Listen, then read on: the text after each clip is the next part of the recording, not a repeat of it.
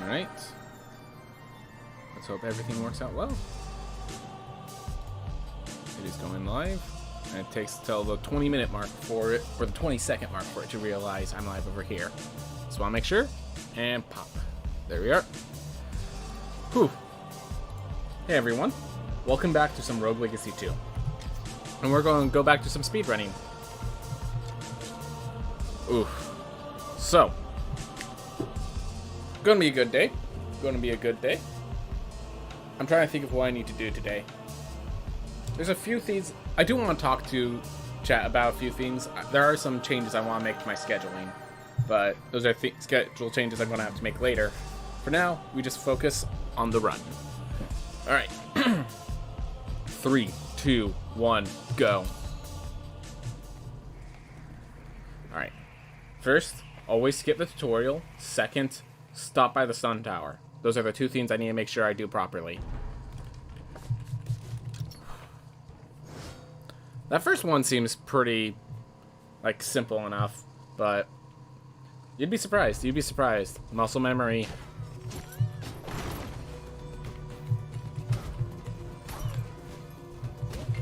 Oh my gosh, of course, like, okay. It's just a call. No, it's not a call that matters. It's a random number. I'll make sure to mute my phone after this. Okay, I mute my phone now. You can still hear it vibrating, though. Perfect timing, by the way. Oop. No need to go this far. Alright, well. Oh, it's okay. That was a good shot. And we got the book. Or, sorry, we got Dash.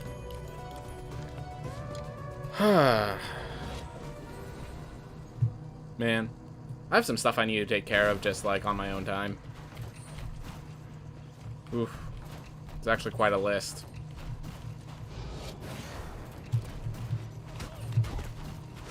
Alright. Let's see. Keep it moving.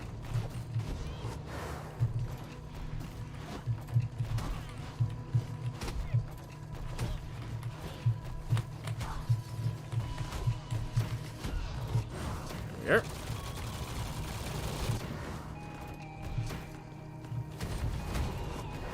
All right.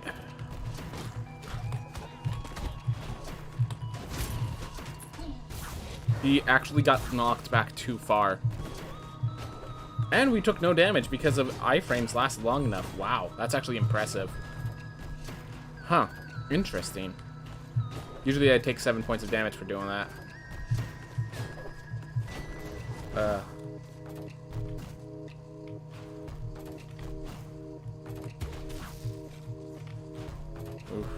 Alright. Well, we're managing. We're managing.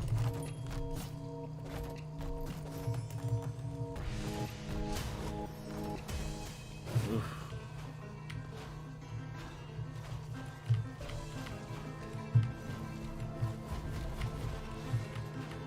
Alright.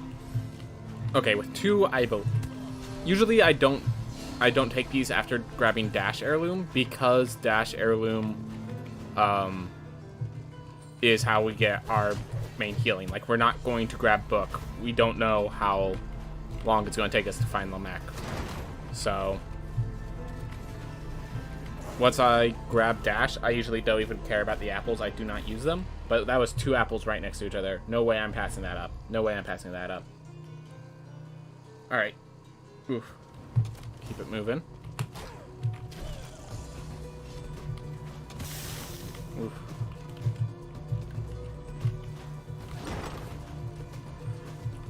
Alright. Nothing super serious around there. Found Lamek. Alright, so we still need to find Book, and we still need to find Far Shores, but we have the rest. That's good. That is good. And yes, we always, even though Book is more likely like left and up and such, I'm gonna keep going right, because the possibility of finding Far Shores and Book at the same time is high enough that I will go for the optimal route over the likely route.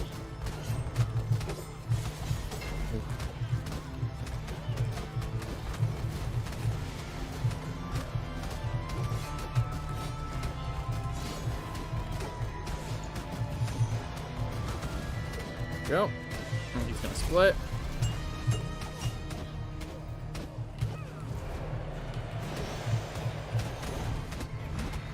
There we go. Awesome. Got everything good.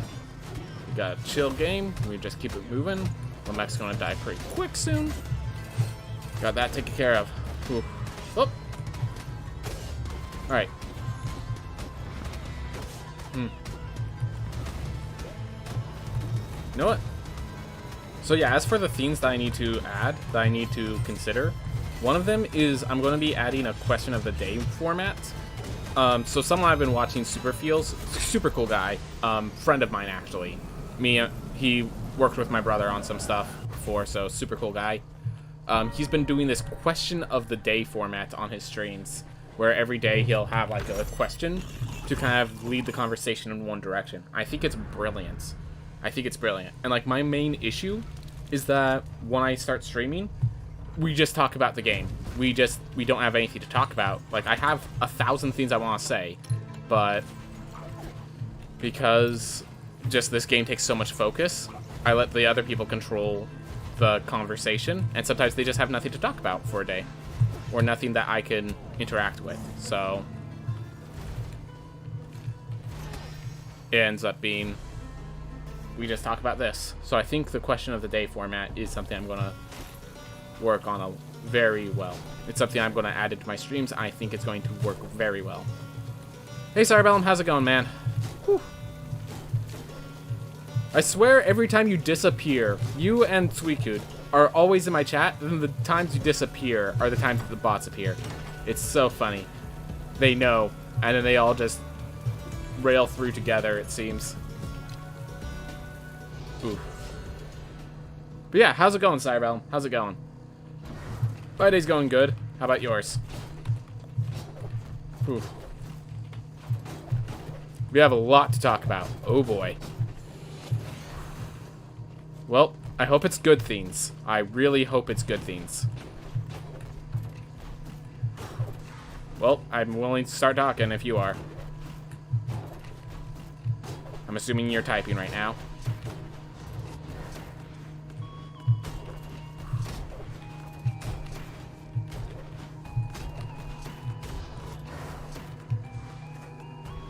Right? This new lore. Oh, yeah. Yeah. Right. Oh, I bet. I know that, like, we already applied the Center universe. And one of the things that struck me is, when the Enchantress implies that this isn't water. This is the sticky, that the water itself is the Stygian. That was lore thing.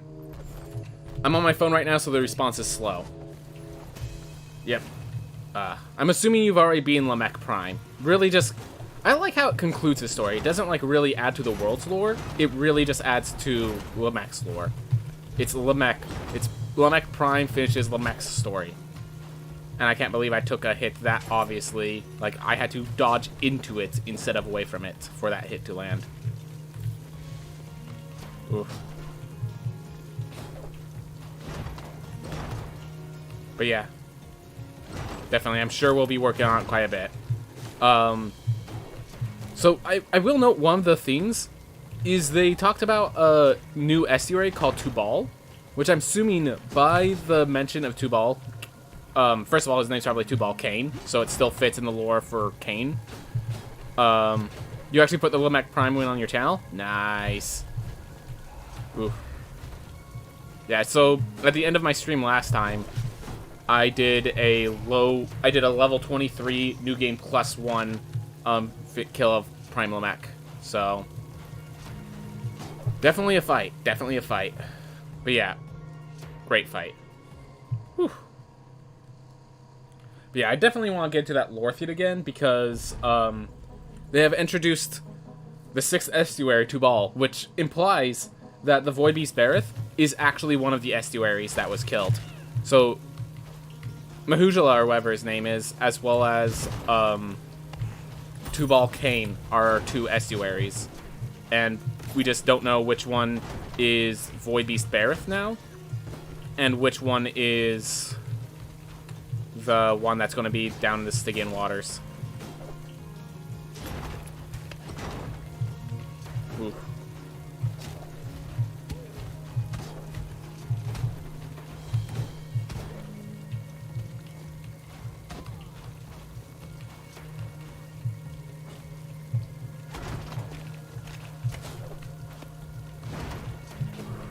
So I'm thinking that if we ever do get Bareth Prime, that we're going to get, like, there's going to be a third skeleton, and that skeleton is going to be named after, is actually going to be an estuary. Ooh. Alright, so we're going to watch this a little bit because I need to switch the position of my timer. Alright. Both excited and confused me? Yep. The only explanation is that this Void Beast Bareth is one of the estuaries. Like, he's actually an estuary that just got turned fully into a Void Beast by the Stygian waters. Which means that Void Beast, that Mahujala, or whatever his name, will also probably be a Void Beast and not an estuary. Which is... yeah, that's just interesting. It also brings into question, what is a Void Beast? Like, what separates the Void Beasts and the estuaries from other monsters, you know? And does that mean everyone that is still remaining an estuary by name is just, like, corrupted but still alive? Like, Lamek is immortal. We do note that. Like, Lamek was given the gift of immortality. And he was alive. He won the battle. So he is technically alive as is. Like, that's what that's what he looks like. Ooh. So, Nama could be alive. Enoch was poisoned. Irad is poisoned. So yeah, every estuary is currently alive. The Void Beasts are their souls corrupted, dead and corrupted. Huh. Also, exaggerated my annoyance until the Bone Bros gain a painting. Yep. Better question answered in Irad's journal by himself. What is an estuary? Whew. Yeah. I did not read that journal too deeply. I just kind of like skimmed through it because I was moving forward, and I know I want to do the lore stuff with you, so we could definitely do that today after we finish our runs, if you'd like. We could definitely just like pull it open and start like finagling with all of it.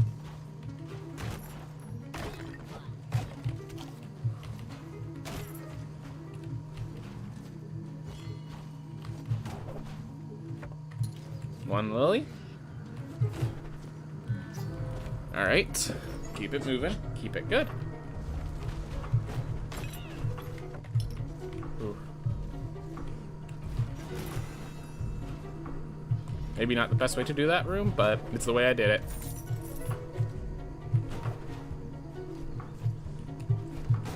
That's the way you're supposed to, and as you saw, that was actually kind of scary. Ooh. Sure, just keep ourselves safe. Whew.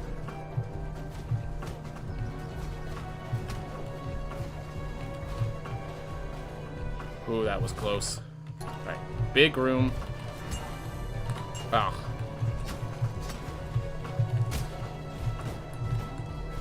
Yeah, I didn't want to go up. I just found myself going up to avoid projectiles. Ooh. Oh.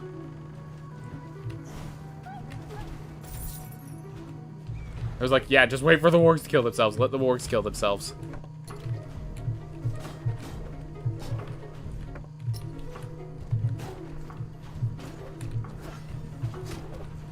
Whew. Got enough height. Awesome. And I'm just going to pick this up now, just in case the next lily we find is the lily that requires the double jump. So, even though I can leverage my health, I think at this point, I am confident enough not to. Oh, also, just by reading, like, in the blurb, just, like, really fast, I do think the text for the, for these last two heirlooms, the wings and the echo kick, like, or actually the last three, because Void Bell, I think, as well, I think all three of those heirlooms have slightly different text. Nothing that I think is going to be, like, too lore-wise notable, but I don't know what's lore-wise notable. So it's worth noting. No.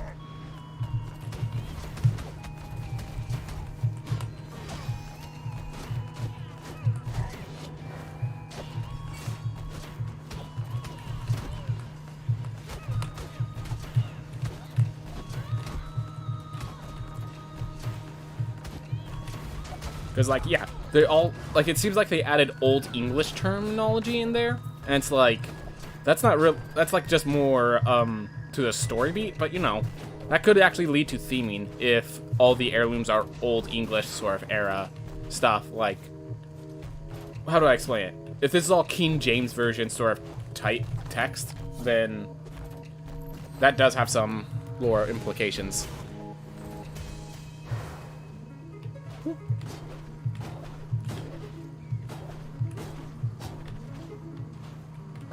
Alright. Let's just teleport to the throne, and we'll head to the area down. Speaking of doing the lore stuff together, we're likely going to need a lore stream of some sorts. Yep, that sounds good. We will, if you want to do that like on Saturday or something, that'd be nice.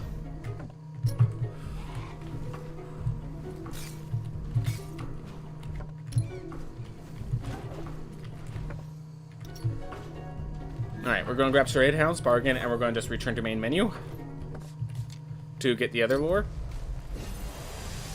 Oh, you have a D&D session from 7. Alright. Talking about how pudgy you are isn't too Old English. Okay, I did... Yeah, no, that's the ones that haven't been changed. What I'm saying is that, there were some where they say, like, the immediate word was hark. So they use hark when to, like, introduce, like, to address you. Which is more Old English style, but, like, that is, as I said, I didn't read the entire theme, so that I just noticed the word hark was added. I'm like, huh.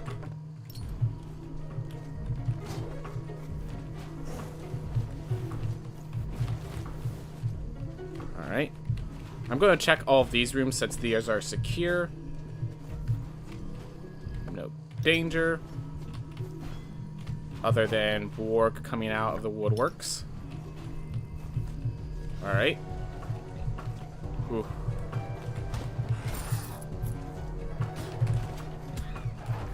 Well. Borgs.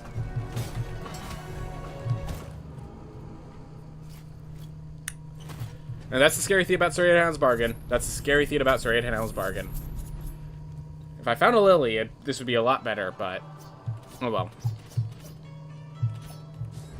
Very durable character. Very durable character. And we have all that we need to buy the Architect and make ourselves kind of strong. We do not have any equipment, though, so...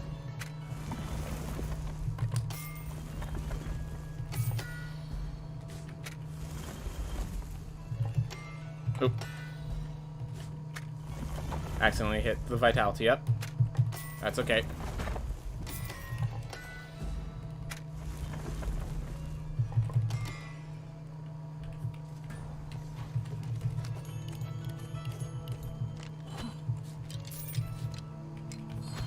Nothing for 150. Nope. Nothing significant. Alright. Whew. Keep moving. Kind of weird that Charon is still here, even though, like, everything seems to be, old, like, Christian naming conventions and such.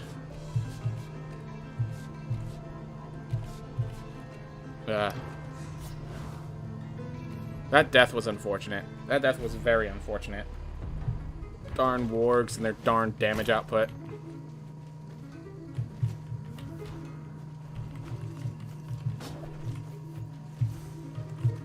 Oof. And with that Serrated Hound's Bargain, I could have actually, like, entered... I wasn't far from entering the, to just face them off. And the Lily was right here. The Lily was right here.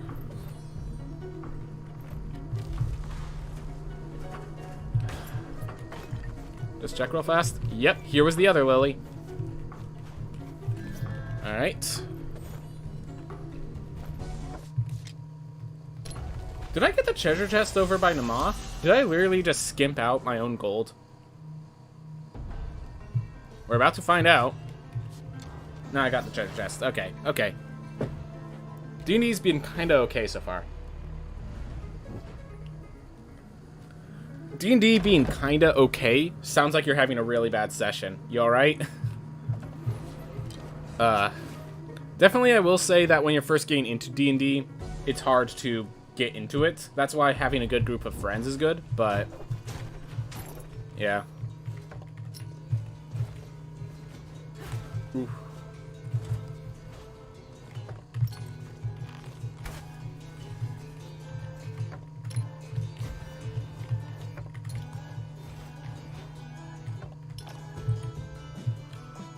Found Murmur. Wow, that's... Did not expect to find Murmur here, but I appreciate Murmur every time.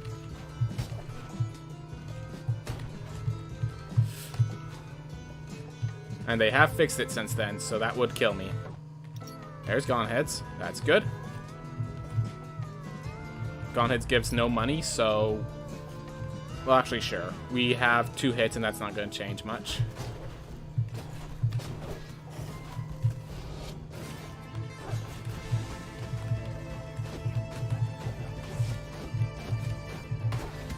What am I doing?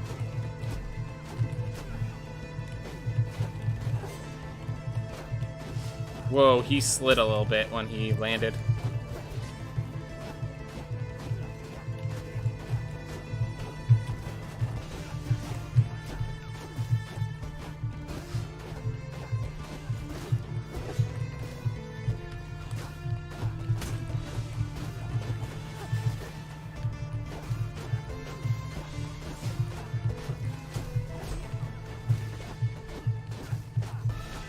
Just need one of them to fall. Whew. Thank you, Disattune, because I made a mistake and Disattune saved me.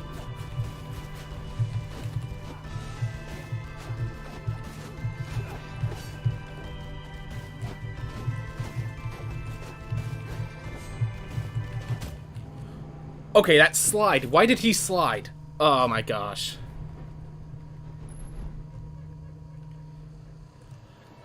Alright. Well, Barbarian with motional dysregularity. Let's do some DPS. Alright. Well, I think I have like 0 gold. Effectively. Alright. Whew. I've been playing through Curse of Strahd, which is a really good campaign, but the characters I'm playing with can be difficult. I have a...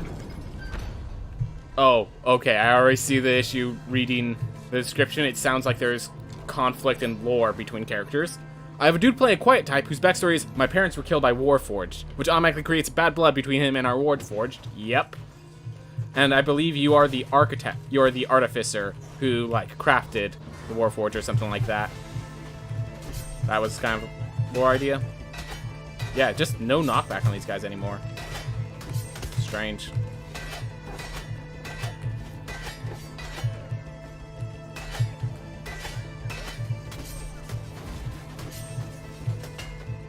Oof.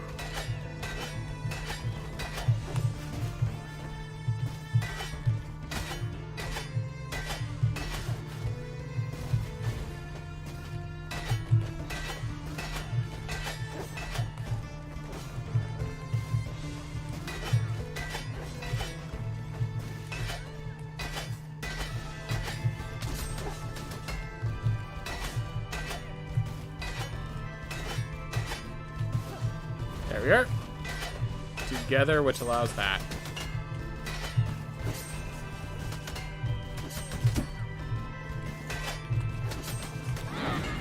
Oh, I thought I was going to shout those away, but I mistimed it.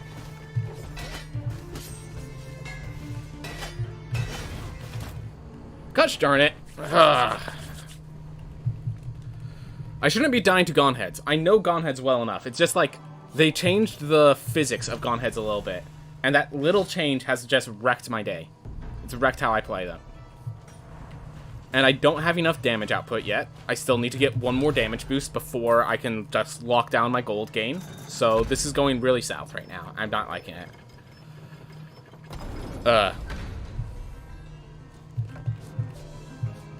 You have a quiet type playing a charismatic half-elf. The problem being he's like too shy to talk. Yes. No, I know a few people of that kind. Too shy to talk is just the thing that people are sometimes, especially with a game like D&D. Don't know what it is, but D&D is tough for some people to really get into character for.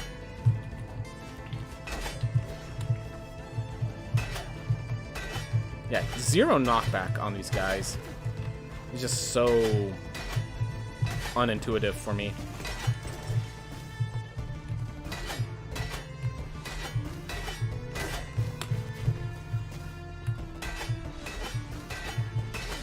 Because, yeah, I have no control. If they want to be on opposite sides of the screen, they go on opposite sides, and that's the worst place for them. I have no way of bringing them together, other than just praying that they get there. Come on.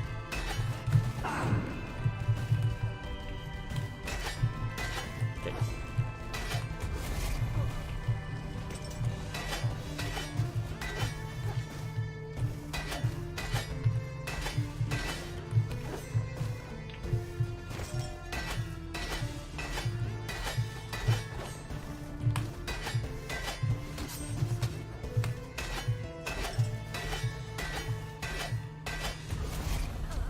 Ooh. So he's like too shy to talk. I think he's intimidating and is letting the other guys make the decisions. But overall, he's the last of the problems. Yeah. The guys who are quiet, the only issue is when everyone is that person. The only issue is when everyone is that person. Makes it really hard to run the campaign. Then there's your Warforged friend. Constantly all over the place, as if he has no fear of death, and has rolled the most wisdom saving throws out of everyone in the party. Eats random things he finds on the floor. Named a dog. So, I mean, it sounds like he's playing a character. Like, definitely a chaotic neutral character, but it sounds like at least the Warforged is playing a character. But, I mean, when that's your only character. But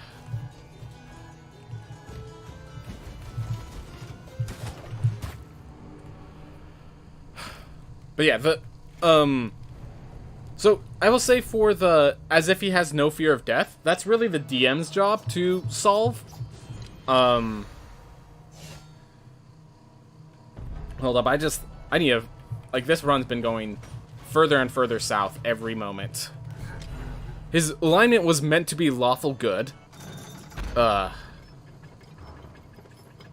Eats ram things yeah, so, it sounds like this guy is, so how do I explain this? I'm going to understand I'm saying this in a lovingly term, but I'm saying this in a lovingly way, but he is of the alignment chaotic stupid.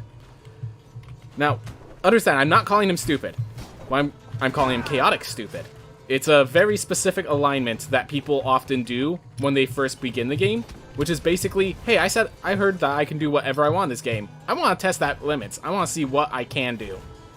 And, like, by all means, people need that opportunity, but it's a character archetype that you only get to do once, is the way I put it. If you keep doing the chaotic stupid archetype, you grind gears of the people around you very quickly. And just do that, get around. I'm gonna just reset to go back. He has a high intelligence and wisdom, so... Okay, so he's... Yeah, the acting... I think so he's not role-playing his stats, which, by all means, I'm personally not... I have very little issue with people not role-playing their stats, unless, like, they're blocking, like, other characters who are, sort of thing. Oof. Yeah, it just sounds like... First time playing D&D, the question of how far I can go with you can do anything is a question people ask, and he is just asking that question vehemently. I'd rather have combat rule.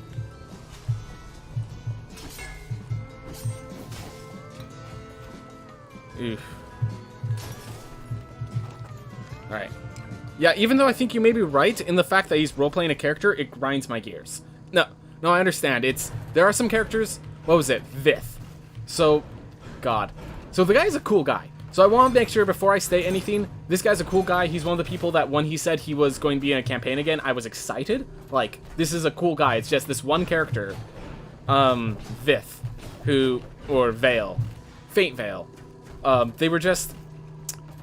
Their initial character design was very much the chaotic, I don't care about anything. Here's the backstory reasons as to why I don't care about anything. And it's like, bro. Like, you cared about shinies. It's like, glad that you're role-playing. At the same time, stop. So I understand the pain. But...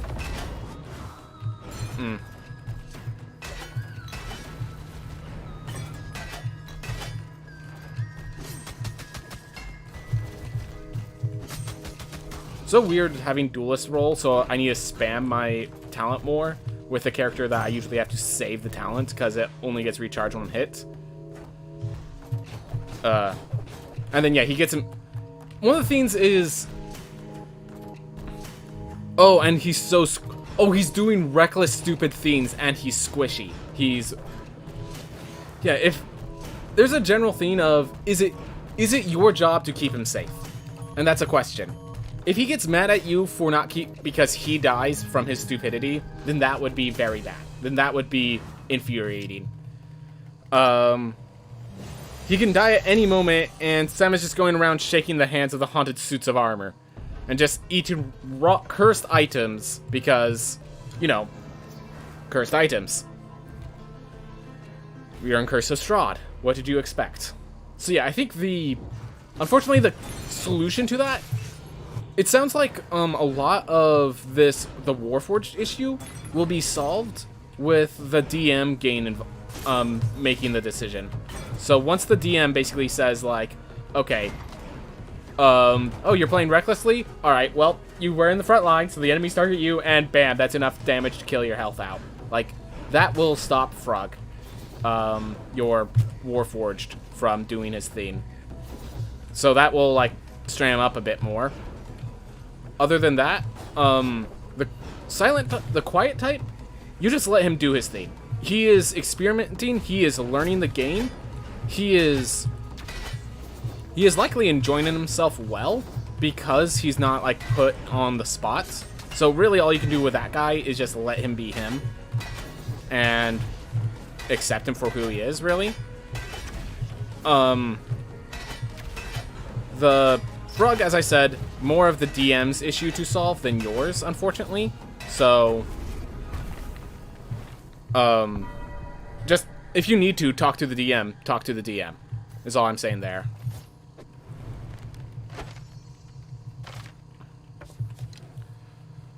Let's see. I'm trying to think, what were the other ones? I need to scroll up back for... Yeah, so there was Chaotic. There was the guy whose background directly conflicts with the Warforged. My god, at this point, the Warforged is justifying his hatred.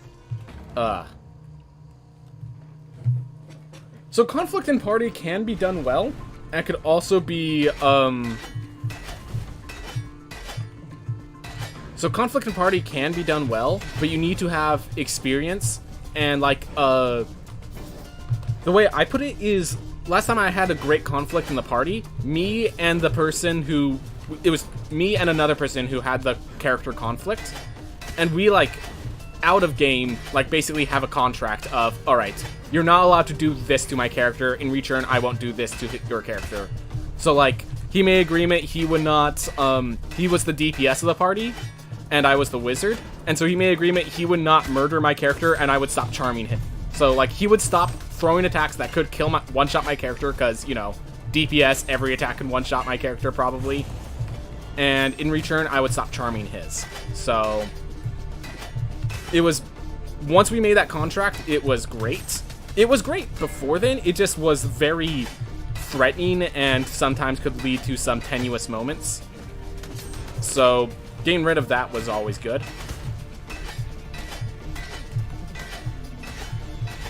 Oof.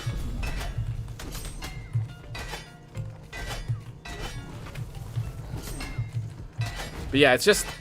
So... And the thing is, being that you're new players, I'm assuming that whole well done and party contract stuff is not a thing that exists right now, which is my thing. So, yeah, I think the main thing here is a lot of the issues with your player conflict, because of the means of this conflict, I think it's all things that kind of rely on the DM taking action. And it really just depends on both what the DM wants from the campaign and what the other players want from the campaign. As, like, it's just... Basically, it's just the social contract was not addressed thoroughly enough, is the best way to describe what's going on. And a lot of people are new, so all the mistakes that plague new campaigns with new players are plaguing your campaign. That's just normal. Let me just be clear. Having that one person who's first... Like, you're in a campaign with a bunch of people that this is their first character. Chaotic Stupid is kind of a given. There's going to be at least one Chaotic Stupid in the party. Kind of sad that's the one that tied themselves to your backstory, but... And that actually gives you a right for your character to, like, address his chaoticness.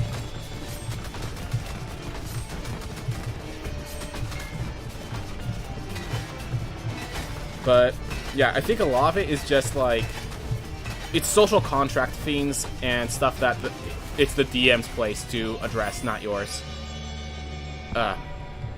Credicino's here. How's it going? Good Monday. Doing okay. This run went, like, hyper south, and we're trying to recover it.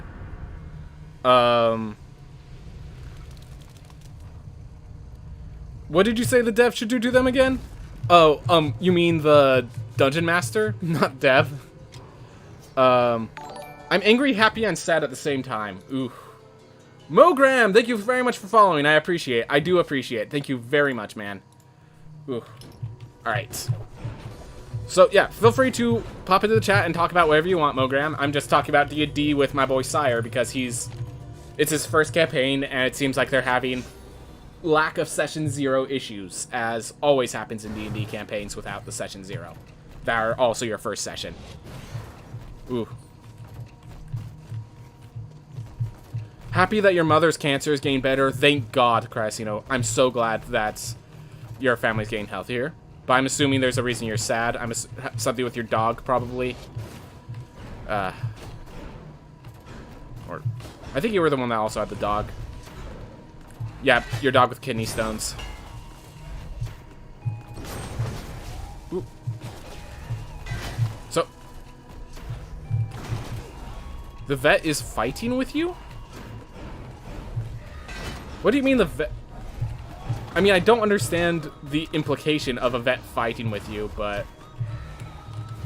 So I feel like there's... Ugh. But, yeah, definitely... I know the pain of, like, feeling worried about your pet that you care about.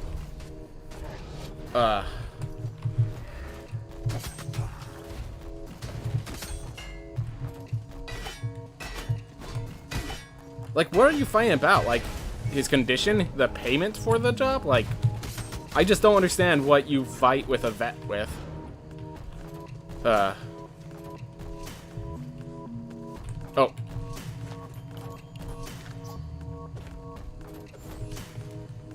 Alright. So, I'm going to... I wait for the response, to answer Cyberbom's question of, was your suggestion to what to do with the Chaotic Stupid character? So Chaotic Stupid characters butt heads with the other characters in the world, as well as in his case, the recklessness of his actions costing him his life. So really all it takes is the DM to say, alright, here's the limits. You went and charged the troll that was several levels higher than you. When I applied, you guys should run. So yeah, he ripped your head off. Like, surprise! That's what happens. It's a game with... You are allowed to do what you want, but you have consequences to your actions. Like, that's all he needs to do. Just teach him that his actions have consequences. You play so good. Respect. Thanks. I do speedrun this game, and honestly, this run's going a little south, but yeah. Do appreciate it. Do appreciate it. But yeah, if you need any advice, feel free to ask Mogram. I will see what I can do to help. Definitely kind of hard to give advice when you've been playing this game for so long and don't know what people know and what people don't know, you know? Like, things that are obvious to me aren't obvious to others. Stuff like that. Ooh. Don't worry, I will at least give you sympathy for your problems, man. I need, you know, there's a big chat, so. Only 3 people, just everyone's talking, so. Woo. Carrying on 3 conversations at once while facing a boss is rough. Woo. Woo. Yeah, I'll get back to you, Crasito, don't you worry.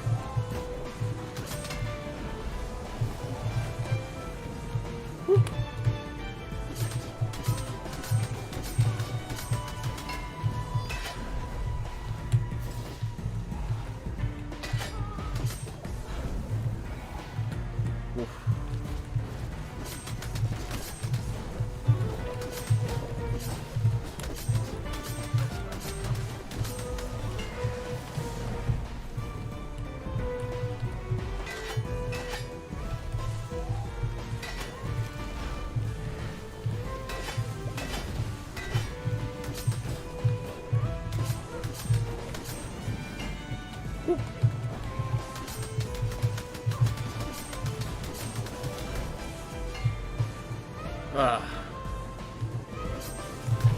Why did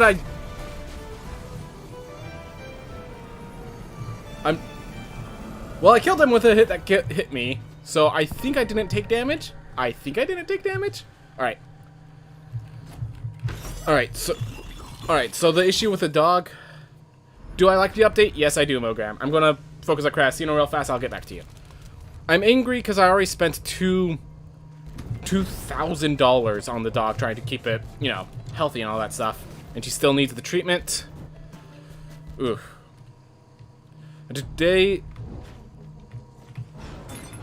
So today she need to go, but they weren't ready, so you have to go to the vet tomorrow. So that's, yeah. Definitely leaving your dog in pain is one... Yeah. Yeah, I know. That's rough. Whew.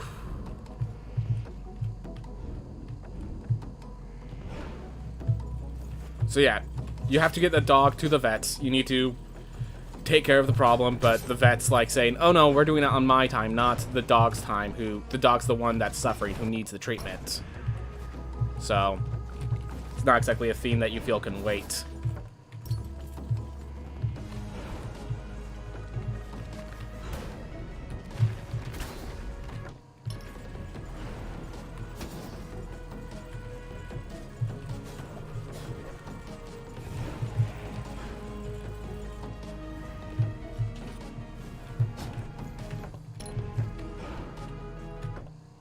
Nope, keeps going up. I think the next measure is any critical hit, so that's good.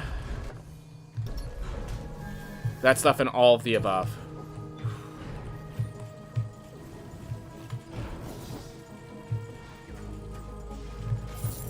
Oh, this is just a chest room. Wait, how do I go up? Okay, I have to go that way. Aw, I went the wrong way. I could pick up the lance just to give myself the height advantage, but I think I'm good with the axe. Treasure chest.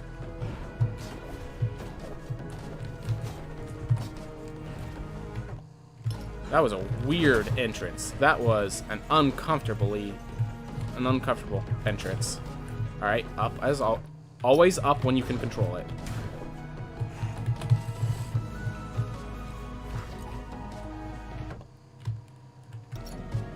Keeps going up.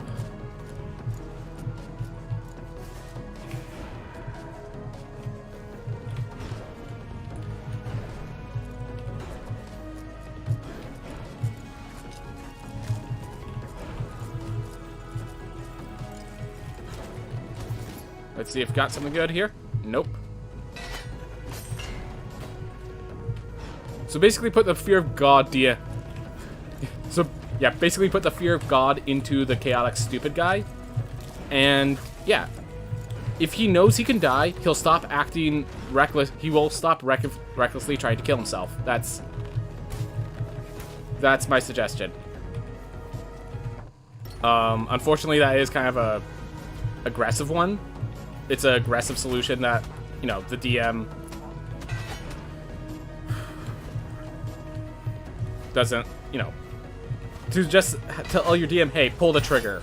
That's not exactly a thing the DM might want to do. So, not like telling them, oh, you have to kill this guy. Like, that's the only way.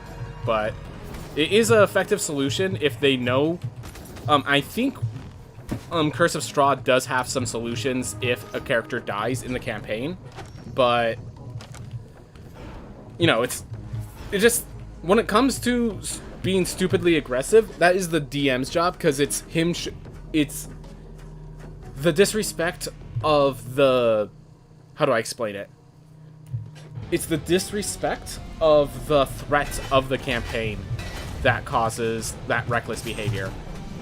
So they just need to be reconvinced that their behavior is dangerous. All right. Windwall Barbarian or Windwall? Okay, we're going with Windwall Barbarian because of because nostalgic. I don't want to do that to my people. All right, so hold up. I can't buy that strength buff that I wanted. Can't buy the Ammonite weapon. Can't buy the Crescent Cape. All right, looks like we get a health buff. That's it. That's it for our upgrades. There was a suit of armor that had state stats and would have killed us instantly if not for it rolling a 1. The only problem was it managed to attack me, but fell down the stairs. If I had rolled a 1, I would have died. Right, and Sam would have been fine. So, yeah. And gosh, so, well, okay. So if he's putting the entire party in danger, then you have a good, valid roleplay reason to say, hey, this is unacceptable. You have a valid roleplay reason if he's oh my gosh, I didn't even realize they were doing explosions.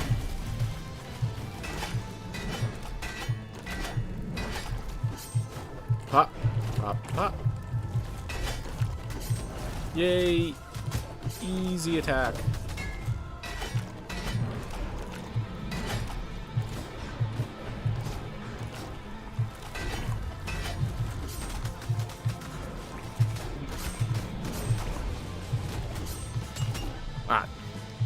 Making stupid mistakes, though. Just been a weekend since I fought, so guess it makes sense I'm making stupid mistakes. Woo.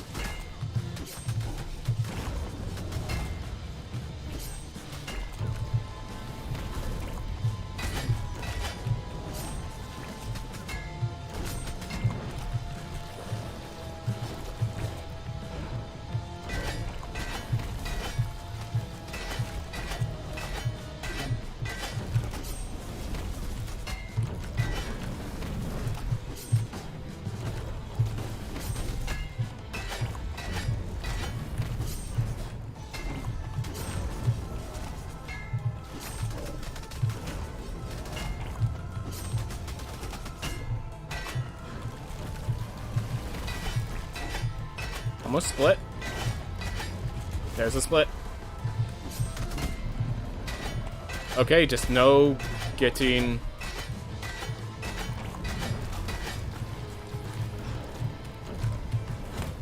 Okay, yeah. So it was this guy over to the left started doing that attack that I never used the shout once. Alright, so I made some mistakes. Hyperion's Ring and Flame Barrier. Alright, so this is the damage output character. He has good survivability. I believe he takes out 4 hits with this. Oh yeah, valid roleplay reasons may as well not exist with Keldon, the one who plays Sam. I tell him, you know, constantly putting us in danger with potential of our characters being permanently dead is not good. And he's like, but this is more fun. I think the way you teach that is you just, like, in-game, like, yeah, you say, you're putting us in danger, and if he just says this is more fun, next time he puts you in danger, you leave. You just keep your distance. He's the ranged character? No, you're the ranged character now. You're the ranged character now. Oh, no. That was... It's just, I always start with a stupid mistake like that, and it feels like I'm on the ropes the moment the fight begins, and that's not a good place to be in this fight.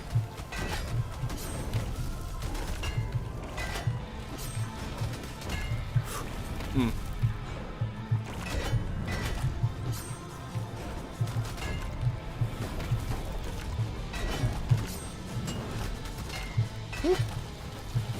But yeah, this fight is, as you can see the timer, something I'm still working on getting good at.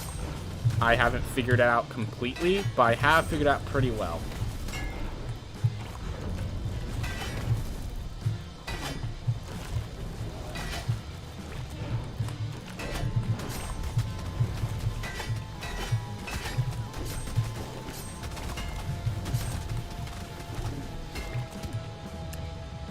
Well,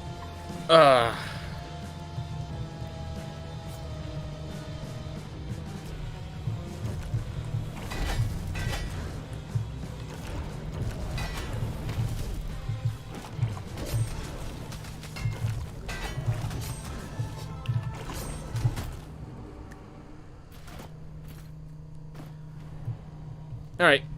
Well.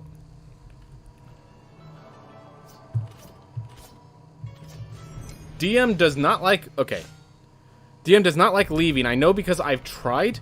He will still find a way to make it so the threat gets to me. Probably because I haven't tried hard enough. Nah. Don't... If he's made it clear that you don't... Oh gosh, I hate messed up targeting. I had this one character. He was a rogue bugbear. And the theme was, because he was a bugbear, my DM decided that, oh, he's the biggest, most threatening character, we're gonna charge him. I would run, like, dash, and they would, like, ignore the tank, run past him, and come to me. I'm like, why?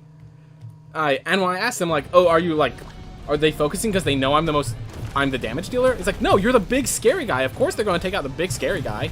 But I'm like, dude,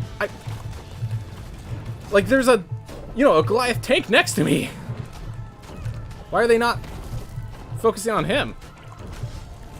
So yeah, if it's focus fire issues, that's just like, again, that's the mistake of the lack of session 0, but that's with the player DM contract. Oof.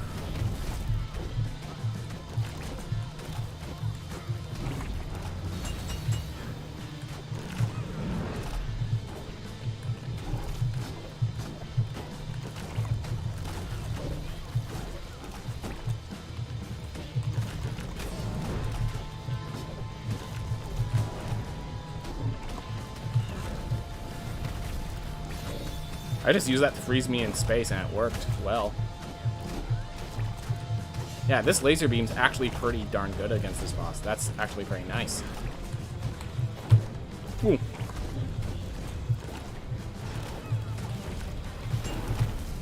Had to move because of that explosion radius.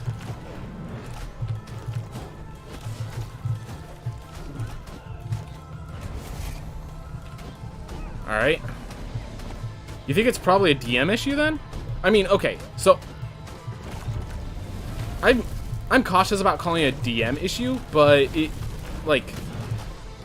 if you can't run away, even when you say I don't want to be in this fight, the rest of the party forced me into it. Like, that might be a miscommunication issue. Whether or not that's a DM issue, it's just a miscommunication issue.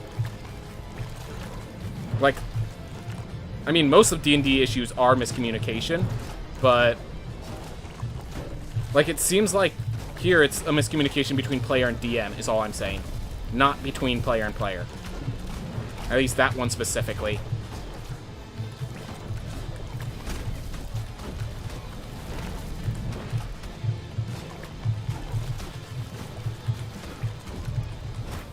I had to use the shield, but I messed up the shield dash. Remember now, there have been some miscommunications. Yeah, every campaign has some miscommunications. The question is just how many and where. I think I just gotta be very clear about what I'm doing, since otherwise the DM will move for me. Yep. I would say if you can, talk to, like, if you're having these issues, obviously, the best person you could talk about these issues with are the other players in the campaign. If you are not in a position where you feel you could talk to the other players in the campaign about the issues in the campaign, there are far more things you need to talk about then. So I will say that, like, when it comes to miscommunication issues, the solution is to talk to everyone, to explain where you're coming from, which does involve figuring out exactly what it is that you're having an issue with, which is sometimes a hard thing to figure out. So it just looks like... So here's a question. So obviously your friend is gaining his agency. Are you gaining your agency? Do you feel like your agency as a player is being ignored because of the actions of the others? Or do you... Because if that's an issue, that's a thing you can talk about. It's identifying the problem clearly. Because if the problem is, I don't like how this person roleplays, that's not going to go over well, to put simply. Because who are you to say your roleplay is better than theirs?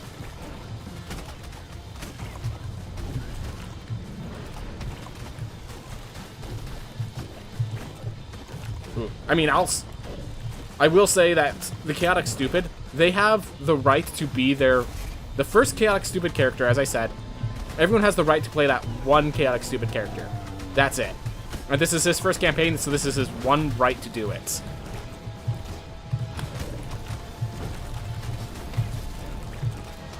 Will you two stop? I really hate this blue projectile when it's a multi-part, when there's multiple people doing it at once. I can handle one or the other. I can handle one from any of you, plus another attack. I cannot handle when there's 2 or 3 of you doing it at once. Yeah, when there's 3 doing it at once, it's like, just throw your shield out. You feel like... Yeah, so my question is, do you feel like you have agency? Because if you have agency, then... Okay, so I can't play that. This is where you wish you had a reroll. Alright. Like, yeah, crippling intellect just does not work. So yeah, do you feel like you have agency in your campaign? Like, when you basically, here's the thing. If the Reckless Warforged decides to go into a fight, do you have the agency to oppose that fight? Do you have the agency with your party to say, like, if he says yes, do you have the right to say no? If you say yes, do they have the right to say no? And it's the question of, if he is recklessly getting himself in danger, as I said, if he's recklessly getting himself in danger, that's his problem. If he's recklessly getting the party in danger, that's everyone's problem. So, oof.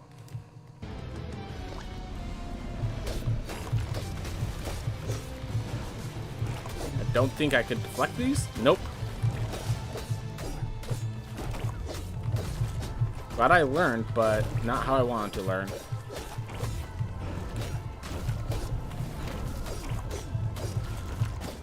And you might notice the low health. Valkyries have less health than even the Archmage, so that's why I didn't want to pick the Valkyrie. And the spin attack doesn't help for much of that. Alright. Do I think I could pull off a vampire? No, because... And here's why I can't pull off a vampire. He's getting one-shots. The boss deals too much damage. He will one-shots my barbarian. Oof. Well, it's not a rarity to have my opinion stifled, as I am often the only cautious one in the haunted party-wiping manner, as the DM calls it. Yep, that's a good example of Curse of Strahd. And yeah, if you're the only overtly cautious one, then that is a feeling of loss of agency. That's because they want to be reckless. You don't have the ability to be secure. Like, reckless and secure is a combination that doesn't work out well. And at the very least, you can ask, can I not get punished when the rest of the party decides to be reckless? And is there any way for that? Because if you try to run from a fight and the DM sends out a baddie after you, like, yeah, that's where it starts becoming, now it's like I don't get agency. Once the fight starts, the fight is on me, whether or not I want it to fight.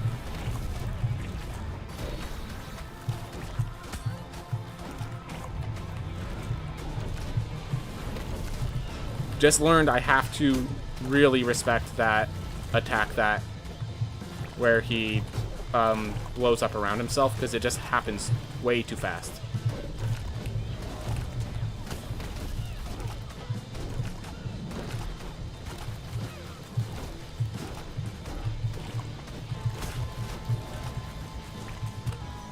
Alright, you kidding me?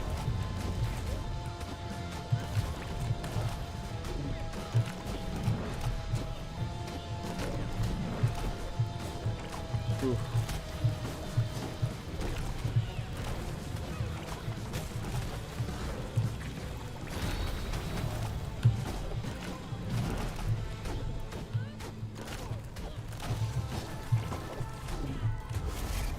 Go. VOD title, D&D therapy with Tadpole. No, I have way better. I've had to do like there was I didn't record it because I didn't know if the person wanted to be recorded, but I actually had a huge talk with someone who it was their first time DMing, and I learned that the campaign they want to run and the campaign that his players want to play were there was a miscommunication there. That he wanted to run a serious campaign and the players just kind of want to, as the saying goes, popcorn and pretzels it. They were there to hang out, and D&D was just their excuse to hang out. So, and that was the miscommunication. He wanted to build like a grand narrative and see what happens, and only one player was basically role-playing with that grand narrative.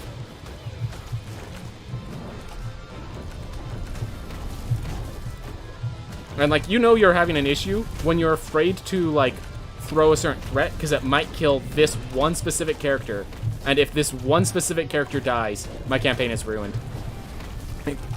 It's like, yeah, especially when it's just like you have 5 player characters and only one of the player characters you trust enough to be in that position.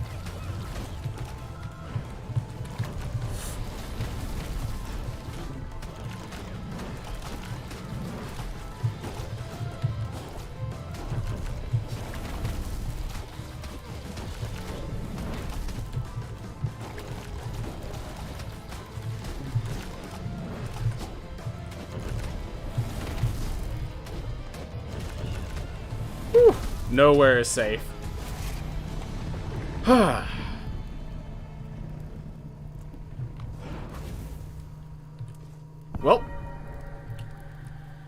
I think it's sub 1 hour in-game time at least, so that's good. Ooh.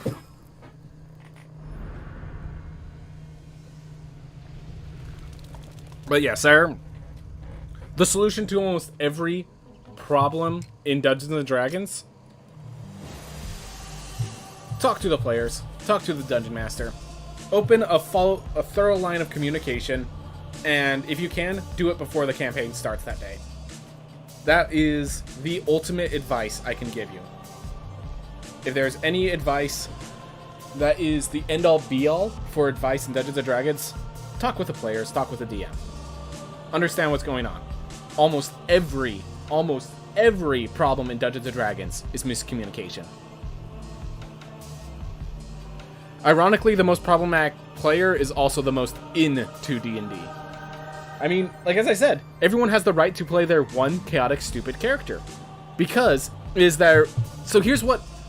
okay, let me... okay, hold up. Before we start this next one, everyone, let's talk about the philosophy of the chaotic, stupid character. Why there are chaotic, stupid characters, the importance of them, when to stop, when to be it, all that stuff. So what is chaotic stupid? So chaotic stupid is generally a character whose motivation is, I want to. Not, like, good or evil, doesn't really matter. They're just, I guess technically that'd be evil, but they just, whether or not they do something is I want. Why is that important? Well, what games allow you to do absolutely anything? Only Dungeons & Dragons. Even games where you have multiple options and one of the options is a sleazy option or whatever, you have to use their sleazy option. You have to be their kind of good. Dungeons & Dragons is the only game where the option is the one you pick. The only game where the option is, oh, I want to eat that dirt off the ground because I can. You can. You might need to make a con save, and if you succeed, you're good, but you can. And that's And a lot of people, they don't have that opportunity. There is no game where they have that opportunity. So allow them the opportunity to be chaotic stupid. The first time they play. The first time they play, I say give them all the power to be their chaotic stupid character. So where's the issue with chaotic stupid? Well, to put simply, when you have nothing that like grounds you into the game, there's no reason to like respect what the game is. The important part about D&D is it's a shared story experience. Chaotic Stupid is very aggressively my story experience. And that's not very giving to others, as the title suggests.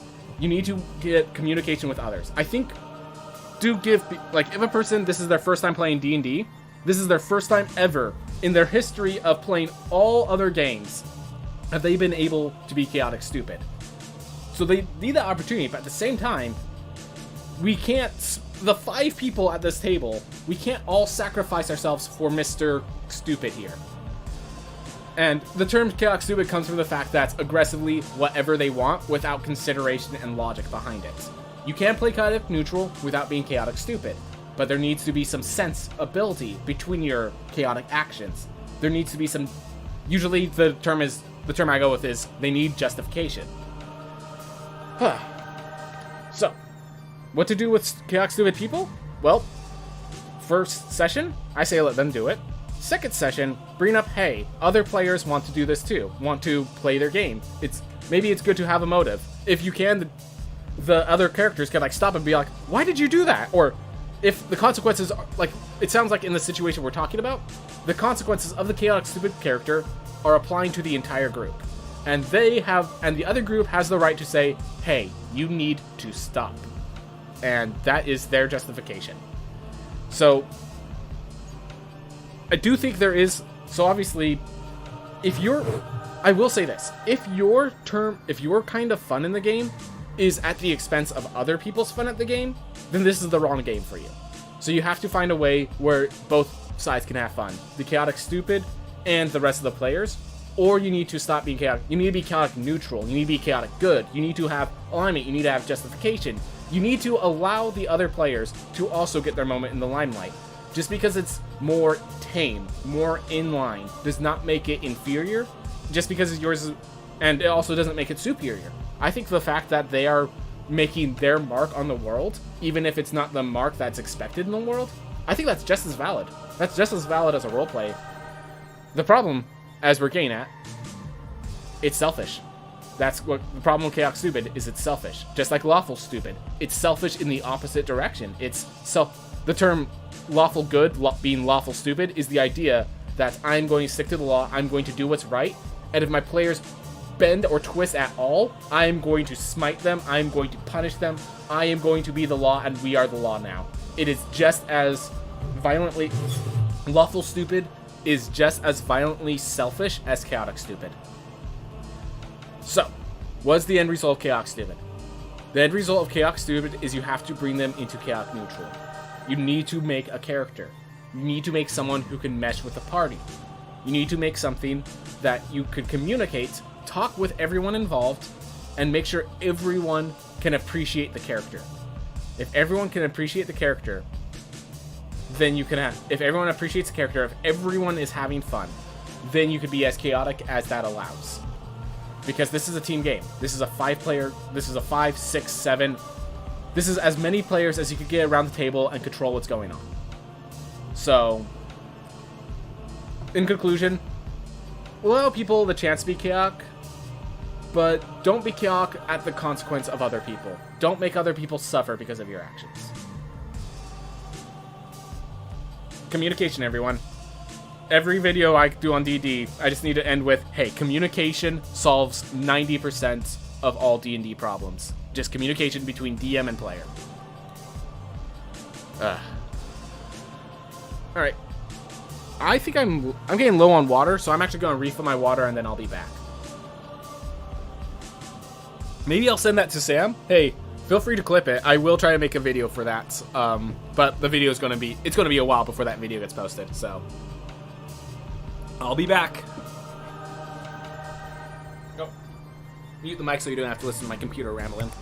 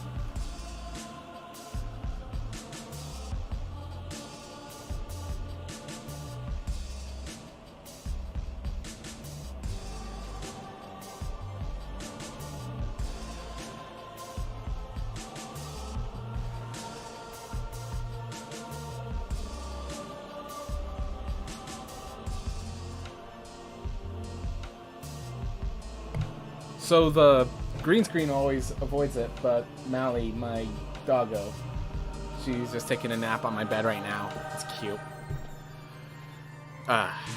Hopefully she doesn't freak. Sorry. Hopefully she doesn't freak out while we're doing our runs. But we continue. Alright. 3, 2, 1, go.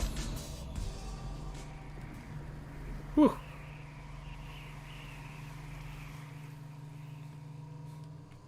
Alright.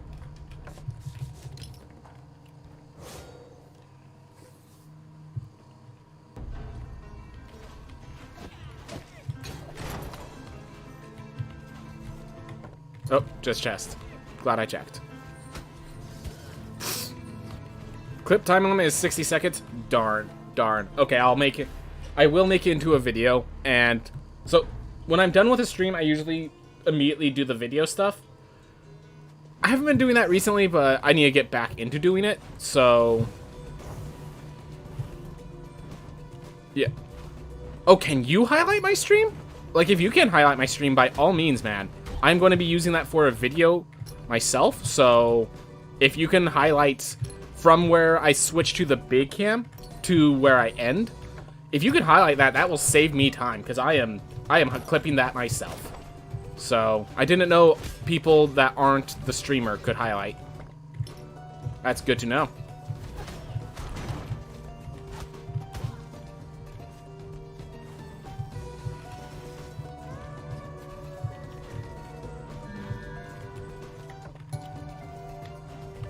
Worth figuring out. I don't think you have that ability. It'd be super cool if you did, though.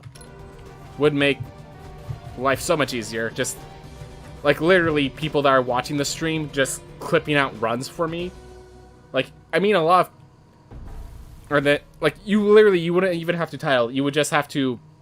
Once the run starts, you just clip at the... Where I say 3, 2, 1, go. And then I can make the title myself. It saves me time from figuring out exactly where I started and stopped.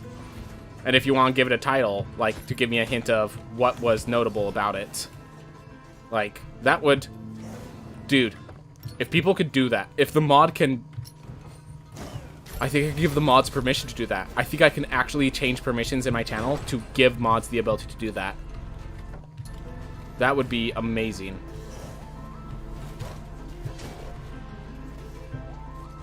Oof.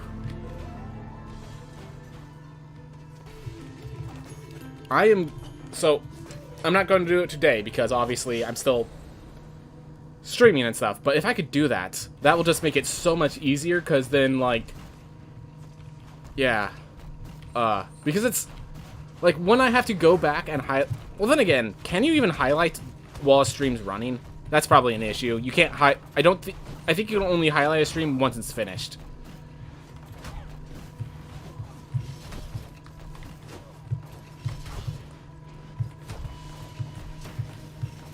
Alright. There we go. I just trimmed the VOD and uploaded it, yeah. It's obviously low budget, and I worry that sometimes it's low quality, but, like, comparatively, it's just, how do I explain this? Videos that I've dedicated a lot of time editing and before uploading rarely get more views than the ones where I don't spend time editing to upload. And it's one of those procrastination feeds where it's like, okay, so I could spend 4 hours making this prep and clean and perfect, or I could spend 30 minutes and get it through and get the same amount of views. I recognize it's probably in the long term a very bad idea, but it's like, until I figure out what people want to see, it's a process that works whether or not it should.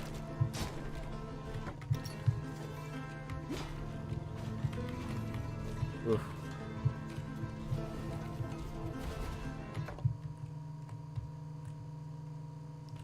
So I'm not being lazy, I'm being efficient, sort of thing. And, like, I honestly, I am disappointed in my, like, I am kind of annoyed that I cannot justify in myself to make videos that are, like, thoroughly edited and, like, up to the standard I would like. I am actually very annoyed that I cannot do that, because it just does not make sense. I don't get enough additional views to justify the extra level of effort. And I wonder if that's kind of a self-fulfilling prophecy, though, because I don't do the extra effort. People don't pay attention to my vids as much. Don't know. Do not know. The problem is just like, when I was doing the best I can in every video, like a lot of my videos would take like 2 to 3 weeks of just me trying to finalize its specialized. So obviously, ultimate perfection is impossible. Ultimate perfection is unreasonable. Ultimate perfection will get me killed and prevent me from ever releasing a video to public. So it's finding your limitations. So I started by going at full throttle, and it wasn't working. And then I went to... So this is my problem. I started at full throttle, giving it 100% all my all in my videos to try to make sure they were perfect. And I'm like, okay, this isn't working out. I need to reduce my effort and see how that affects my views. And what happened is, by reducing my effort and just spamming out a bunch of low quality videos, my number of viewers increased. So that's kind of the issue that I'm running into. That, like, by reducing my quality, I increase the value of my videos on the larger scale, which not really what you want to see. Never try to be great, only try to be good. I mean, I guess. I don't like the phrase, but it's been correct in my experience, so can't really argue with it.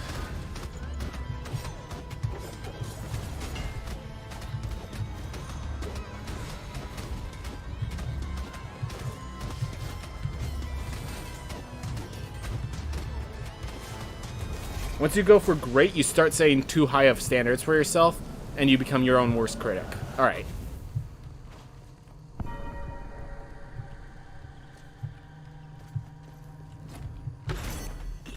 Oh, I have to make you an editor, or whatever it is. Okay. I will look into that. I will look into that. If you're interested in like just clipping while watching, I'd be down to give you some permission, sire. We will figure that out, though, another day. By the way, how's it going, Flying Ragey? Thank you so much for showing up. Thank you for commenting. Thank you for jumping in. How's your day going? My day's going good. Just continuing my runs. Did have a... My runs have been consistently encircling the 1 hour time limit mark, so I am trying to reduce that. But, as you guess, IRAD's a toughie. IRAD's a toughie.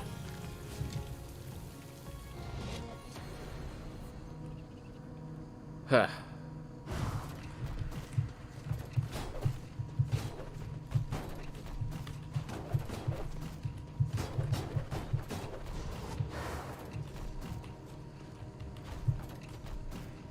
Oh, so, here was a theme that I want...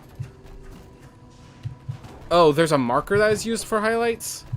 That's pretty nice. I will say that when people clip my videos, it does show me, when I go back to highlight, where the clips were. So I could basically just click on that and see, like, interesting parts of my vid, like, immediately. Or what people found interesting parts of my vid.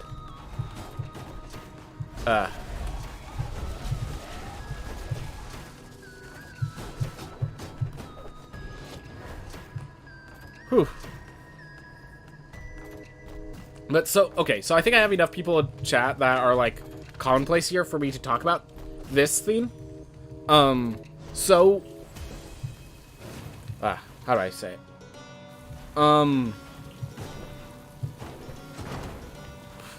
Sorry, just need to think of the words. So you know how my streams are five times a week, and then I have those 2 days off. So I've been like feeling like there's a few feeds that I'm doing off. I'm trying to figure out a better, like, the best way to do it. And I've been watching this feed about different different styles, like different ways your brain can work to deal with motivation and keep yourself motivated and stuff. And given the ways it offered it, it suggested one of the styles for, like, so first of all, it said that, like, there's, like, generally, like, 3 styles, which are just generalized as fire, air, and earth. And fire is basically what everything's circled around, the 9 to 5, the process of, like, moving up in society usually is all generalized around the fire style. Then there's the air style, which they can't work 9 to 5s. They are the people that just, like, do it whenever and then do a lot of good stuff at that random time in the day. But I seem to be the earth style, or whatever they called it. And their suggestion was try, like, the problem with earth, as they said, was that you have to get your ball rolling, and then once it rolls, it goes on for a while before it actually comes to a dead stop. And the problem is that you'll, like, be told to stop because it's time to break while you're still rolling, or you'll be told you have to keep rolling right when you came to a stop. So they suggested basically that the 7-day week doesn't really work, and that what I should try to do is, like, trying to work like 10 or 12-day weeks and then just having 4 or 5-day breaks afterwards. So basically my solution would be on my schedule, I would just have I would just be streaming every day listed, and then I would just constantly just, like, randomly go on a 4-day vacation according to the schedule. I'm wondering how people will feel about that. Sorry, that was a really long way of saying that I might switch to doing every day, but then just randomly going on long vacations. And I'm about to die. I need to go grab book because I just messed this up too much. I just messed this up way too much. Longer weeks and longer breaks sound awful. I prefer shorter weeks and shorter breaks. You're air style. I'm earth. I'm not saying this to, like, this sounds awful, because this is my style. This is, when I read that, I'm like, you know what? That sounds pretty good because of the way I do things. Because of the way I do things, longer weeks and longer breaks sound great for me. And so I'm just asking, like, does that sound good as a viewer of it, as a person who watches? Why are we talking about Avatar right now? Because, so, it's from Healthy Gamer GG, if you've ever heard of that guy. And he talks about, like, certain traditional things that, like, that we've kind of forgotten. Things that, we just don't value because we thought it was, like, all mysticism. But it's, like, it's just kind of, we found emotional solutions to, like, scientific problems, is the best way to describe it. And so people don't like people like scientific solutions, so they kind of got away with it. But yeah, at the time they basically called it fire, air, and earth styles, and I am earth style. So I'm just wondering from a viewing experience, would you be good with me, like, just assume I am streaming every day and then just randomly I'll be gone for 4 days straight, 4 or 5 days straight? Like, how does that sound as a viewer? That's why I'm here to ask. That's all I need to ask. How does that sound as a viewer if I just streamed every day and then just randomly went on, like, a half-week hiatus?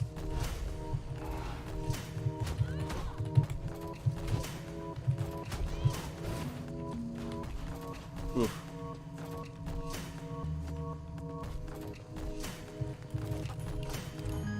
So yeah, I just wanted to make sure to get your guys' opinions before I just, like, committed it to my style, because a lot of you guys, you know, I stream for the viewers.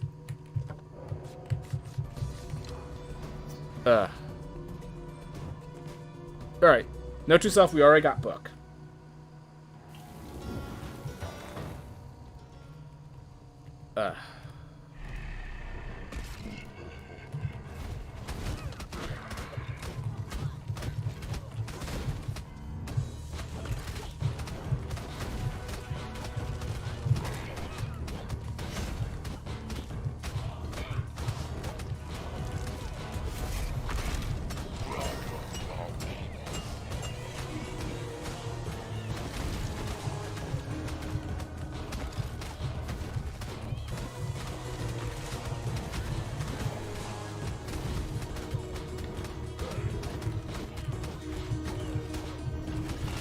Oh, I was trying to burn them both, and I risked too much on that.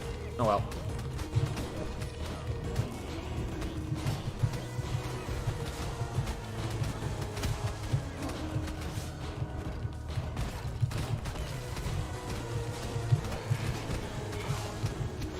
Ah, messed up the shield dash.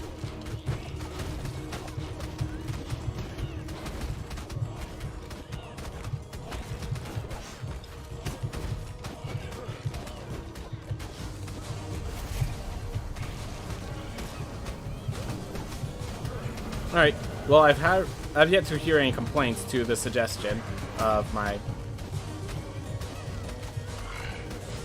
I guess I should look like why I'm air. So when I said that sounds like an air style to go like shorter weeks, shorter breaks, I'm not like describing you at like it. There's a whole like personality basis. You can kind of notice it by certain themes about yourself, but it's just like I know one of the themes is with air. They generally want to like have short workload, short periods of just like bursting work, and then in short breaks in between. And one of the things is you gotta, I just gotta find that video and recommend it to you guys to watch. You know what? Sawyer, you're on my Discord, aren't you? I'll post it on the Discord.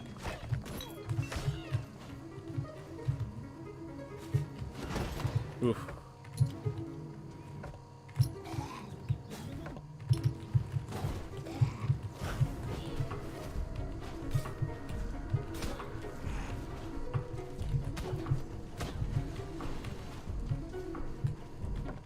I wonder what Myers-Briggs personality you will get. My Myers-Briggs personality keeps changing every time I take it. Like the first time I took it, I was INFJ. The next time I was like ENFP or something like that. I think the N for intuitive always maintains pretty consistent. But other than that, like everything in my Myers-Briggs personality test keeps changing. I think at this point I'm definitely more of an E than an I. Come on. Thank you. Oof. A single warg blocking a silver chest. Not worth.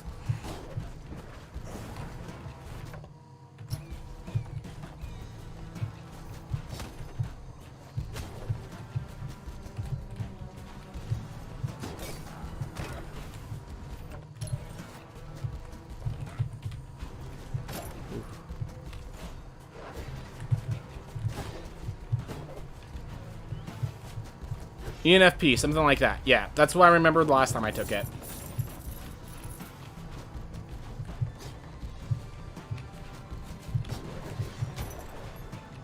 Oh no.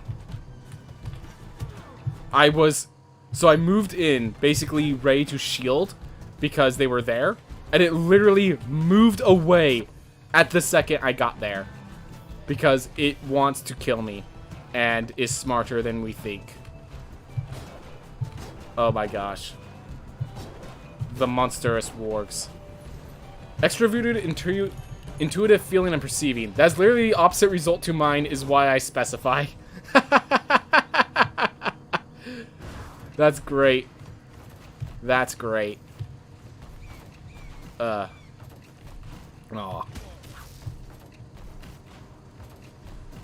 Literally the opposite.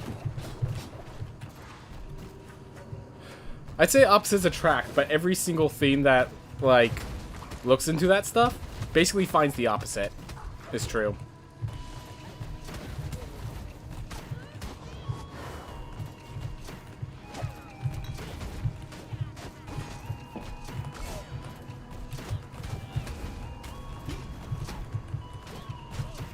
Get out of my way, champion. I need the meat. Like Arby's.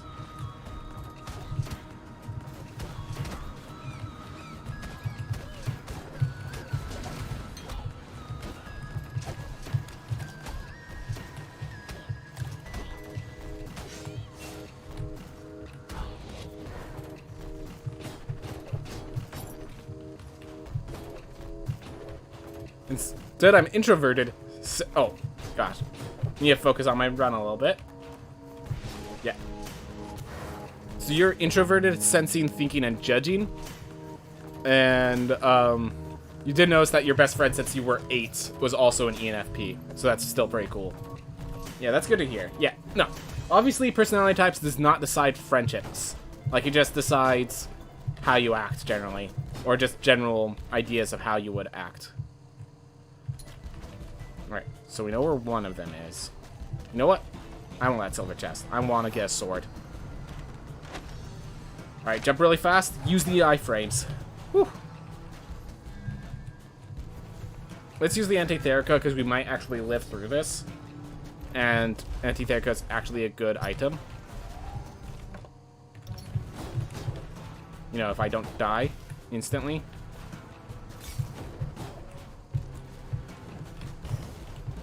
Wargs.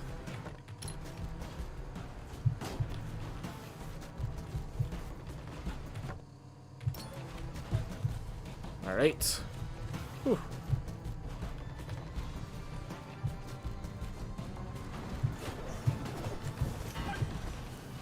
Took some damage from that. That's okay.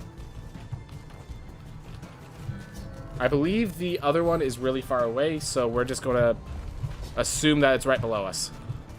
Alright, it wasn't right below us. How about to our left? Yeah, the other one's really far away, so we're going to assume. We're just going to keep looking. Boxy Bell's nice.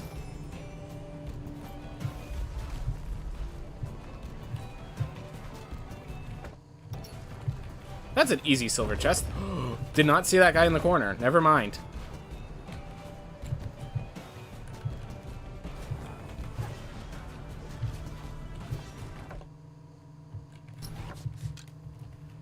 Alright. Maybe it's all that INTJ or whatever, but I like quantifying a person's being on 4-character stats, even though it isn't accurate. I see you like Dungeons & Dragons then. 6-character stats, man. Great way to generalize a person. Yes. No differences whatsoever to what we're doing. Completely no sarcasm. Nothing of that matter. Alright. And it's right from here.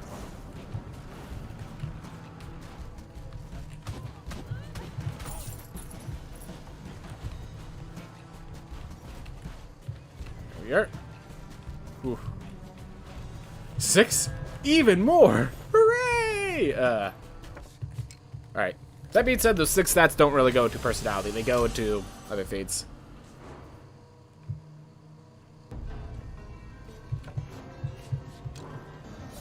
I can't do a /S since mod chat detects that as a command.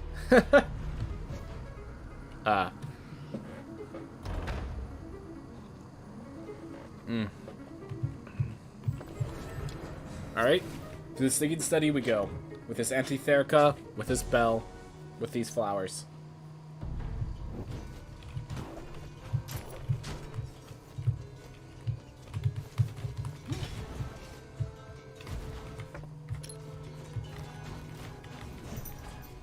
And there's my doggy needing to get let out.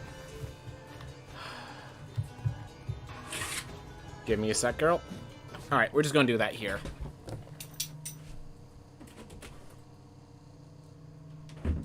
There we go. Hopefully that doesn't take too much time.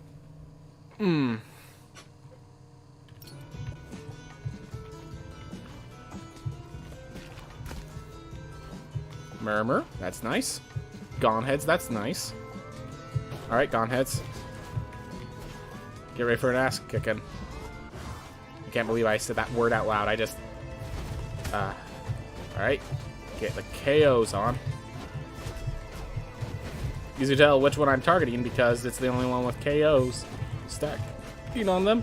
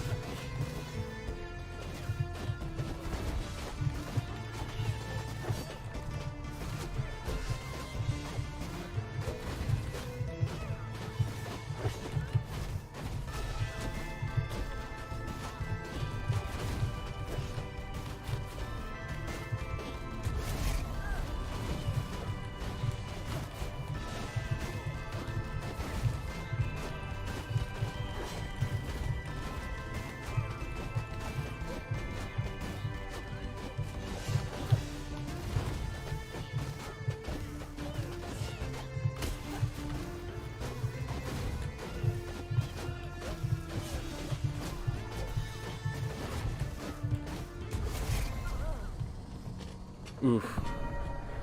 Tadpole swore, how dare he, on his own Christian stream. It's not that bad of a word, but it is a word that I try to keep myself from saying.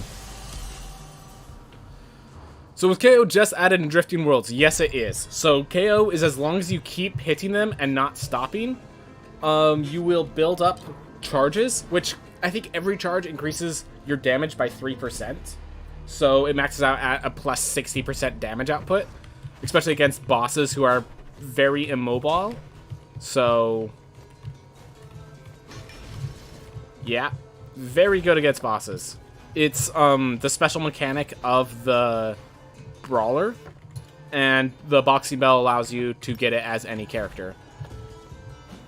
Generally, if you're a character that like can land a bunch of hits really fast, then it's the optimal item for you. But there are items that, yeah, it's like combo.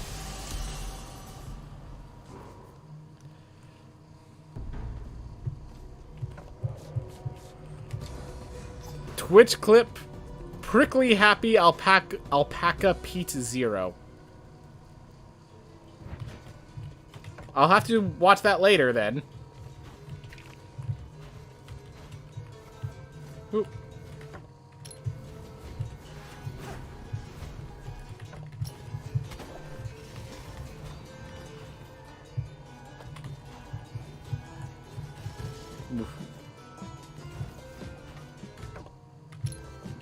Oh, it's the Twitch's automatically generated URL. Ah, that explains a bit. Hey, Palos. Let's go. We have some extra intelligence. Thank you, Antitherica. I appreciate it.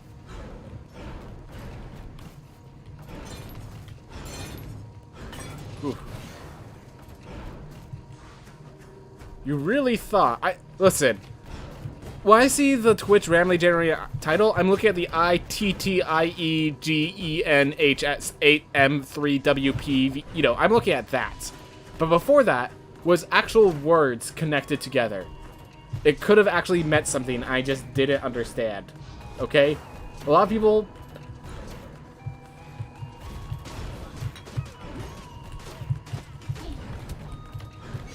Well, that was great.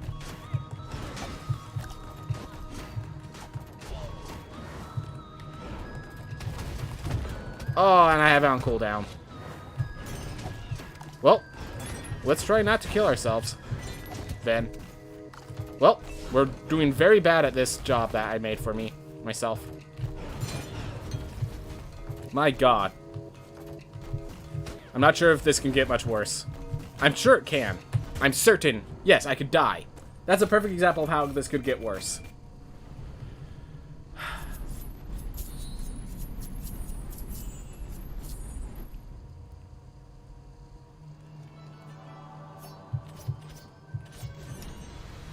Yorbs. Yep. Orb! Mass is not a bad spell. Especially with this area.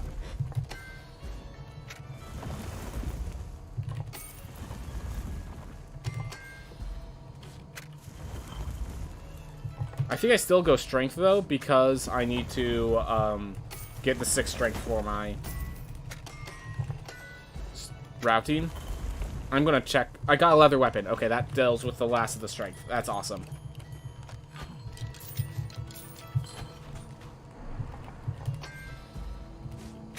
There we are. And then we can buff our intelligence at least 1 point. I like that. Whew. Okay. Yes, this run's not going perfect, but we have a sword. We have a leather sword. We can actually... Oh, we already did book, so we actually did not need that damage output. Okay. Whatevs. Whatevers. Gosh, it's so weird when you realize all the things they did to make sure intelligence was a valid stat. Like, it's... Like, spells deal, like, significantly more damage. It applies to me. It applies to most heirlooms. Like, It just applies to basically everything, and still intelligence is like on par with strength, which is just ridiculous. We consider it. Oof. Alright. It looks like, unfortunately, given how long it's taking me to do runs now, we might have to switch down to 2 a day, but I will definitely be continuing story stuff and keeping feet solid in that way.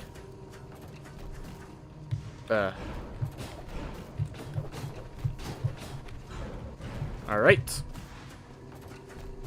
Well, that's okay.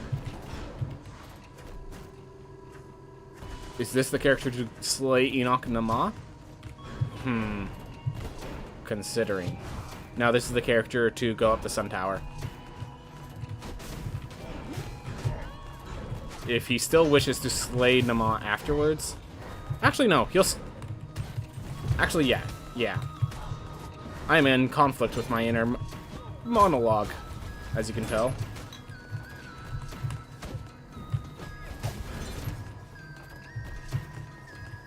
There we are. That's why I like Magma Mass.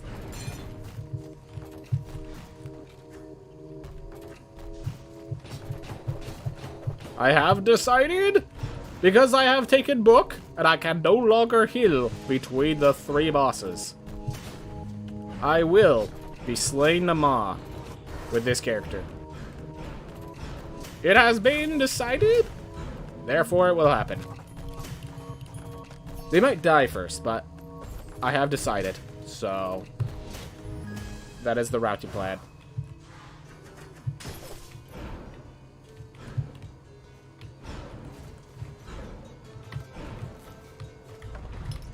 Thank you, Enoch.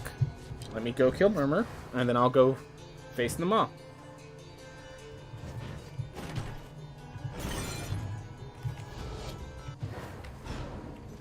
And then my next character will be a Barbarian to face Enoch, and then go through to the next area. Ooh. It would actually be really nice if there was like a class that was good against each boss, so you just keep like purposely gain certain classes at each boss fight. And by the way, that was a horrible shield. I can't believe I did so badly.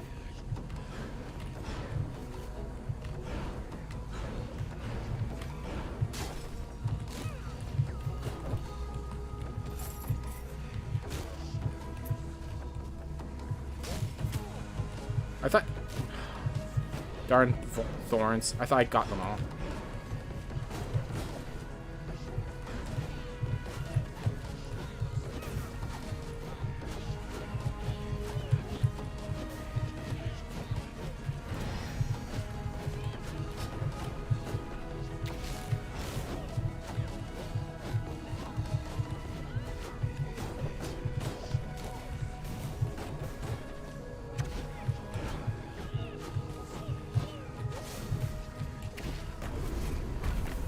Go. And I'm at low health, so boss fighting is out of the question. Darn it. Alright. Well, this low health, I'm gonna go focus on Sun Tower, I think. See how far I can get there. Get myself routed properly. But yeah, I have no healing. I mean, I got all the heirlooms. And I still have three bosses left, including the Sun Tower.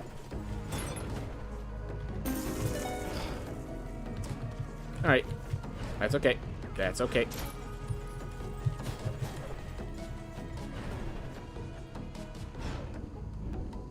Oh.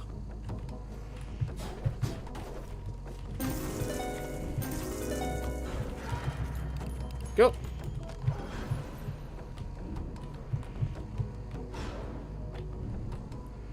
So with that, we now have the damage boost on Irad. The dangerous part of that room.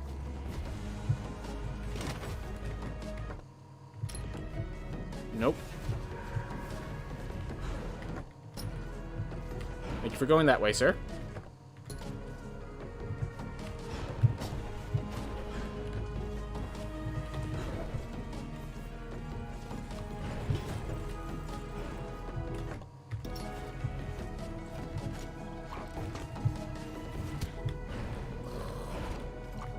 Well, we're nearly dead.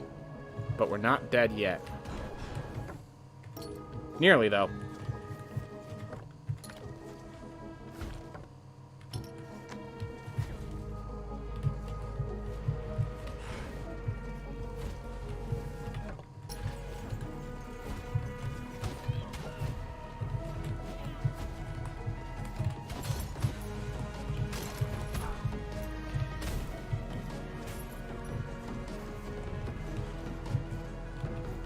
I just don't want to jump into an enemy.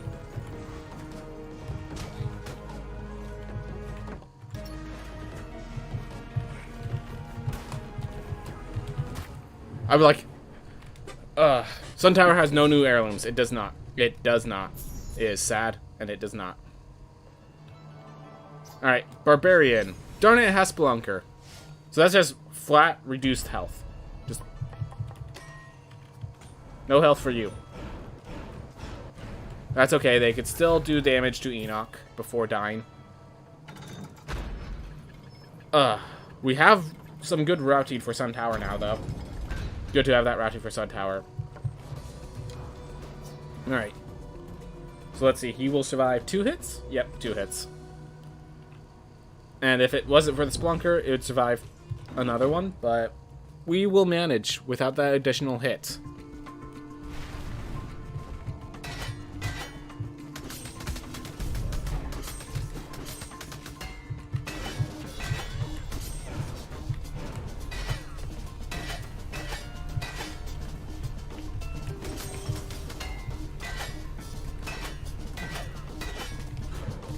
Woo.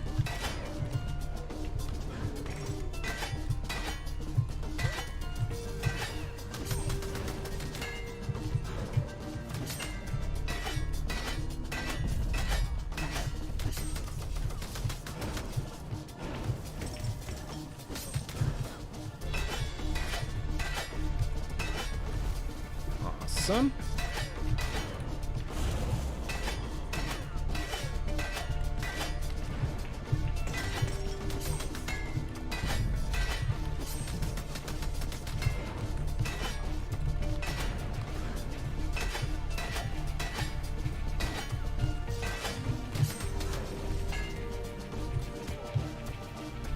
Yeah.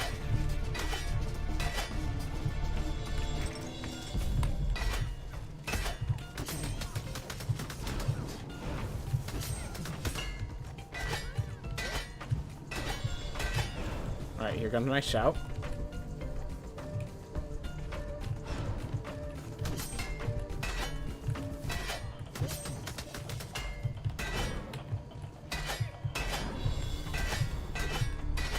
There we go. I think a lot of these songs are new, Flying Ragey. I think a lot of these songs are new. Definitely feels like it.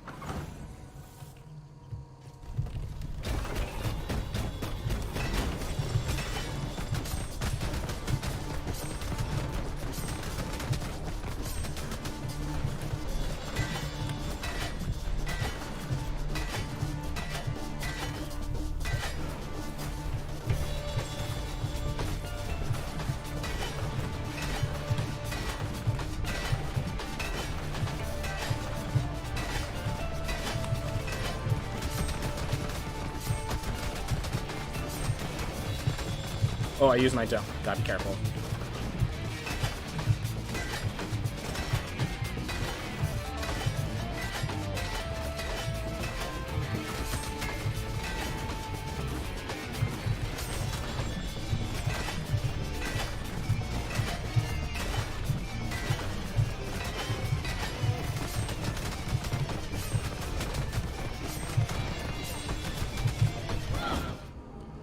Doesn't freeze anymore. He doesn't freeze anymore. Okay. That doesn't work. Because he doesn't freeze anymore. Alright. Well, there goes all our gold. There goes all of our gold. 63%.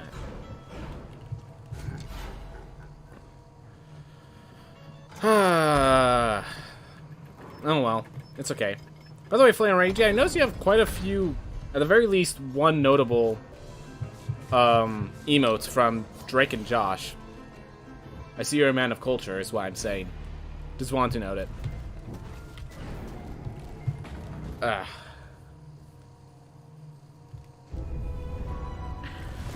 Quite the man of culture.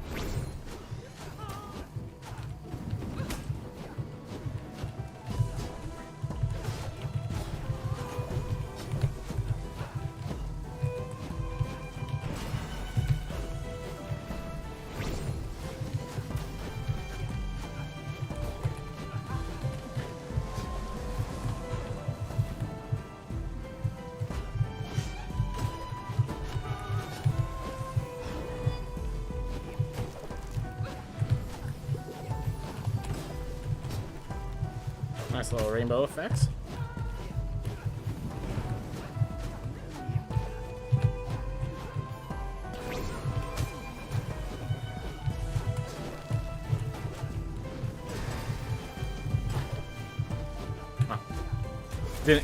Did not see the platform between all the stuff.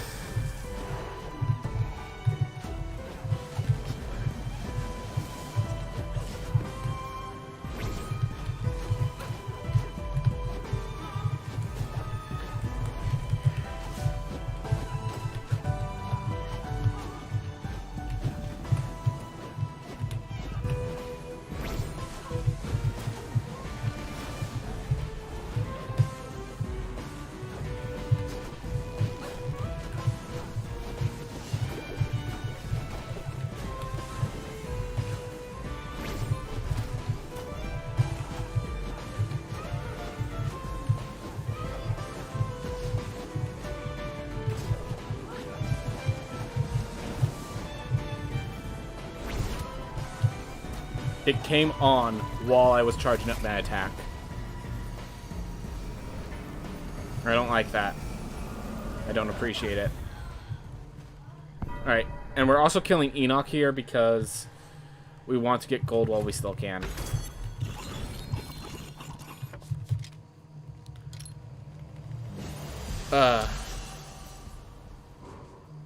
Deep breaths. Let it happen.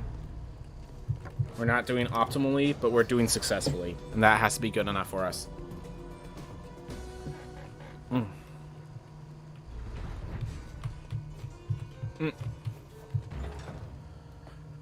Oof. Alright.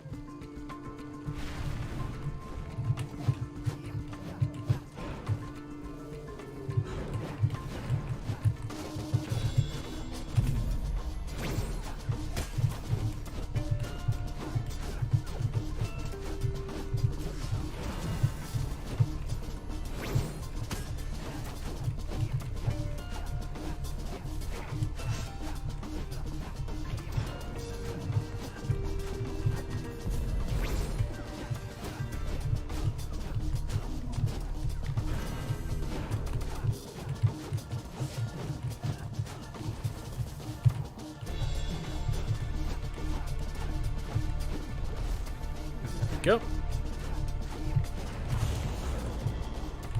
And that, of all attacks that hit me during this fight, that I'm allowed to take the damage for, that one.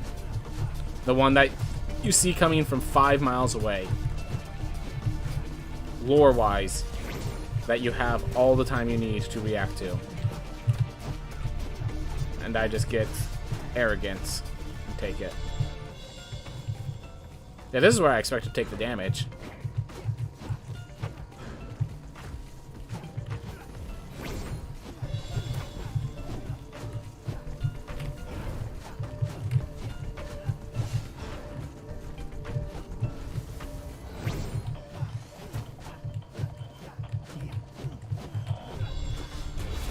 There we go. We have this phase done. Now I have to do the next phase perfectly, though. So that's not going to be the easiest.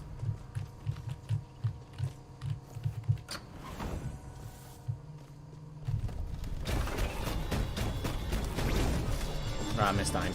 Oh well.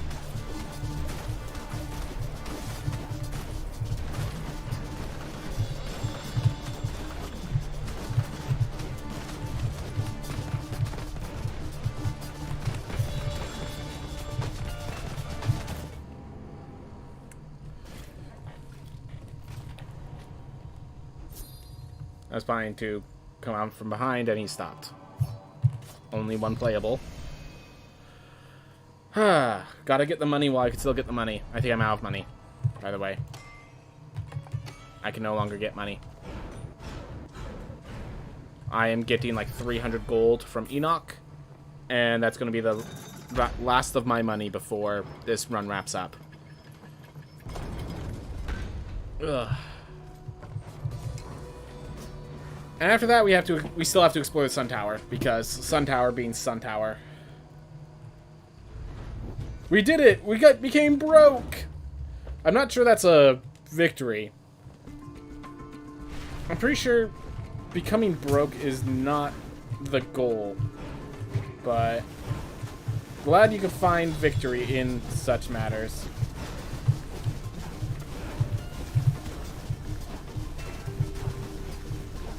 Honestly, I don't know what I expected there. I guess I expected not to get hit.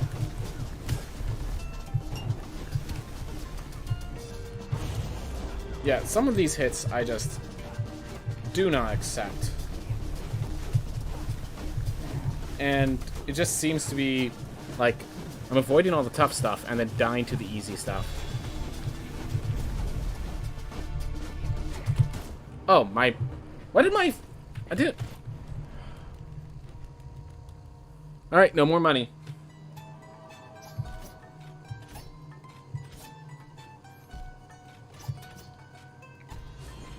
Sure. Wind wall and fungal spread and a dwarf.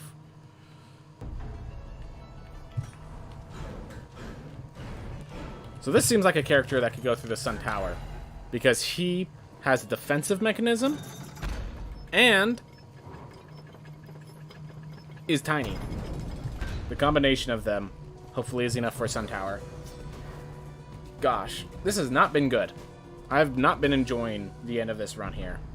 Like, I'm sure I will once I'm good at it, but it's just the process of get good taking its toll.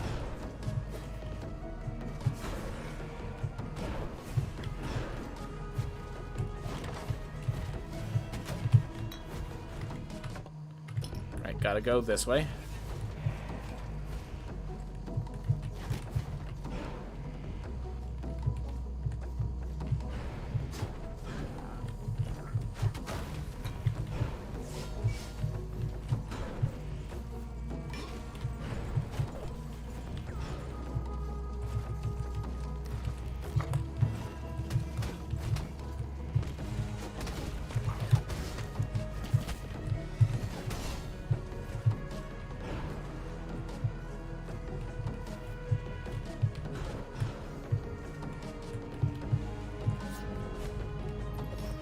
Go.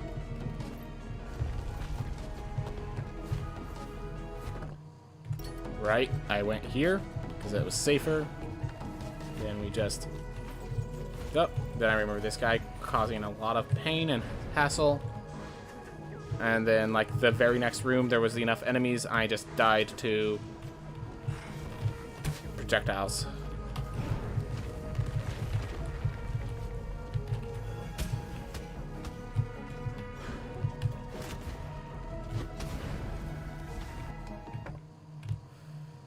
There it is. We have a way to the top. We just have to keep going up from here.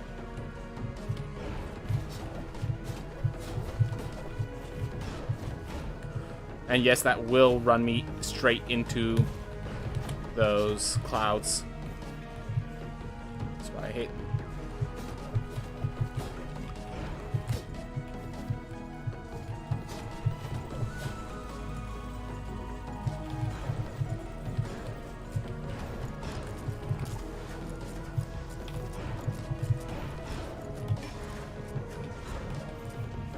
There we go. Alright. This mage has made it to Irad. And with Irad now unlocked, let's go kill Enoch. Windwall helps a lot for phase 1, so... We die in 2 hits from either, but...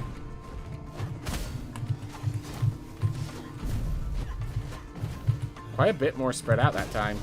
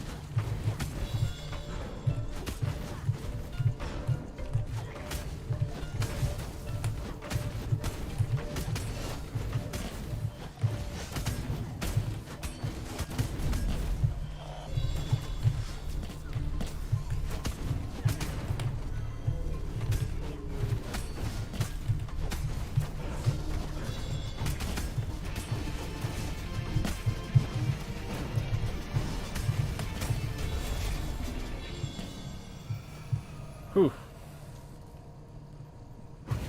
Alright. There we go. Definitely, despite there being more bosses and areas to go through, we actually are getting less money per run because of the removal of golds randomly being dropped by bosses.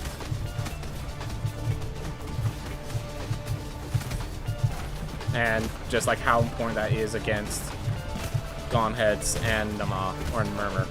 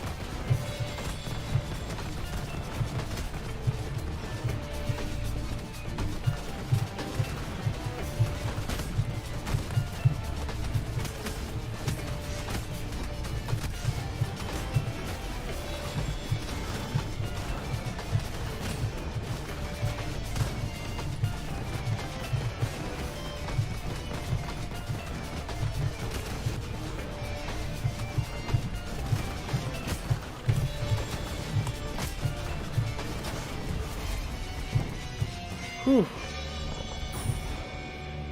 Remember when mages used swords? Yep. I do. Back in the first game. When mages weren't actually mages, but just bad knights. Yeah. Alright. Well, now all we have left is Irad. I'm not sure this guy can do it with only 190 health. But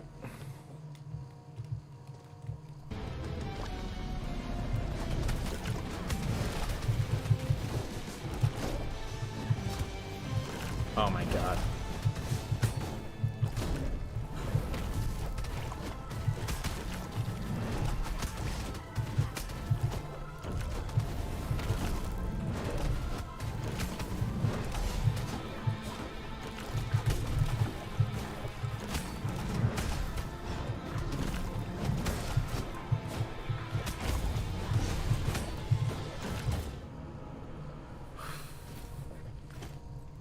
Okay, that's fine. Was not expecting that to be the one that beats Irad. So, very proud of what it did accomplish. Alright. So this is really good against the boss. This is really good. Yeah, we're gonna go with this one. We are broke, so we just stick with what we got. We have enough health to survive 2 hits. Congratulations. That's actually an accomplishment.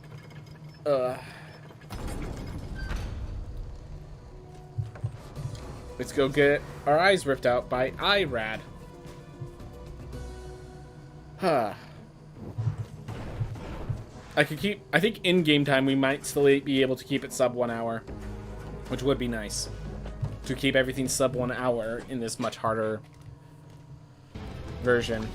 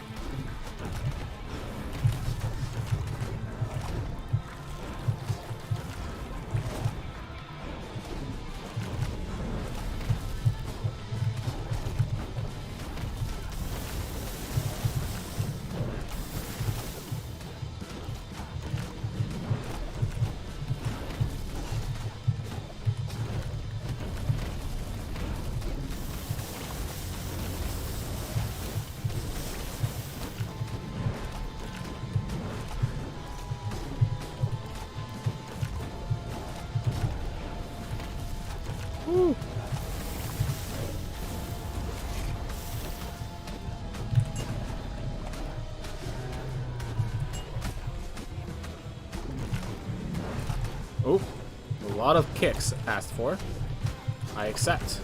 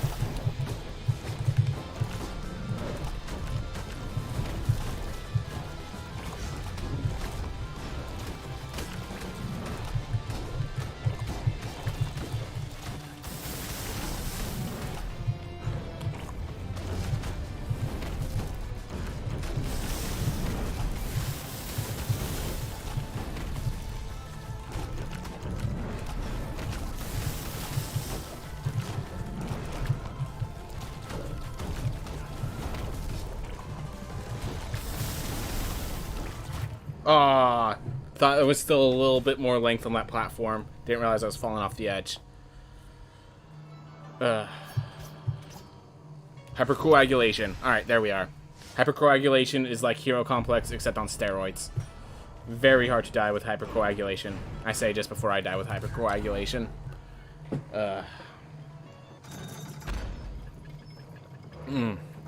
Hey there, Kraken Style. Run's going a little south, but that's to be expected with a new patch. How's it going for you, Kraken Style? How's it going for you? Good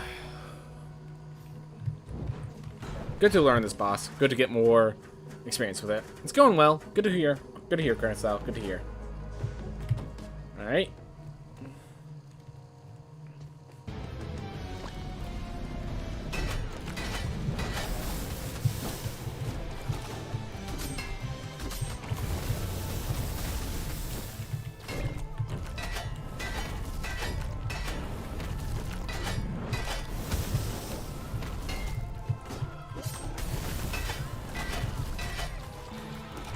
Can't believe I took a risk and kept swinging.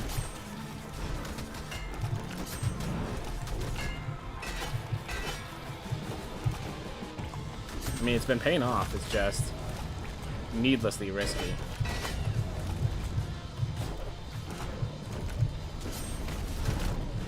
Oh, it's okay.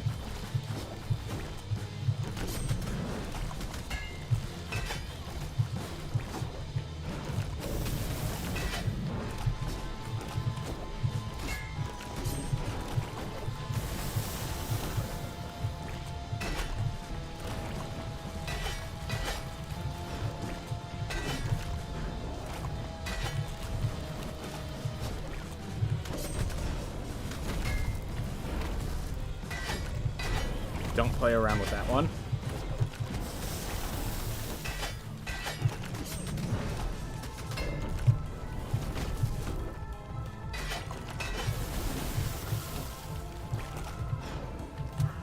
Oh my gosh.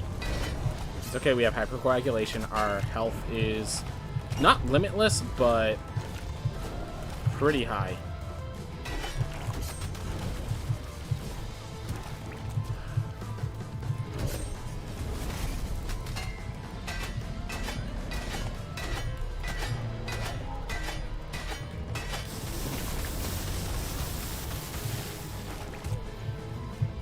Okay.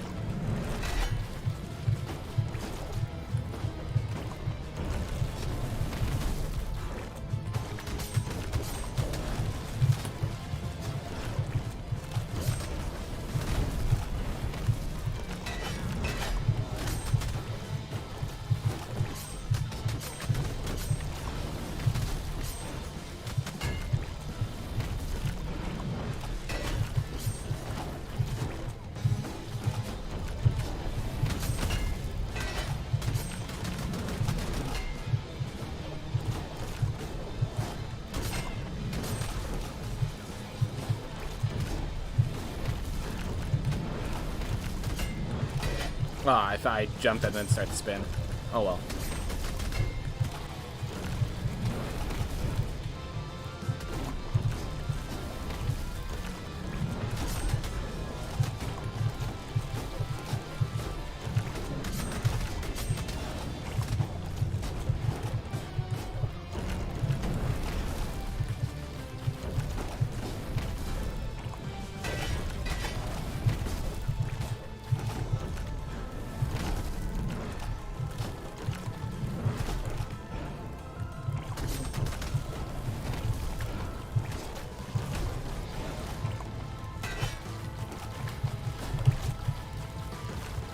not dead, but we're getting close now.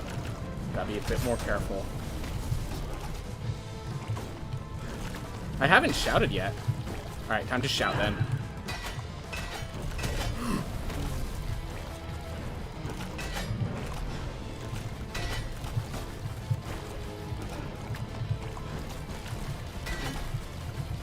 Great.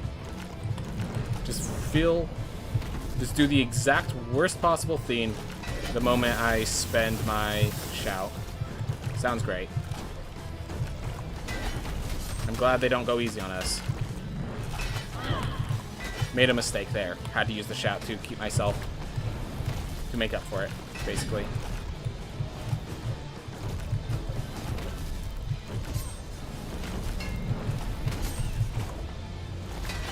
Come on.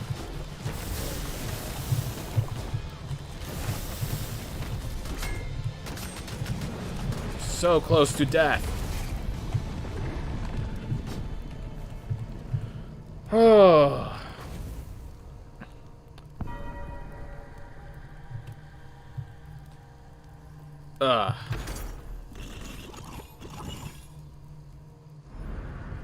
Alright. Here's the question. Did I keep it sub 1 hour in game time?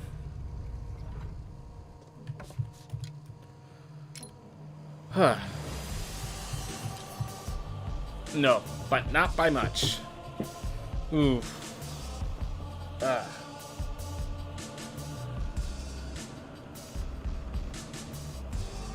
I do like Irad. I do like Irad as a boss. It's just... it's hard, you know, doing a whole... everything involved in Irad. It's hard doing that. It's a bullet hell.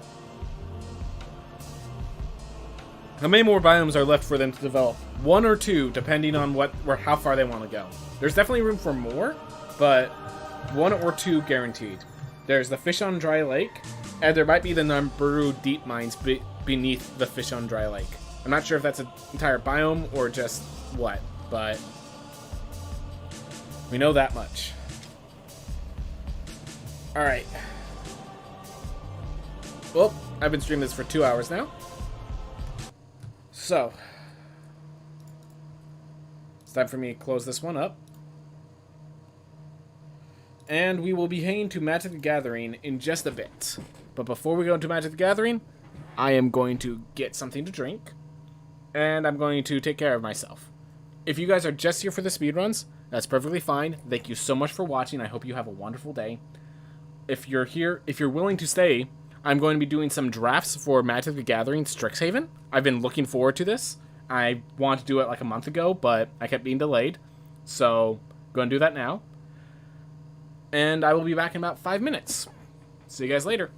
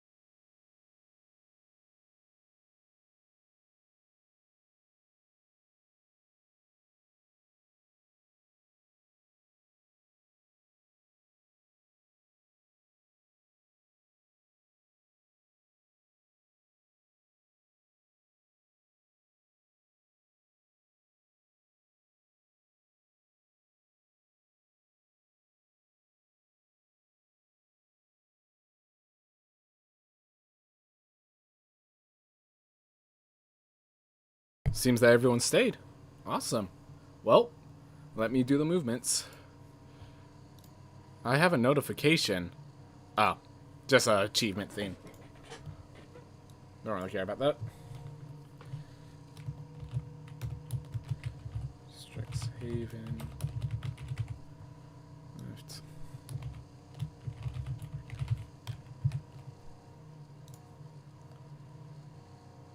Let me remove that. Alright. Let's get it ready. So we move back here. Hold up. Pop it open. And we should get this game capture visible. Wait until MTGA gets picked up by the game capture. There it goes. I'm wondering. Yeah, because I feel like for this game capture, you guys might like it more like that. Because Magic the Gathering is a game that could, even with my face here, you can still see everything. Let me know if there's anything you can't see because of my positioning. Is there no mute audio? There's just no music right now. Okay. Do you guys hear music? I don't. Yeah, I don't hear anything. Alright, well, whatever. We're going to move in. And we're going to be taking on Premier Draft Strixhaven. So, for those of you who don't know, let me just explain how... So, every draft format is different from the previous draft formats. With this game, with this... oh, hold up. So, with this format, there are 5... Basically, all the enemy color pairs are different teams are the 5 different decks you could draft, basically. So there are 5 enemy color pairs that you use. With that, what I've noticed is there's not many bombs in this format, and the bombs that are there are all combo cards. And what you get from all those combinations is you need to figure out what cards you can get. If you get an awesome, card that's red and blue, but then everyone else is taking the red and blue stuff, you can't do that. You need to find the college that is not being taken, basically. That's your job. You have to find the cards that are available to you. So, I'm going to be speculating and not deciding on a deck for the vast majority of the first pack. That is my goal. In the moments, I might forget. This is my first draft in a long time, but that is my goal. To not commit to a 2-color combination until the very end. But I don't just pick 1-color combination cards, because there's not many. Everything's, multicolored. So I speculate for the best card. Alright, so Witherbloom Command is really a kill spell. I don't think Witherbloom Command is actually that good. Hey, Suicune, how's it going? We're doing a draft. I'm just trying to figure out what I want to take. So, Master Symmetrist is pretty nice. It has reach. It's a way through for the decks that need it. Humiliate's pretty nice. I'm going to go with Master Symmetrist because it works for more decks and is a bomb. Witherbloom Command is not bad, but it is not good enough. So the mill 3 cards is basically unplayable. The lose 2 life, you gain 2 life is very rarely useful. So it's just basically a -3/-1, which at sorcery speed is not that good. And destroy target creature non-land permanent with value 2 or less. There's very few of those permanents. Suicune, you are burnt out, leveled every day for 12 days in a row in World of Warcraft, and still 7 levels to go. Jeez. 12-hour days. 7 in it. Gosh. Rough. Well, we have our Master Symmetrist, so we're going to continue. And we are not green. I want to be clear. We are not green. We are still picking the best spell every time. Alright. So, Eye Twitch, Negate, and I think that's really the choices. He took a rare? I probably should have looked at what was still available. We're getting a lot of... Expressive Iteration, if that comes back, if Expressive Iteration makes it all the way back, then that's a big tell that this color is... that blue-red is available. Otherwise, either Eye Twitch or Negate.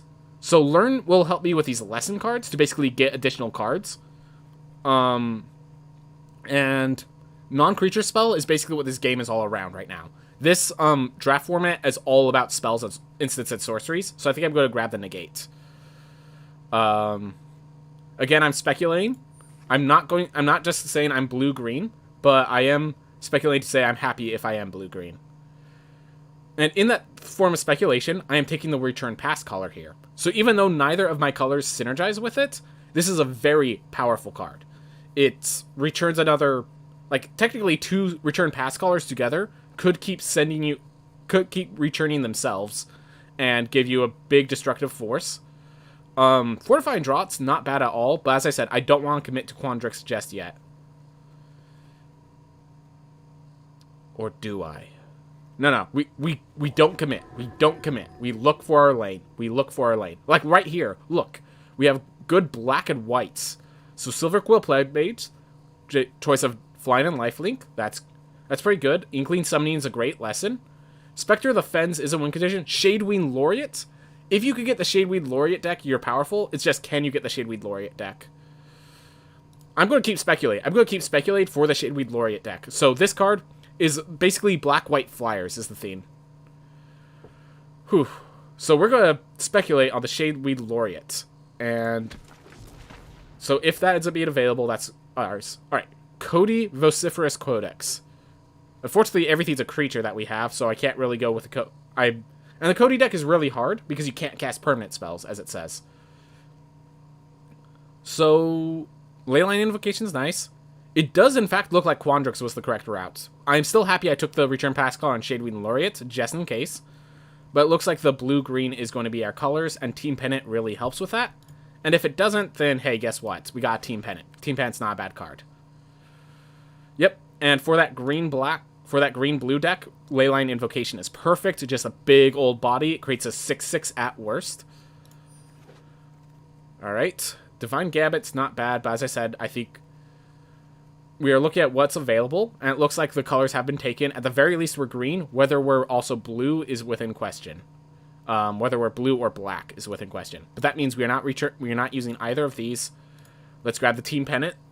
I like Team Pennant. I think it's underrated. It equips for 3, gives you trample, which helps you with board stalls, which happens a lot in this format.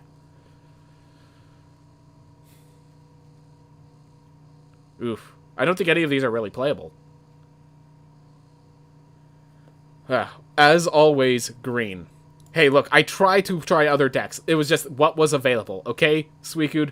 This is not a format where you force a color. I took what was given to me.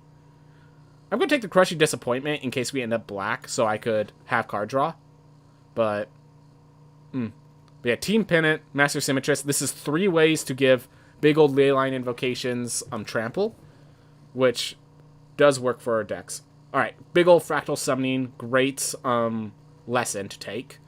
And yeah, well, Burrock Befuddler is the only real other option. Let's just take the lesson. And this is, yeah, so now we're at pick 9. Anything that's still rotated around as a good multicolored card tells us that that color is open. And because we took these, we might actually be able to transform into that deck, basically. Yeah. We are not guaranteed blue. We have very little to tell us we're blue. So we could be black, because green-black is another combination. Alright. Curate or Cram Session. So no matter which path we take, Cram Session is playable, and it is a learn. We already have 1 Fractal Summoning. We'll want more lessons as we go. And I don't really think highly of Curate. Clockwork Archivist, if I didn't have a Master Symmetrist, I would consider.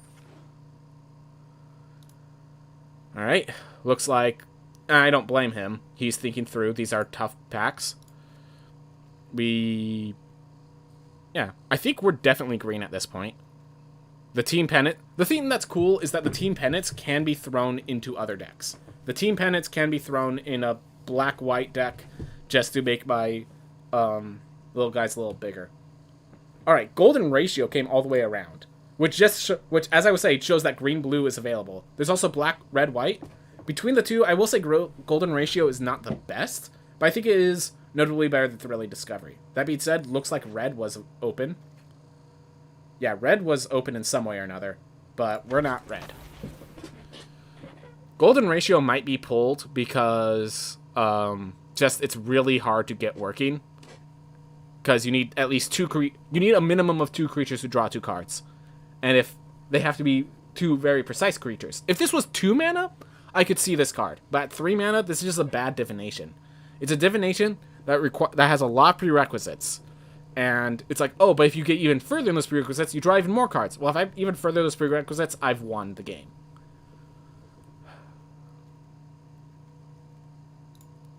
But yeah, you will find yourself with not many creatures, so do have to make sure to account for that. And yeah, this is why I'm green. Look at this Leyline Invocation that I just got. Leyline Invocation is great. Alright.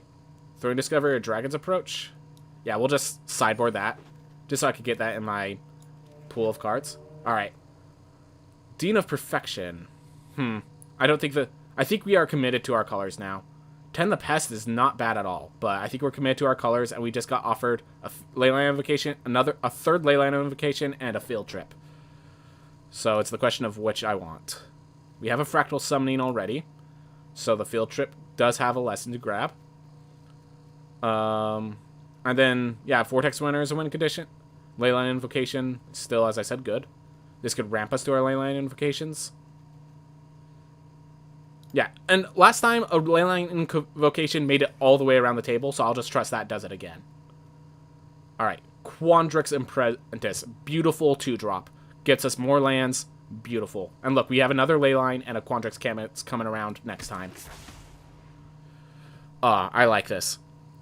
We're going to have like a full set of Leyline Invocations and a pair of Team Pennants to put on our creatures, which, keep in mind, again, these will make at minimum 6/6 tokens.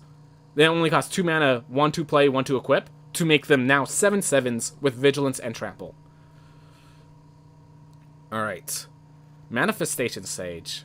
So, we can make more fractals, and it looks like it is our colors. Or we could Quandrix Campus. I don't need a 3rd Team Pennant. I think 2 Team Pennants is more than enough. So it's just a question of Quandrix Pledge Mage, or Manifestation Sage, or Quandrix Campus. I think we're going with the rare. Let's try out the rare. It's a 2/2 that creates maybe a 3/3, maybe a 4/4. I'm trying to explain it the best I can, Suicune, but this is a complicated set if you don't know what's going on. This set is very much about instants and sorceries, and a lot of them create creatures. So our deck is Quandrix, which basically means we're just making these big old fractal tokens, which just have a huge amount of +1/+1 counters. And our win condition is we're just going to make the biggest creature on the board, use this to give it trample, and slam into their face. That's our win condition. Alright. Another Vortex Runner could be good. So, Vortex Runners is another win condition, but we already have 3 trample means on top of 3 invocations, so I think big size, it's, yeah, big and in their face. That's the language you need to understand. It's just, this is all combo-oriented, so it's really weird how we do it. So I'm going to pick up 1 Quandrix Campus and hope the Vortex Runner comes back around. Also, the Double Major might come back around. I don't think we're fighting anyone for this. But there's not many...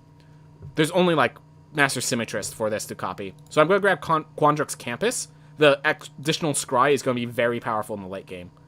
Alright. Mentor's Guidance. We need a Cleric, Druid, Shaman, Warlock, or Wizard. We have 1 Druid, 1 Wizard, 1 Wizard, 1 Wizard. Okay, we actually have a good amount of Wizards for Mentor's Guidance. That's good to know. We already have our Campus. So the question is, do we want a Field Trip? Do we want a Mentor's Guidance? Okay, so we can actually check. Well, I think there was 4. There was 4 of them. So it's Field Trip for... I think we're going to grab Field Trip because we are a ramp deck. Because our Leyline Invocations are our win conditions. It's one of these 2. I'll go with Mentor's Guidance just because it's the uncommon, but definitely a tough one. Alright. Most of these are unplayable because of our color combinations. Needlethor Drake is playable. And it will help us with flying threats. There is a flying deck in this format. And hey, look, another Leyline Invocation. And pick... Ooh, Eureka Moment. So we actually do need some card draw. So I'm happy with the Eureka Moment. And then Yeah, it also acts as ramp. So our card draw is also ramp, which is really awesome. We only have 1 lesson right now, so we will need to get more. But we have 3 Leyline Invocations. We're probably going to get a 4th, because I do know in my pack, the 2 that Snuggles are looking at right now, last time we saw those packs, they both had Leyline Invocations, and people seem to not be taking them. Someone's taking the Leyline Invocations. Alright. We'll take the lesson, or the spectacle. Yeah, we'll just take the lesson in case we end up somehow being able to splash that. Alright. We'll take the Quandrix Campus, because someone's taking the Leyline Invocations now. Alright, we'll take the Letter of Acceptance, but I'm not going to play it just yet. But I have 3 Leyline Invocations, so I'm not denied yet. Just not where I want to be. But I have 2 letters now, which is pretty nice. In case I need them. Alright. But yeah. Eureka Moment's really nice. Alongside some good cards. Golden Ratio might be pulled. But we're going to wait to see everything. Actually, we'll just pull that now. Because, like, I'm not... Well, then I'd pull Cram Section as well. I'm going to wait. I'm going to wait. Just keep all my playables here. I'm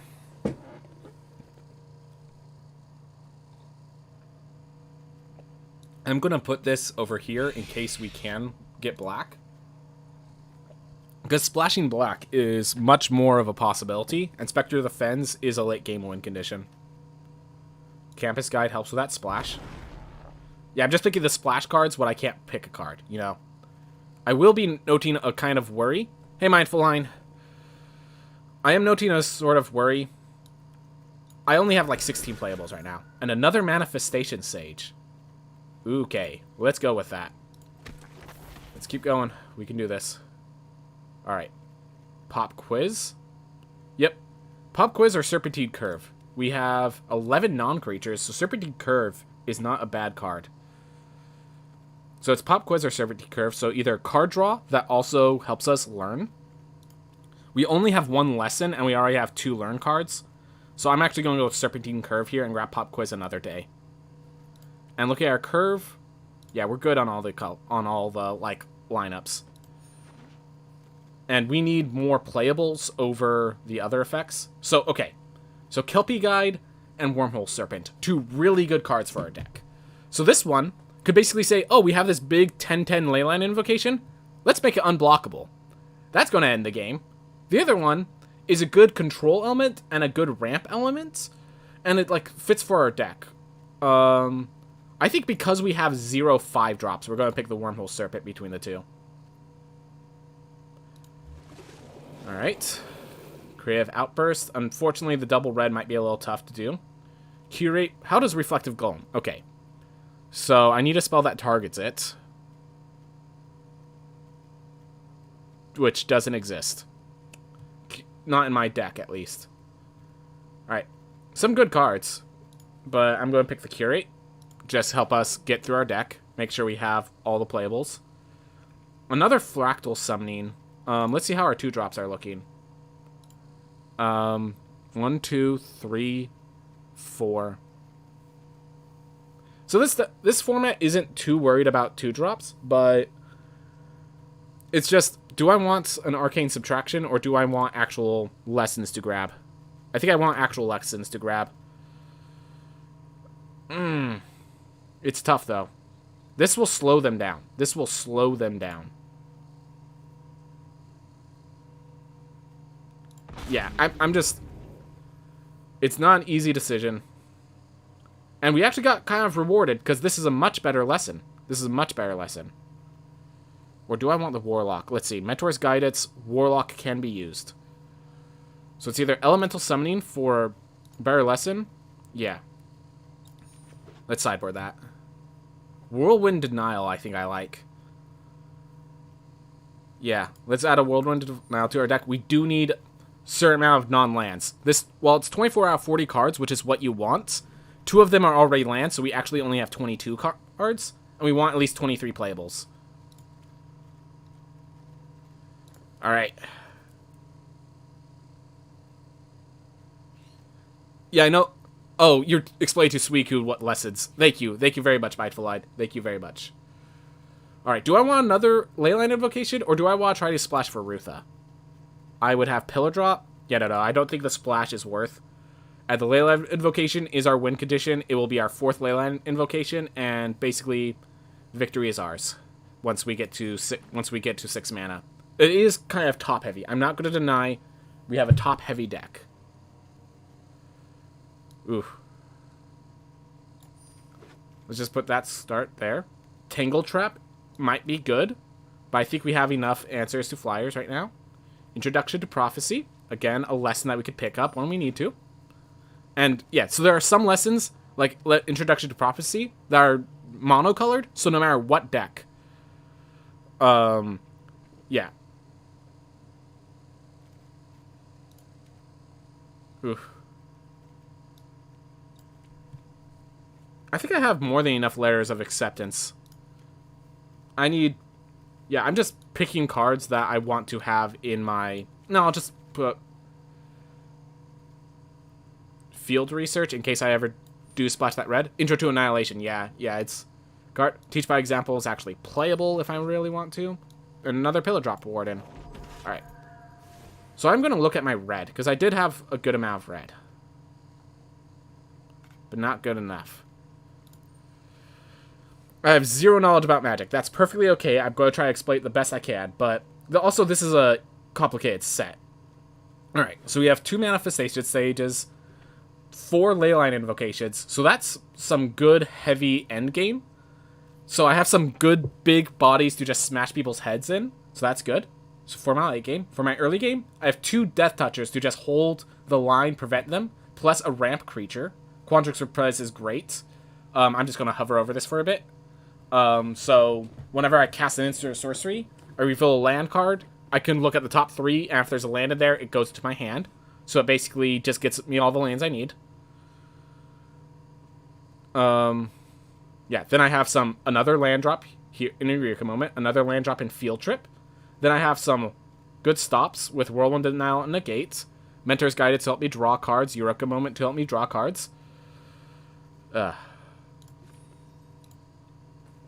15 non-creatures, but 2 of them are artifacts, worth noting.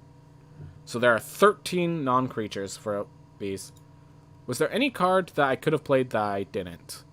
Just the Letters of Acceptance and the Tangle Trap. That card screwed me over once. Only WinCon was top of my deck, which I could have grabbed with a spell, but no, it must... But it's a must... It's not a may. Oh, for Quandrix Apprentice? Oh, so you have to look at the top 3 and put them on the bottom. Okay. Ah, that sucks. Sorry to hear that. I've played Magic Legends, and that's pretty much it. I only know about the different colors of Magic. Alright. I'll try to do the best I can to explain my actions as I go. Yeah, really helps with lands. So we have 17 lands. Do I want the Tangle Trap? I don't think there's anything so bad that I want...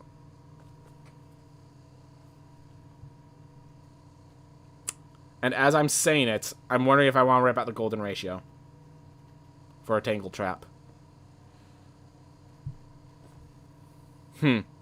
If I do, my card draw is in Quandrix Campus and Quandrix Apprentice and Eureka Moment. Oh,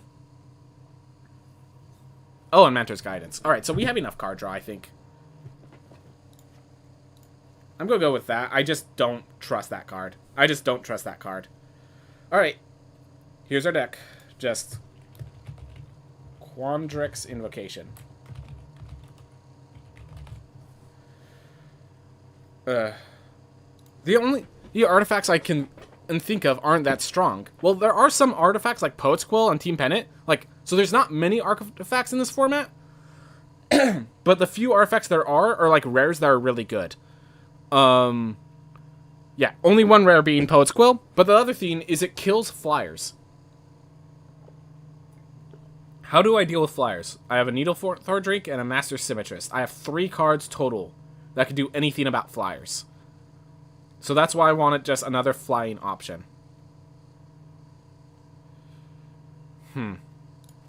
I'll try. Okay, look, I haven't played Golden Ratio before. I'll try Golden Ratio for now. We'll see how Golden Ratio works, and if it does poorly, we'll pull it out. My big worry is that I'm going to play Golden Ratio and draw 1 card. And I paid 3 mana to cycle. Alright. Adelaide. Let's go. I go first. Got Quandrex Campus to do Needle Thorn Drake into a field trip. Beautiful.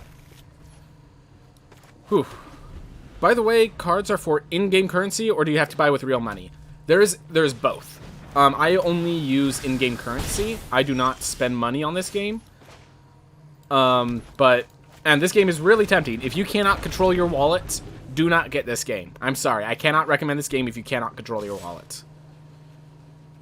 I'm not going to block the Hallmire. I need my Needle Thorn Drake for more. Alright. That's fine. So the question is, do I Quandrix Apprentice? It will stop his Hall Monitor, and it does mean that I could hold up Eureka Moment and Whirlwind Denial next turn. It will prevent me from ramping, though, so if I'm at 5 mana next turn... Okay, if I'm at 5 mana next turn, I could hold up Whirlwind Denial and have Quandrix Apprentice in play. I like that better. So we're going to Field Trip now. So we get a Forest. And... let's get the Elemental Summoning for this point in the game. So he's afraid that next turn I could just play a 4/4, but I'm actually going to play Quandrix and hold up a Denial for whatever spell he plays on his turn 4. Pilgrim of the Ages, that's fine.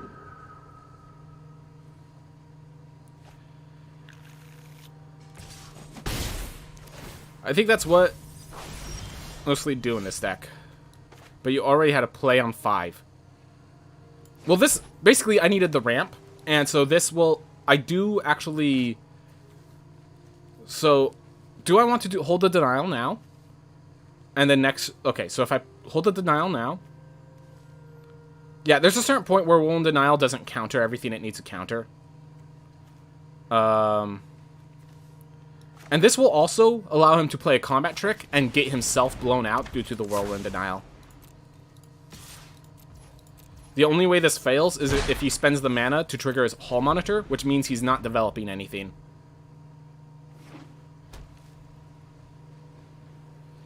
Is X2, which could...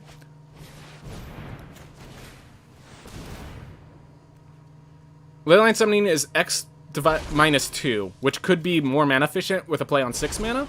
The thing is, I want to just get a 4/4 out pretty soon. Alright. The fact that he has that tells me he has Make Your Mark as a spell. I just don't want to play into that right now. I'll have a 5/5 in just a sec. Awesome. So I could have... Wait. I can Needle Thorn Drake and have Eureka Moment on the back line. I like that better. Because this holds up, threatens him in his actions. Now I'm going to attack with a Quandrix and leave back the Needle Thorn Drake.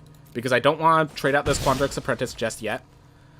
And I want to kind of force him into an awkward position. As long as he's only dealing 3 damage, I'm not too scared of him. Alright, I'm actually going to block the Pilgrim of the Ages. Let's see what he does. He doesn't have enough mana to bring it back. Alright, so Make Your Mark. That's what I thought. At least I forced him to spend it now. And then I have a Needle Thorn Drake still for the 3/2. Let's see what else he does for his turn. Alright. Gave myself all my lands. Maybe too many of my lands. Start with a Curate.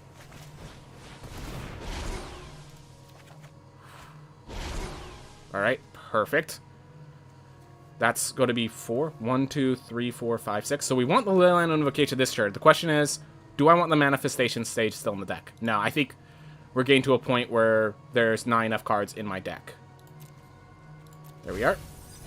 And here's our 8/8. I think we just, yeah, play it now. Be mana efficient. Scare the livy bejesus out of this guy. And I'm okay trading my Quadrix of Predates now. Yep. Go right ahead, sir. And you just left 4 mana unspent last turn. Now I have a Quandrix Campus. Alright, so he defended the campus. Okay. I'm not trading my Needlethor Drake for a Hall Monitor. I just can't. Alright. So I need 5 mana for this. So here's what I'm doing. I'm playing the Leyline Invocation this turn. And that will allow me to, next turn, play Elemental Summoning and use my Quandrix Campus still. Which I guess, now that I found the ways around my turns, you are correct that the Fractal Summoning would have been better between the two. Alright. I'm now attacking with my 9/9. Let's see what you do. You just block with a 1/1, don't you? Yep. This is what I expected from you. Now what? You're not black, green. You're not black. You don't have a way to give that feed Death Touch. Alright. And make sure to keep a stop on my upkeep in case I want to scry at the start of my turn as well. Yep. So he's going to be making 3/2s. I'm going to keep scrying and just swinging in with my 4/4 and 9/9. Because I don't care about his 3/2s. Alright. Thing is, with 6 mana Leyline, it's a 4/4, which is the same, and if it sticks to your hand, you can still use it for more or less mana. Yeah, I recognize I made a mistake. I do. Just... draw?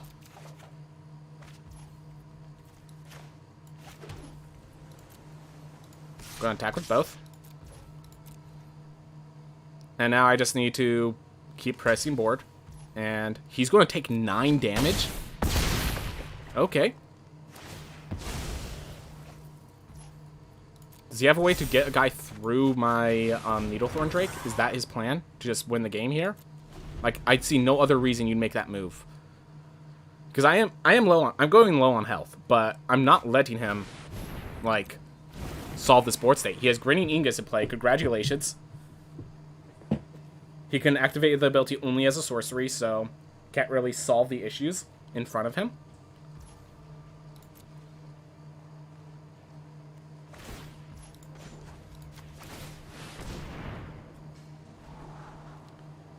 And this is why I like Team Pennant.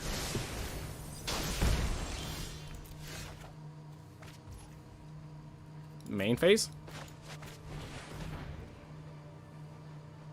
He has no cards in hand.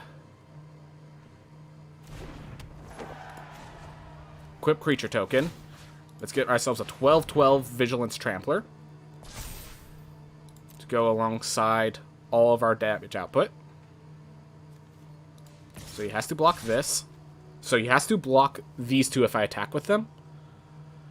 I think this is good enough. I don't want to... Oh no, this guy has Vigilance. Yeah, let's attack with all. I'm okay trading my 4/4 as 4/3. There we are. Alright.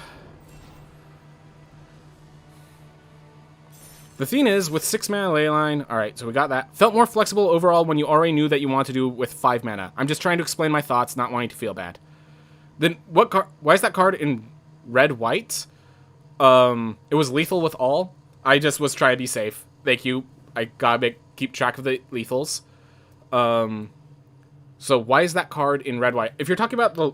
So, a lot of these decks, they're trying to be their own sort of unique theme. And red-white is a lot of... So it's pump spells at the beginning, but then it's an attrition deck. It has to do with Lorehold Command. I know that Lorehold Excavation does seem like a black card, doesn't it? Where it's milling cards off the top of your deck, and then you're using them to make creatures. Like, if those were zombies instead of spirits, you could easily make that just like the black, a pure black card. But Lorehold is an Excavation and Historian sort of a concept, and it was the history... That's the history card of them. But yeah, it definitely feels like a black card, even though it's red-white. Oh, you were talking about, oh, you're talking about the Imp. So the Imp was actually a card, I think that was reprinted in, like, not Kamigawa, but around that era. The original Ravnica. I think that Gritty Negus was in the original Ravnica. So, he probably just saw as a, you know, can't assume my opponent's intentions. He probably saw it as a good card. So here's the theme. I recognize this is probably not a good hand, but it's technically a turn 1, a turn 2, and turn 3 is equip. It's all the lands I'm going to need, and I really do not like having 6 cards in draft. So, I'm a keep despite my every warning sign telling me this is a bad hand.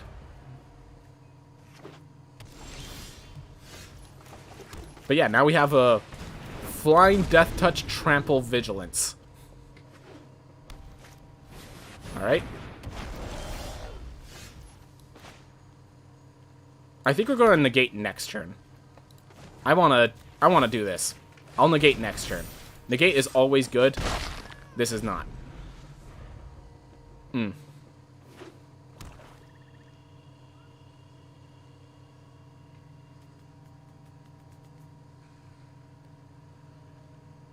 Oof.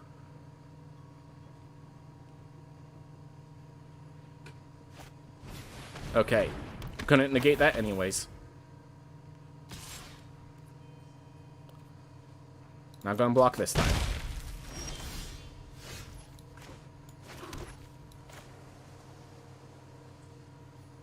Or do I say... Nah. We gotta keep going on curve. It's not like I could have negated last turn anyways, so...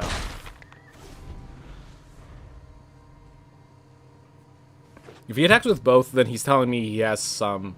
Like, Killian is definitely a threatening card. This is one of the big bombs in the set. But there's only so much it can do. And it's starting to run thin, I think, already. So next turn, I could actually equip the Master Simagist, attack in with 5/5. And, alright, so he tapped out all his mana, basically. I am alright with his double block. I am perfectly happy with his double block. I don't want his Life Leeching guy sticking around. Alright. So here's the question. Do I Wormhole Serpent, or do I Team Pennant and swing in? Leave open in the gate.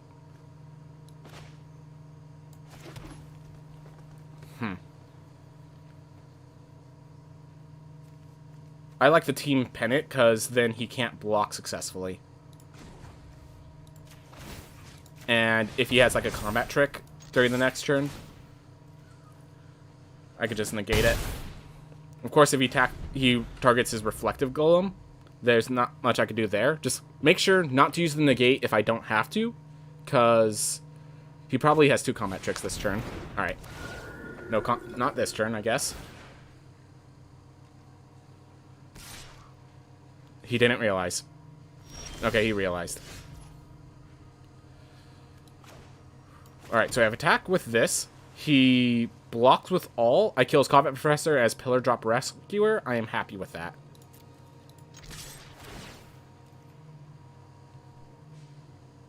He has to... Yep. He's going to play Killian, and then he's going to have 3 mana open for whatever else he wants to do. I'm going to just play Vortex Runner and leave the negate open. Next turn, I can Wormhole Serpent, and again, leave the negate open.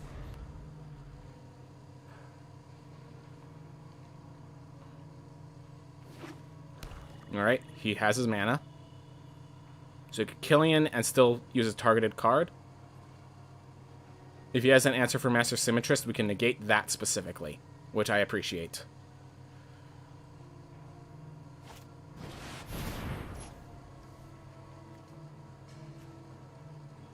Do I negate the Accelerating Elocution? Yeah. I think that just applies too much pressure on me.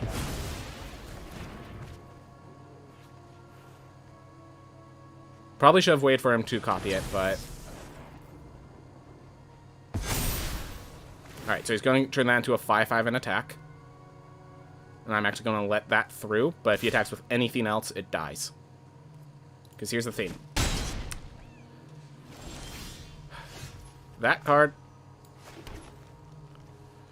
So he still has to double block to stop the Master Symmetrist.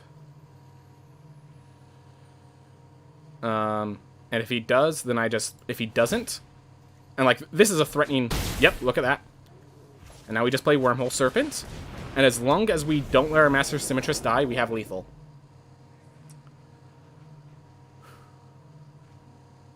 And it looks like we're holding up a second negate. Yeah, we have so many routes to lethal right now. Especially when he taps out like that.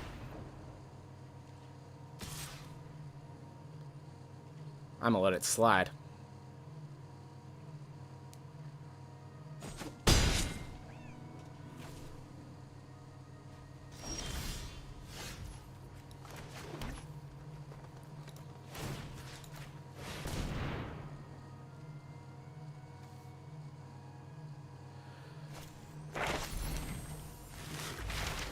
Alright, thank you for doing that now. So now he taps those to hope he has lethal. But here's the thing, this is a 3-3, I just Team Pennant, switch it to the Vortex Runner, attack him for 4.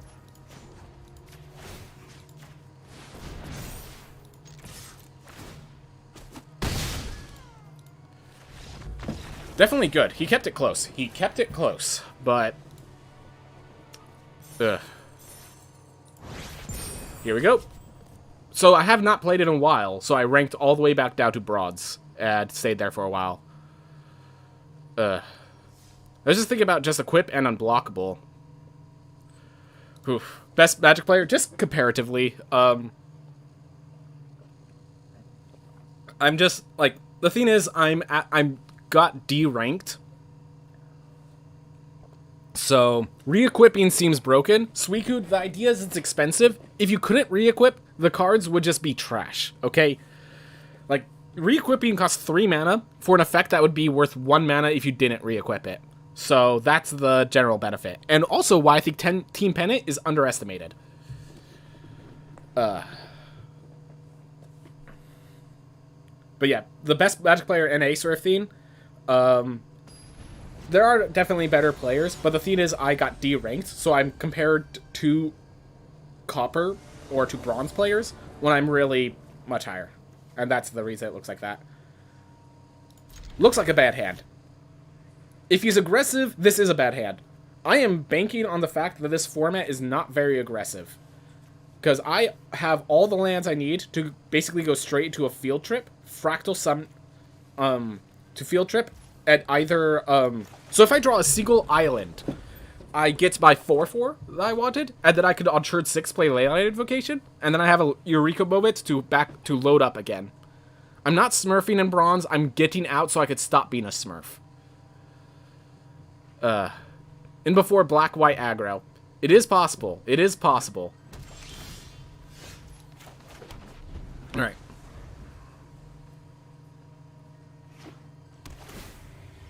Nope. Looks less aggressive than me. Alright. So, do I want... Okay, so first we grab the Forest. So we're going to be at 5 mana next turn. I do not have the blue to cast Elemental Summoning. So the question is, do I Fractal Summoning? Or do I... Yeah. I'm going to take the Fractal Summoning at the very least. I could just play as a 3/3 if I need to. Or I could just say, hey, we're holding up the Whirlwind Denial and the Eureka moment. Okay. So either he has no lands, and he's doing this as a way to try to get mana. Which, if that's the case, I'm sorry, sir. Okay, then he just made a mistake. Alright. So normally, you would wait to play Eureka Moment later, but I need to use the Eureka Moment to put this force on the battlefield so I can play Cram Session. So, I'm going to actually just play this now.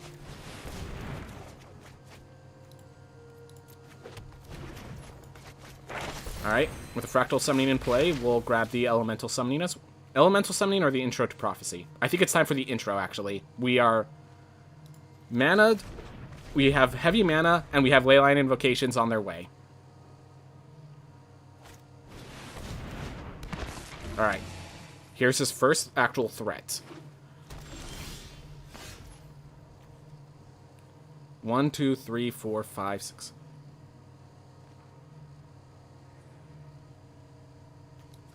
So I can play Manifestation Stage now. Create a 6/6. that I could use this land to play Intro to Prophecy or hold up the Whirlwind Denial. I think we'll hold up the Whirlwind Denial. Scare the ever-loving everything out of him. Because, yeah, when you see that the person has a 3-mana play and didn't take it, that is terrifying.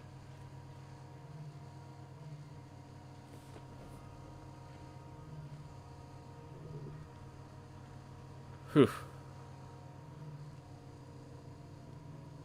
Only if you understand the game. I mean, fair enough, if you don't understand the game, you might just think, oh, he just forgot. Yeah. I just go smash. Oh, he forgot to play a... Well, he can't really. If he attacks with... The whole reason I'm doing this is because he might attack with a Moldy or Karok, and I want to counter his buff. This basically forces him to be unable to attack. If he attacks, I am blocking and I am countering. And he knows it.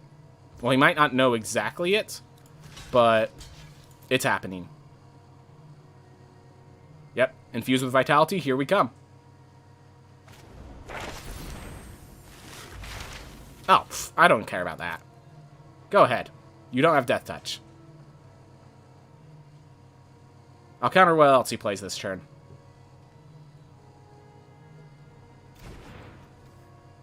A Prophecy of his own.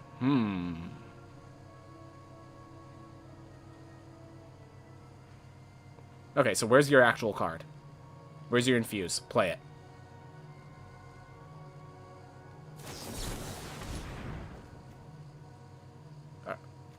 Alright, so he spent all those resources just to trade these cards.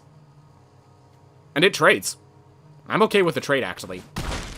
I'm okay with the trade. Take it. Take it. Sir, take it. There you are. You're welcome. You're welcome. I hope you're happy.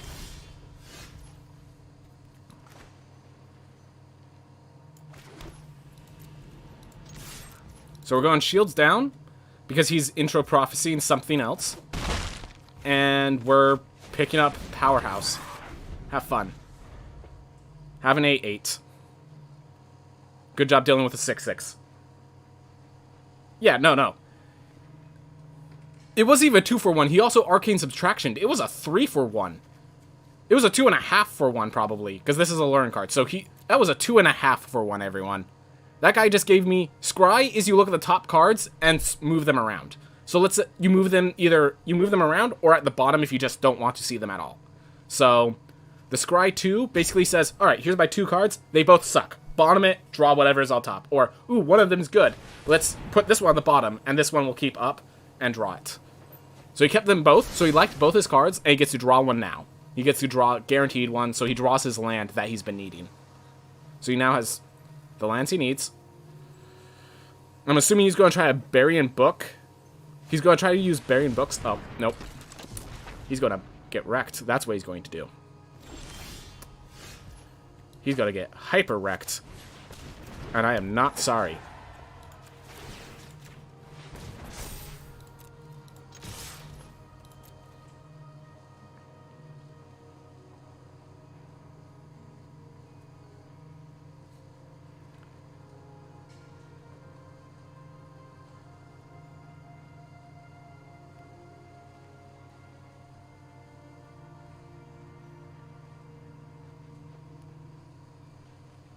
Yep, I want to see what he does.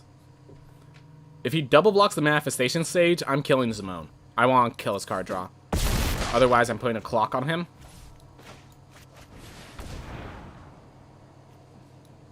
I don't need card draw right now, and I already have a Team Pennant. Alright. That's good. We now have a Whirlwind Denial open for whatever else he kept on his deck. So I'm assuming a Bury and Books is about to come on. And I get a Whirlwind Denial it. I think your opponent's just like, I didn't sign up for this. Manifestation Stage was nice. I mean, it was a 4-4. It was a 2-2 and a 6-6 for 4 mana. Even if it was a 2-2 and a 4-4 for 4 mana, that'd be good. Yep. He's looking for his outs, and I think he's starting to... I'm not sure if he realizes that it is, in fact, a counterspell in my hand. He knows Destroy the team pennant. Not happening. I just threw my other team pennant down.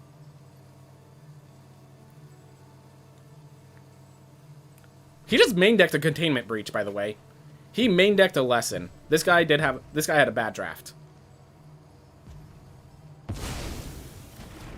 Alright, what else you got?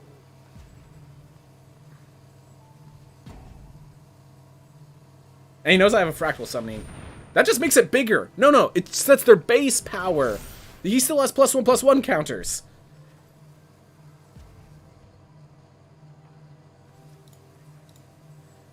That was 2 lessons main decked. That was 2 lessons main decked. And, yeah. So in case you're wondering, Mercurial Transformation is a bad lesson. Because it is sorcery speed, turning a creature to a 1/1 or a 4/4 is... The whole reason you use it is for the target non-land permanent, to target, like, a token of some sort that's not a creature. Which is something that this deck set does not have much of. So Mercurial Transformation is a very bad lesson. I think Containment Breach is a good lesson, in the sense that if you already have good lessons, this is a good backup in case they have a Team Pennant or something.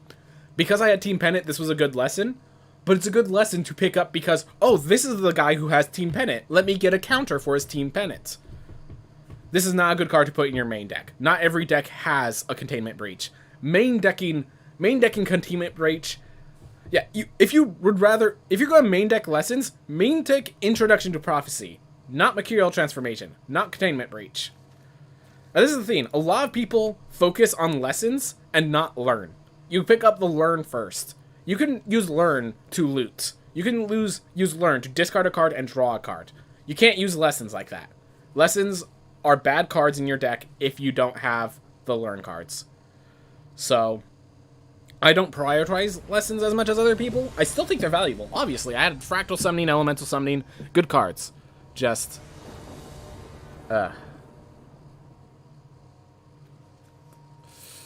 Alright, so this is where I'm gonna break. So I do not like mulliganing, but 1 Team Pennant is more than enough, so this is overkill.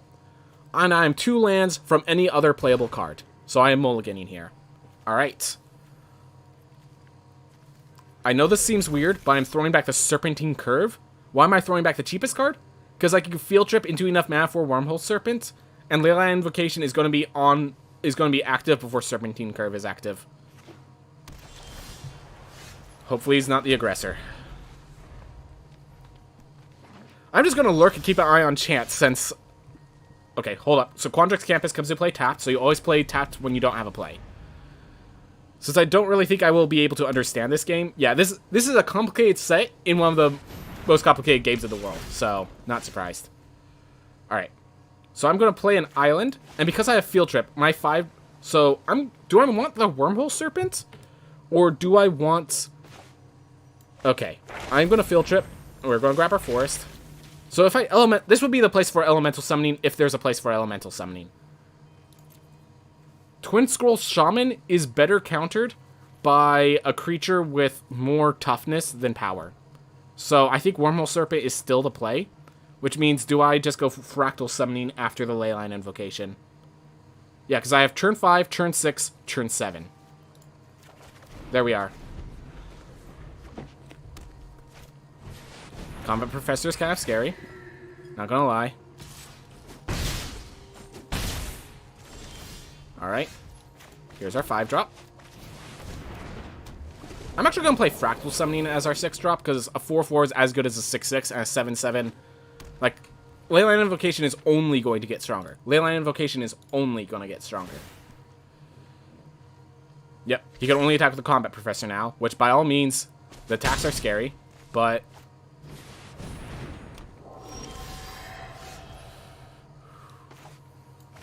Alright. This is starting to get actual threatening. Drawing only lands is becoming an issue. The first lands were fine. It's as it kept going that it became an issue.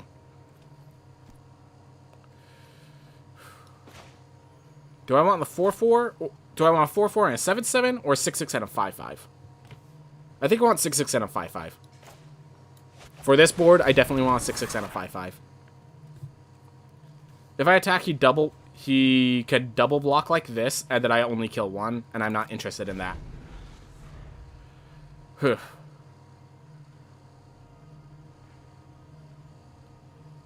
Is red-white strong in this set, or why is this the second one I see? Red-white is very much... So Combat Professor is strong. Red-white is basically the viable aggro deck, is the best way to describe it. There's no... I wouldn't say, like, a specific color is notably strong. Well, there are colors that are notably strong, it's just... We are dying. Oh, God, he has a Radiant Scroll Wielder.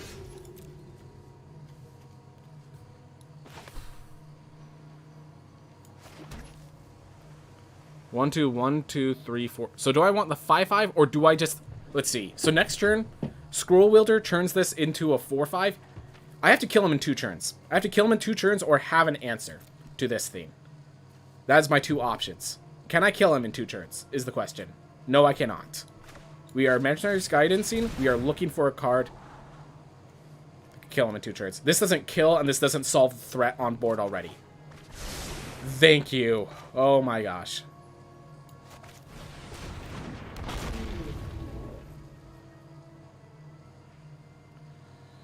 And then I'm just gonna stall.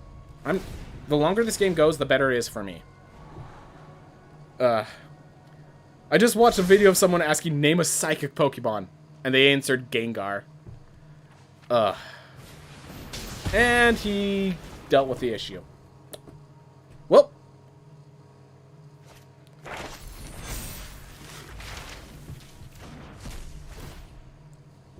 So now we're back to dying in 1 hit, and he has even more health.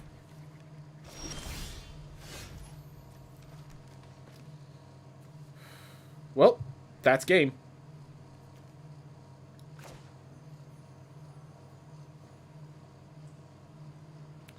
I'm going to pretend I'm holding a Barian Books. That's the only thing I could think of doing.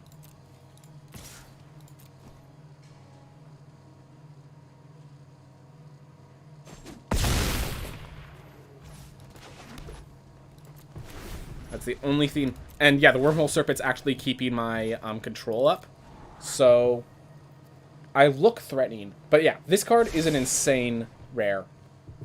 So yeah, Red-White has some of the best rares. It has Radiant Scroll Wielder. It has Hofri Ghost Force. Their dragon is one of the best limited dragons. Forgot about the second Rip Apart.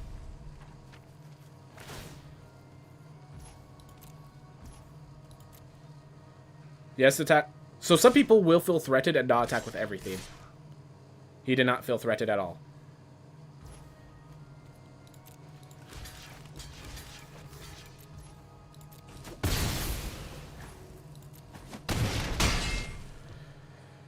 Oh well. Oh well. He had a good deck. He had a good deck. And he played it well. He did play it really well. He saw that I was going slow, and he took advantage of that.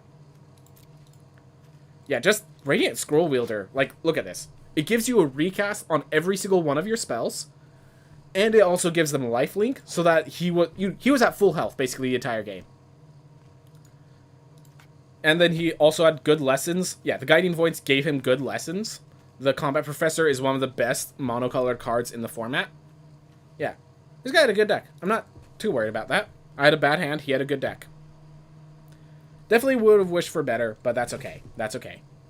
We're already at 3 wins, which means we broke even. So yeah, you're trying to go for 7 wins, but as long as you get 3.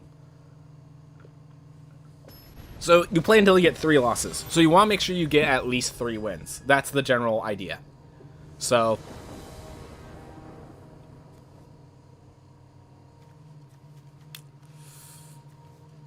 I hate golden ratio.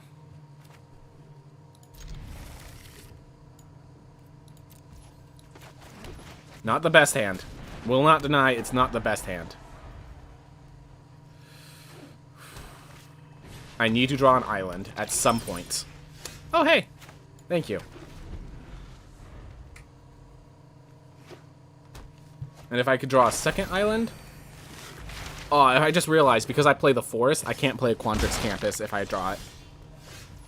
Alright. But yeah, golden ratio, I definitely, from playing this, alright. So, I might just, because I'm not drawing the green, I might just grab the Intro to Prophecy to get myself the card draw I need. Yeah. Yeah, I want to make sure I actually get to 6 with Leyline Invocation. I'm going to grab the Intro to Prophecy. And yeah, this golden ratio over these 2 games has proven itself worse than Tangle Trap. There have been flying threats I needed to deal with. And this card just is, at best, draw a card. And I don't need that at certain points. You just, at a certain point, you just don't need that anymore.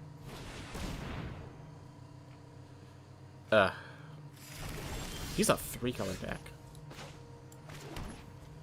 Alright, if I draw a land, I don't do anything with it. So I'm actually going to hold up. So we're just going to hold the Rika moment. Heading to bed. Good luck. Have a good one. Thank you, sweet kid. Alright.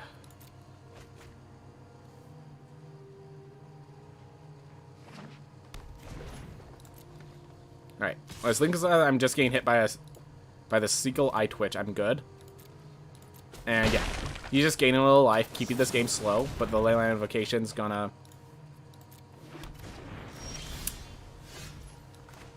That's gonna give it to you. And extra, I could equip the Team Pennant, Intro to Prophecy, and still keep the Negate active. Which is pretty awesome.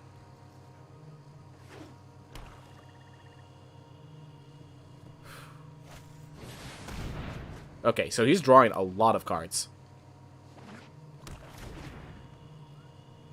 Yeah, he's ramping pretty solidly. Won't deny that.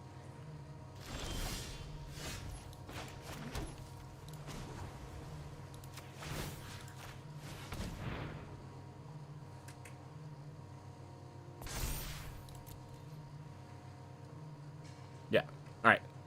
So I'm readying the negate for the Infuse It with Vitality that he's going to put on the Eye Twitch.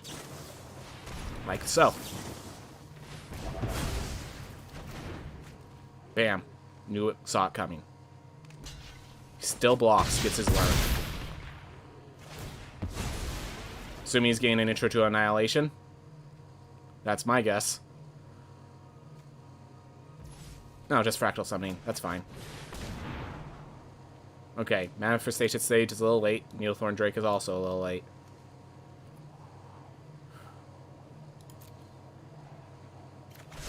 I guess the Manifestation Stage could have synergized with the Golden Ratio pretty well, but...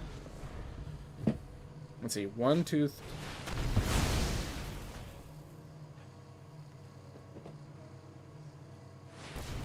Darn Culling Ritual. Good card. Yep. Would have made a 4/4. Good to know. Alright. It's cram session. Get myself... It's time for the Fractal Summoning. And while we wait for that Fractal Summoning, we'll create an 8/8. Gosh, Culling Ritual is a really good card. So, as you saw, bore white to me, but also took out my Team Pennants. Yeah, Culling Ritual is insane. And then it gives you mana in the process, so it doesn't even anti-tempo you, as it wipes the board. So yeah, Culling Ritual is a really good card.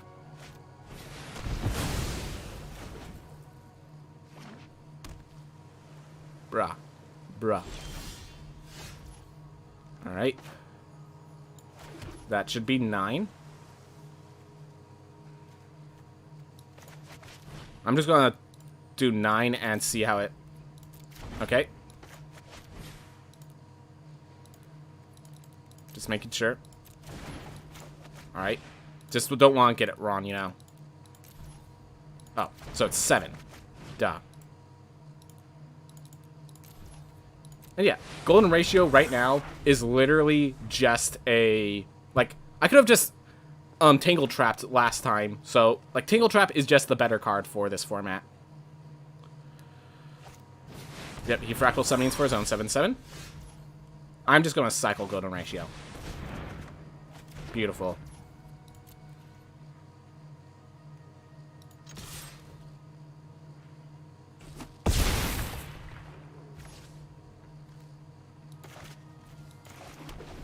I do like playing at least one land because we have more Leyline Invocations. Yeah, we have one more Leyline Invocation and 10 lands. I think that's enough, though. I think we gotta stop. We gotta hold this land as if it's a counterspell. Scare him a bit.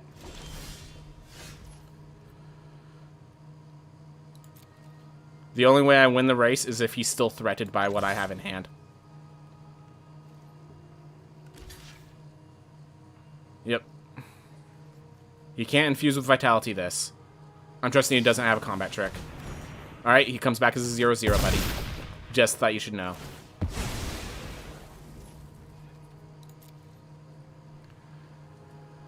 Yep. So in case you're wondering, creatures do not come back with their +1/+1 counters unless it's a card that specifically states enters the battlefield with +1/+1 counters. Counterspell? I'm waiting to see it. Whirlwind Denial is not useful at this point anymore. And yes, I'm okay having an 11/11 instead of a 12/12 and scaring him. Alright. He's not blocking with the Aurafall area list. Is he about to play like a summoning? Nope. Interesting. Well, I mean, I'm swinging in. What's your response? Burying books? You got a berry? Oh, that's a summoning. Just get a bunch of pests to block. This is why Vortex Runner is good. You start get to a point where the board just kind of like mucks up. And then we have an unblockable creature.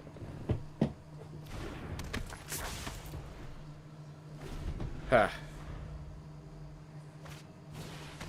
Unwilling Ingredients, good for him. He could... Alright. Seriously, I definitely attack with the Vortex Runner. I think that's it. I think I wait till I get Trample to get through his pests. Because a board stall... Because of my Vortex Runner, the board stall game goes to my favor. And this way I don't have to... Okay, it's no longer in my favor. That was quick.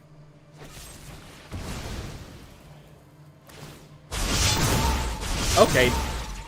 Loud sound effects. Loud sound effects, thank you. At least I still have a 4/4. Yep. Alright. I'll attack with a 4/4 now. Because he doesn't have enough.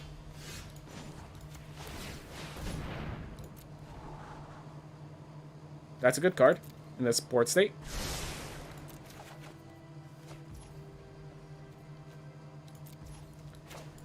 So it's now 4/4 and 7/9/9, but it has Trample again. And we're applying pressure. He would need specifically infuse with Fortifying Draught, I believe is what it's called, to block that 4/4 successfully without using his Archmage. Let's put another stop so I can do that Quandrix Campus again. Alright. He is drawing through a lot of his deck. Cannot deny that. Or a third Infuse, you're correct. Fuse Vitality could also solve that. Alright. So there's a trick he's doing, and I'm seeing it. He's going to double block this to give himself another turn. I'm not allowing that. I'm attacking with just Vortex Runner now. I will not let him gain life off of his pests. I actually want to save the Manifestation stage. No reason to develop more on this board right now. So now he needs an answer to Vortex Runner. He's going to attack with all his pests, and I'm not going to block a single one. Go ahead.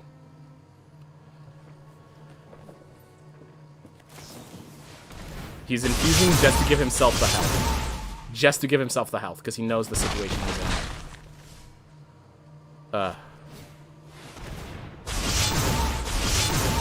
Notice the amount of cards left in his deck. He is running low. We might just win by mill if this continues.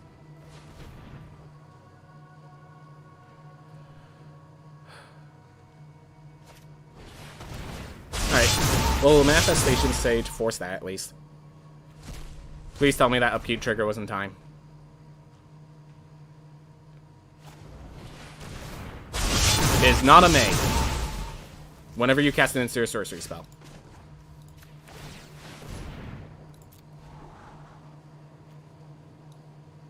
Sure. That's fine.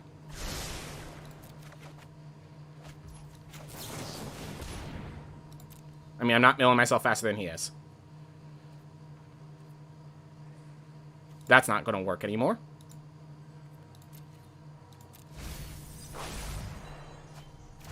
So he's afraid of milling himself out.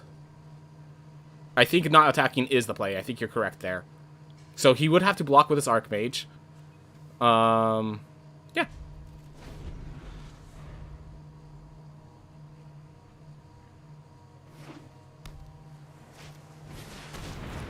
That's fine. What's an 11-10 to a 12-12? As long as the Archmage is in play, he can't play certain cards. He's going to attack with the Archmage, is my bet. Alright, Pledge Mage. That last card is unplayable for him.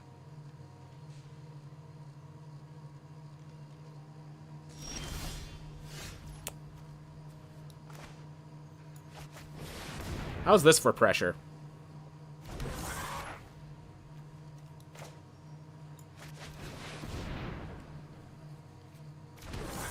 Go ahead, remove one.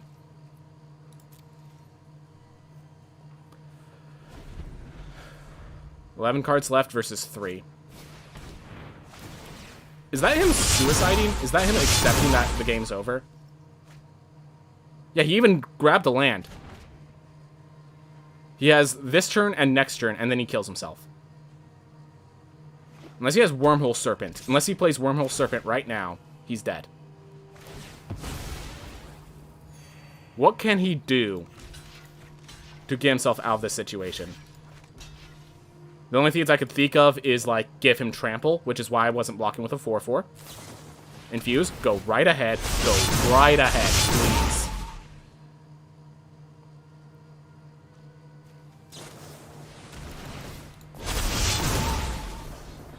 Bam. Congratulations, you played yourself. That felt good. That felt good. Yeah, there were no spells. There's a Clockwork Librarian, but he didn't have one in his deck, so. Before we continue, I have stated Golden Ratio is worse than Tangle Trap. It is my personal position that Golden Ratio is worse than Tangle Trap.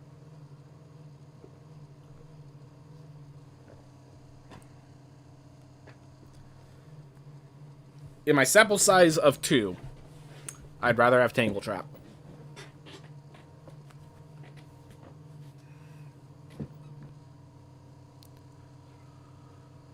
Huh. Fantastic sample sizes, by the way.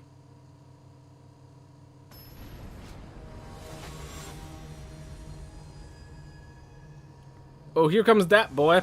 And he's gold ranked. Scary boy. Team Pennant. All I need to do is draw an island. And this goes from a bad hand to an okay. This goes from bad to okay. No. Okay, again I need to draw an island. But this is going to be a Quandrix Apprentice and has the late game finale. And I'm not going to 5. I am not going to 5 with lands. With land drops, I am not going to 5. Just not a decision that crosses my mind.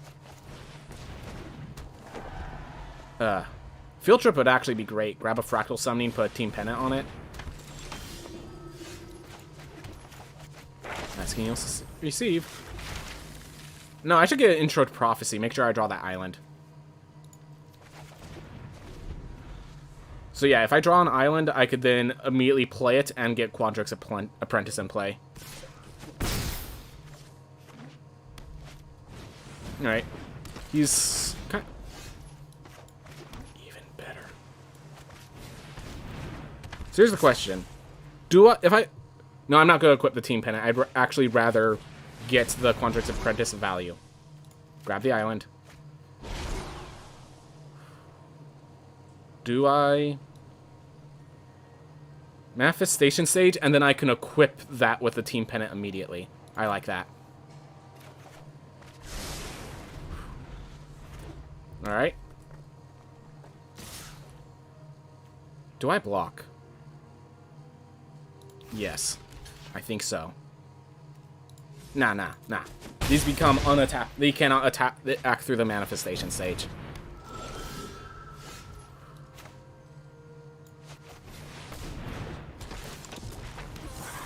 Gets big as possible.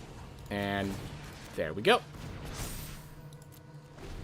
Next turn, I could Leyline Invocation, and Quandrix starts thinning my deck. Beautiful. Tome Shredder, but he has no spells. Yep. For him, it's a board stall. For me, it's a board win.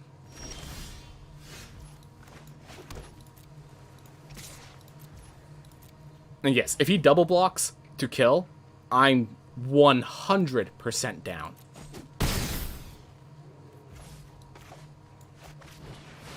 Get myself another land. Beautiful. And let's re-equip the Team Pennant to the... Actually, no. The 5/5 is big enough. I want it to be big enough to block the Fuming Effigy. Alright, so he went wide, but had nothing to do with it.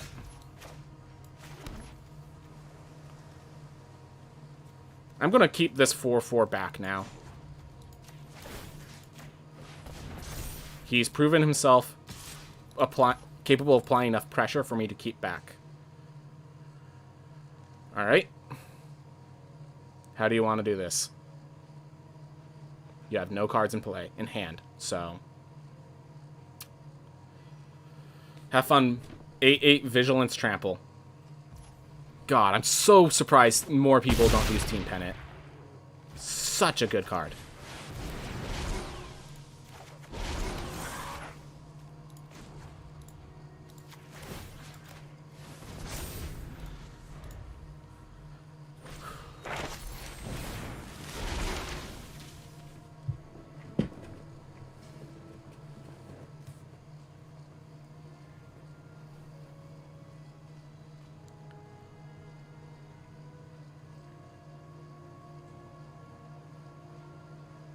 He has to find a lesson.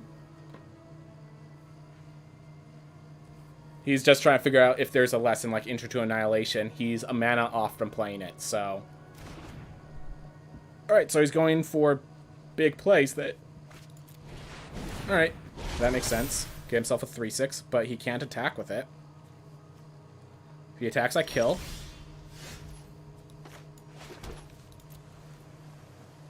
I'm just attacking with a 9/9 and a 7/7.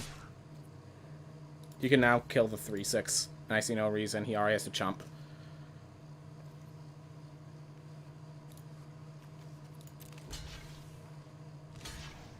Alright, so he's like super blocking this. That's perfectly fine.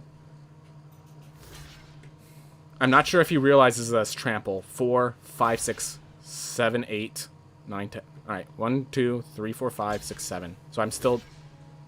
Alright, we're killing the Flame Painter. Yes, yes, we are. And we're killing this guy first. There we are.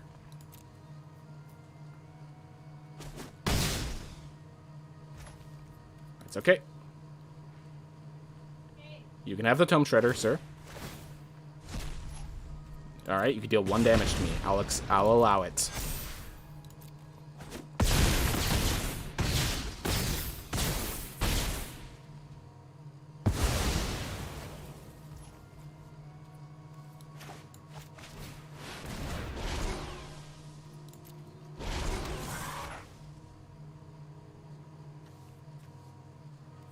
I'm gonna ready to curate.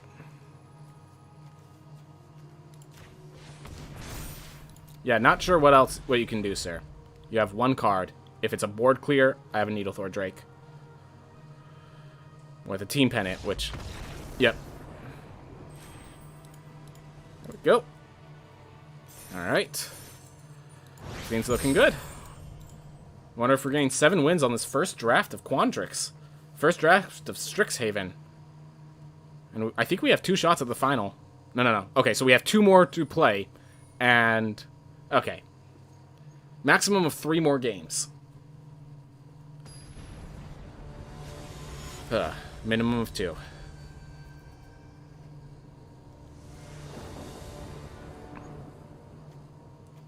Okay, Team Pennant, Cram Session, Field Trip, Leyline Invocation. This is actually a beautiful... I love this hand. I can decide whether I want what I want for my... I have both my learn cards, so I could grab both Fractal Summoning and the Ley Line.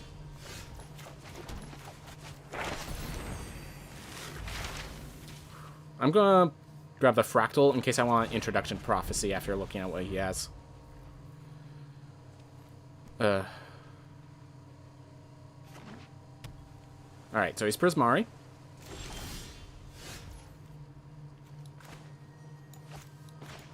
There's the forest that I wanted. There's the island that I wanted. So now I can also grab Elemental Summoning.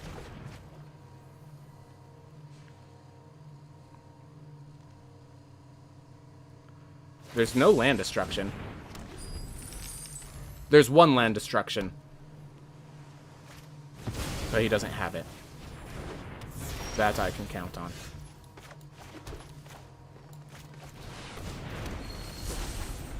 Alright. Do I want...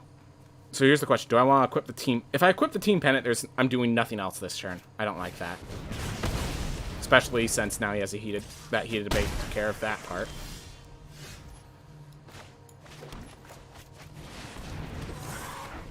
Alright, try heating bait this. Yep, next turn I could curate and have the team pennant. I'm happy with that.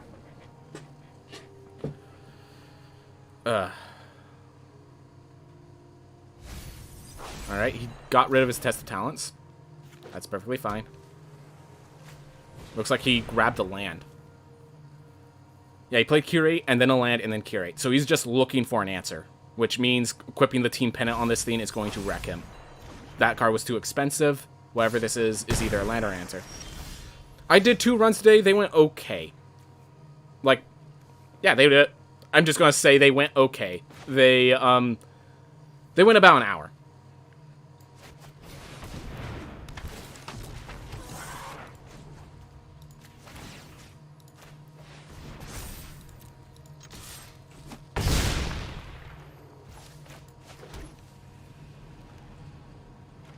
And yeah.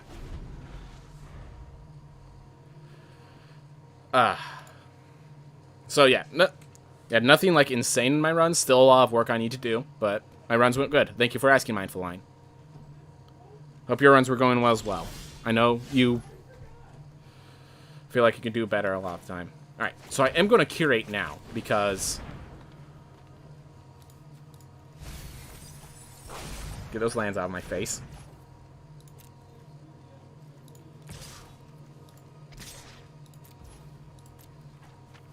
I'd rather give the 7/7 trample. Alright, he's going to debate that after, is my assumption. Yep. Still deals 6 damage.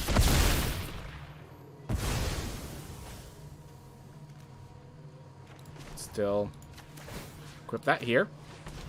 And with Vortex Runner, we threaten lethal. Beautiful. Beautiful. Sad. My runs went both under an hour, so that was nice. Should practice IRAD some more. I'll probably get back to a consistent 40-ish minutes. Yep, practicing IRAD is definitely a thing I need to do. Yep. Not surprised. Team Pennant is a win condition. A lot of people don't realize Team Pennant is an amazing win condition. It just prevents board clogs from ever happening. Did die after the boss goes through the second phase, the time slowdown. Oof. Sorry to hear that, man. It's happened to me. It's happened to me too. It's happened to me too, but yeah. Definitely it feels like the slowdowns. When you get consistent on a boss, the only thing that kills you is the slowdowns. It's kind of funny. Well, alright.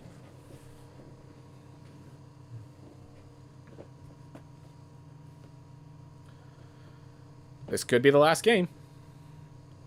Save us all a game. Keep it all solid. Vicareo. Alright, Vicareo. Bring me to gold. Showing my hidden MMR is amazing. I get a cram session. I get a field trip. Okay, so I gotta decide which ones I want now. So I definitely want the elemental summoning.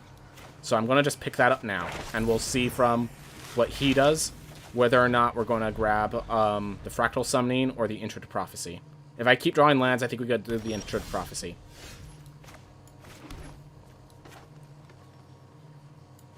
Now we'll grab Fractal. Fractal's just so good.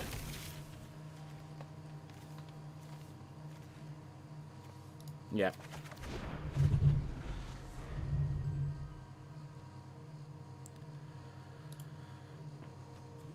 He's Abzan.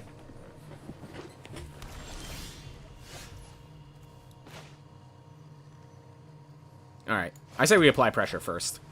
Then we could Quandrix Apprentice into a Mentor's Guidance next turn. Does leave a mana open, but... like, I want to see him tap out. Alright. Sounds good. I am okay with this trade. Take it. I dare you. I just thought, why not ask a feature to disable it in the Discord? Oh! Yeah, feature to disable the time stop. I get it. Alright. Nothing there. Darn. Do I want a second Quandrix Campus, or do I just want an untapped land? I want an untapped land, I think. Yeah.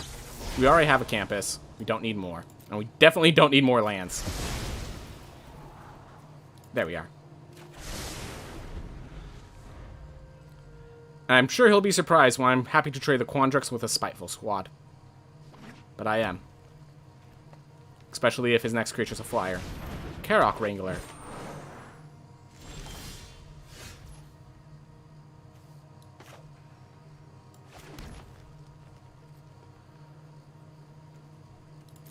I want to see him trade.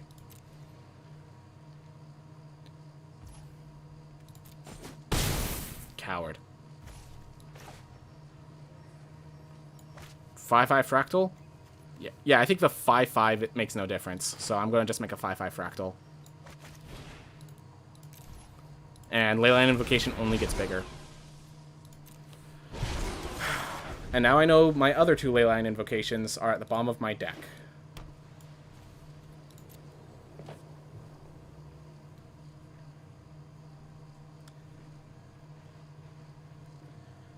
Oh well. He's only played 2 cards so far.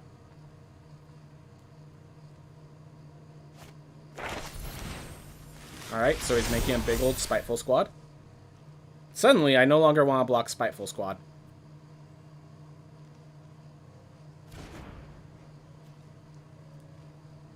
See, that will turn this into a 7/7 when we block. And I don't really have removal. Yeah, I got no Mage's Duels. I just have to trample over. Which is going to be rough. If he Fractal Summonings for 3/3. Oof.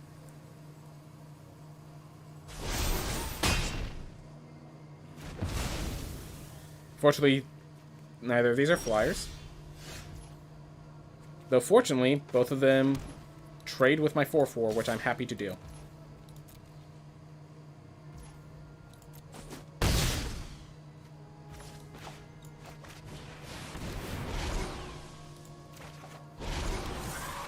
Yep, we have a lot of our cards at the bottom that we want at the top. Just something I gotta deal with. Tenured Inkcaster, alright. So he's a +1/+1 counter deck. He cannot attack with a Spiteful Squad. If he does, then yeah, I just let it through, and I start wrecking his face in with these two.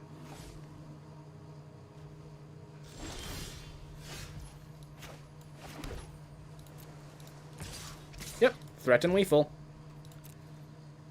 How you want to block this? I probably could have attacked with a 2/2 as well, because of that.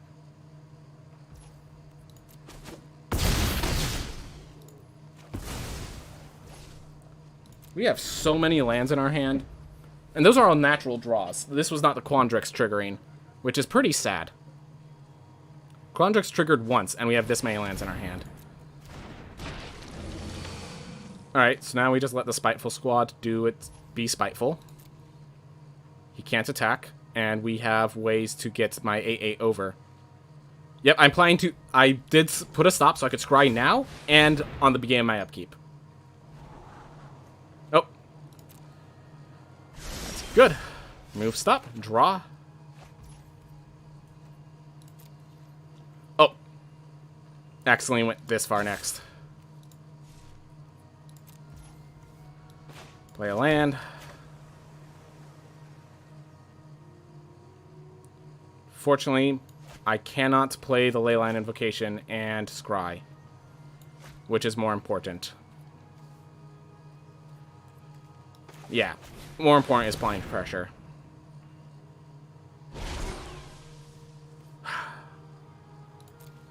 All good cards. All good cards.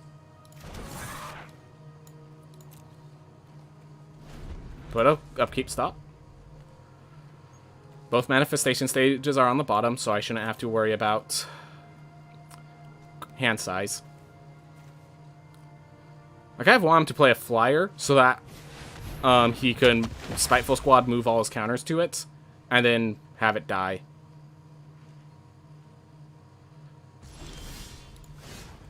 Can't you check most of your deck? Yeah, Pennant or the Snake is probably what you want, and they are still... Well, there's the Pennant.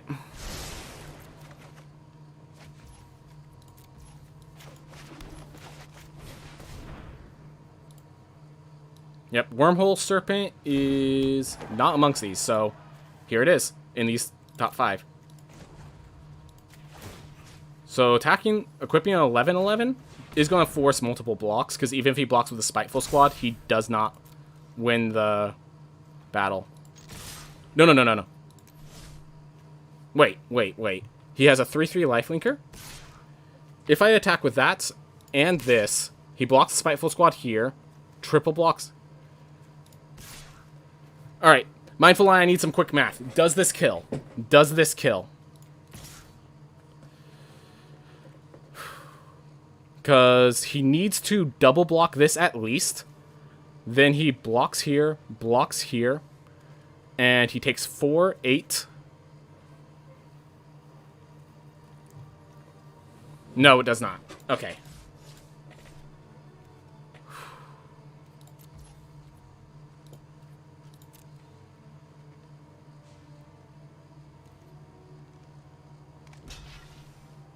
He has to block with... Does he not realize? Then Fuse saves him. The life gain saves him. Well, I'm glad I did not multi-attack.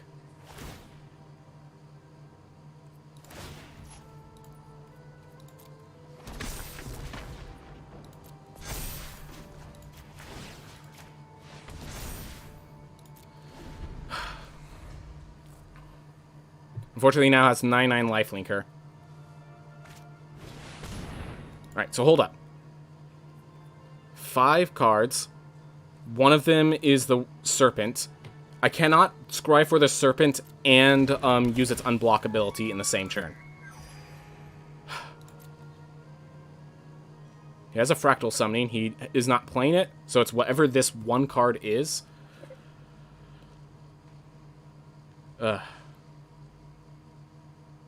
If it's not the Serpent, what else gets me through this board? I think I still have to scry for the Serpent just because... Help start moving through the board. Okay, the pause tells me he does not have a combat trick for the Molder and Karok. So if he attacks with Karok, I'm blocking. Alright. I'm still scrying for the Serpent, even if I can't trigger it. That helps me get to the Serpent.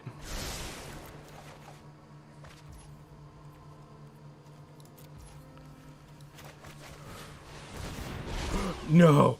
Oh, thank God!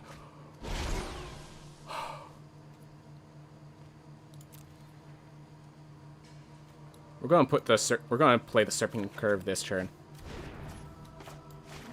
No, I can't play the Serpentine Curve. Darn Quandrix Apprentice. Do I attack with No. If I attack with Quandrix Apprentice, he blocks with the...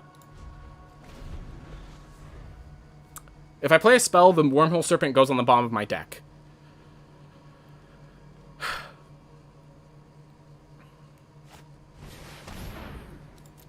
Alright, so he has Infuses that he can now play on his creatures.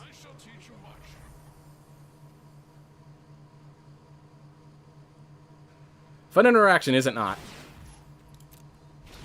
And he has the Mage Duel. I couldn't play the Serpentine Curve. Alright. Well, at least that's exiled, so he doesn't have the Mage Duel next turn. But I think he just... No, I think he just won the game. Oh! What did I... Oh, because if I do... The Wormhole Serpent die. The Wormhole Serpent disappears.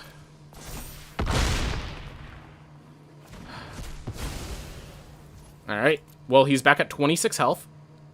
Or 16 at the very least.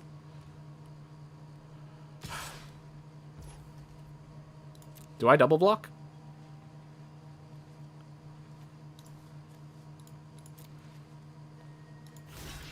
I think I double block. Yeah, he still would have been able to do that in response, so I'm glad I didn't do it. Let's see, what's my... The invocations are not too far away. I can actually use the Quandrix Apprentice to get to my invocations.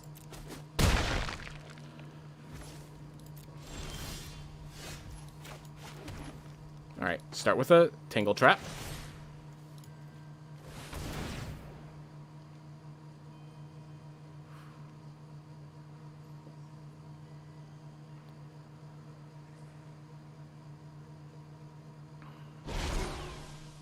Yep. Alright, next up. Alright, so I want to play the Serpentine Curve this turn.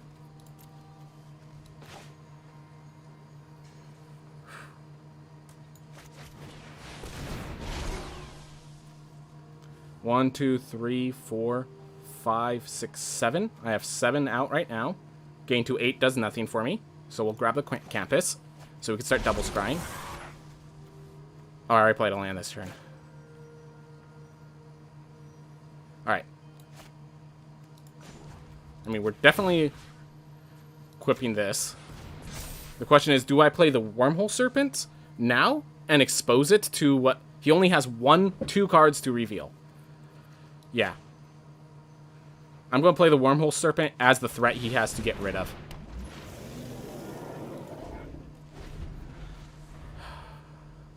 Game's not over yet. That feels good. Bookworm is nice. Bookworm's nice on his part.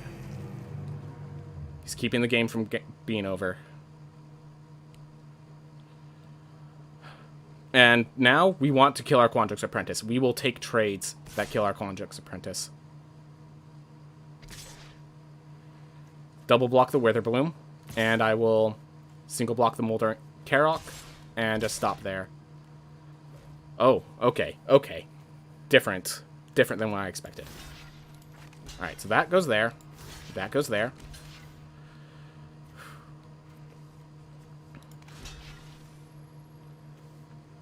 I think he's low enough on health, we could do that. And then we take 8. I am okay with this. Gives a creature trample. Yeah, I think I'm okay with this. It's not the best, but we now have the Leyline Invocation coming back next. So, and we clear off his board pretty well. Alright.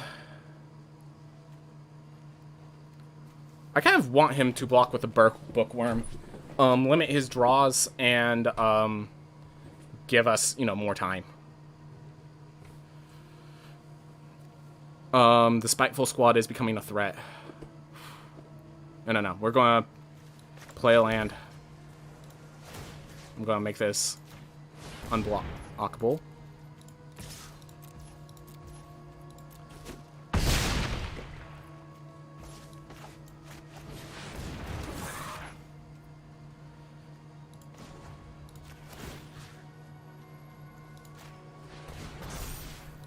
Alright, so we threaten lethal next turn.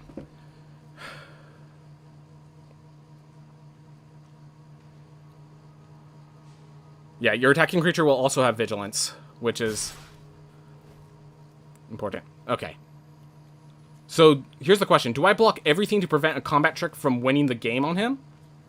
Yes, I think I block everything just to prevent the combat trick from winning the game. 1, 2, 1, 2. Okay, so 1, 2, 1, 2, 3, 4. So his Fractal Summoning cannot get big enough. We will have 2 creatures he has to clear, and this will prevent him from having Beaming Defiance, which would kill me. Beaming Defiance would, in fact, kill me. So I'm okay making this block, even though it loses my Wormhole Serpent.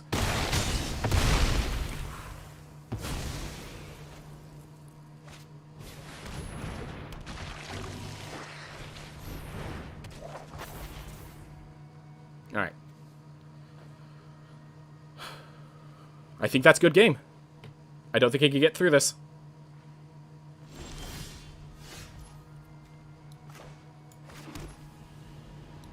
$15 lands in a 17-land deck. He has to block the 10-10. And I don't know what he does after that. Alright. And here's another Leyline Invocation.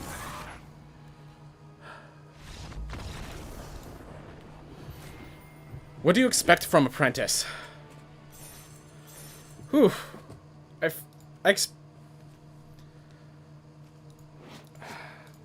Beautiful.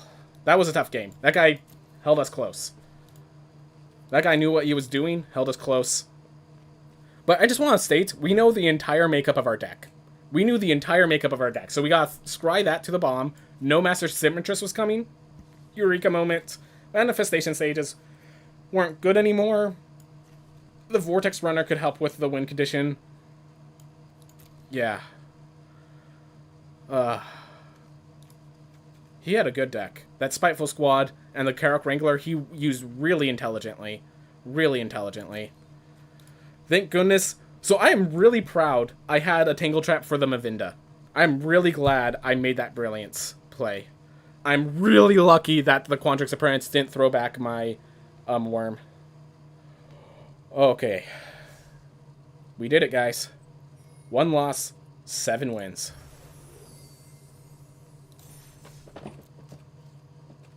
Oh. A little stressed. Thank you, Mindful Line. Thank you for the GGs. Alright, we're going to open packs because I know a lot of people like seeing pack openings. So, and this is kind of a new format set for me, so a lot of cards are going to say new. Maelstrom Muse is nice. The Snarls, so the Snarls were necessary to be printed, but they're not very good lands. They're okay lands. They're lands that people appreciate. Like my good dresses. Ooh, Exodus. Ooh. I feel like there's a... The problem with Exodus is that they're... Actually, you know what? Exodus has some really good, like, brawl decks for him. Because he's 3 colors, and they all... Like, you can make a sack outlet deck sort of thing. Yeah. I like the Blood Avatar more than other people do. Keeping them for after a few more drafts. Yeah, if you're going to do drafts all the time, then why not make a huge pack opening stream? That makes sense. I just like to open them after the draft so you feel like it's the complete setup. The getting the cards afterwards. So with the Team Pennant, I also see people underestimate Zephyr Boots. Flying, it gives you evasion. If you don't have an answer to flyers, this is your answer to flyers. And then if it deals combat, and if it's like a damage dealer, I mean, this is a Smuggler's Copter on a equipment. Definitely more expensive than Smuggler's Copter, which I guess is the issue. Smuggler's Copter is insane because it's a 2-mana 3/3 flyer, but yeah. Light Scribe is good. Light Scribe is good. But I don't plan to draft that aggro deck. When I make my own decks, I usually like combo and stuff. I don't like aggro.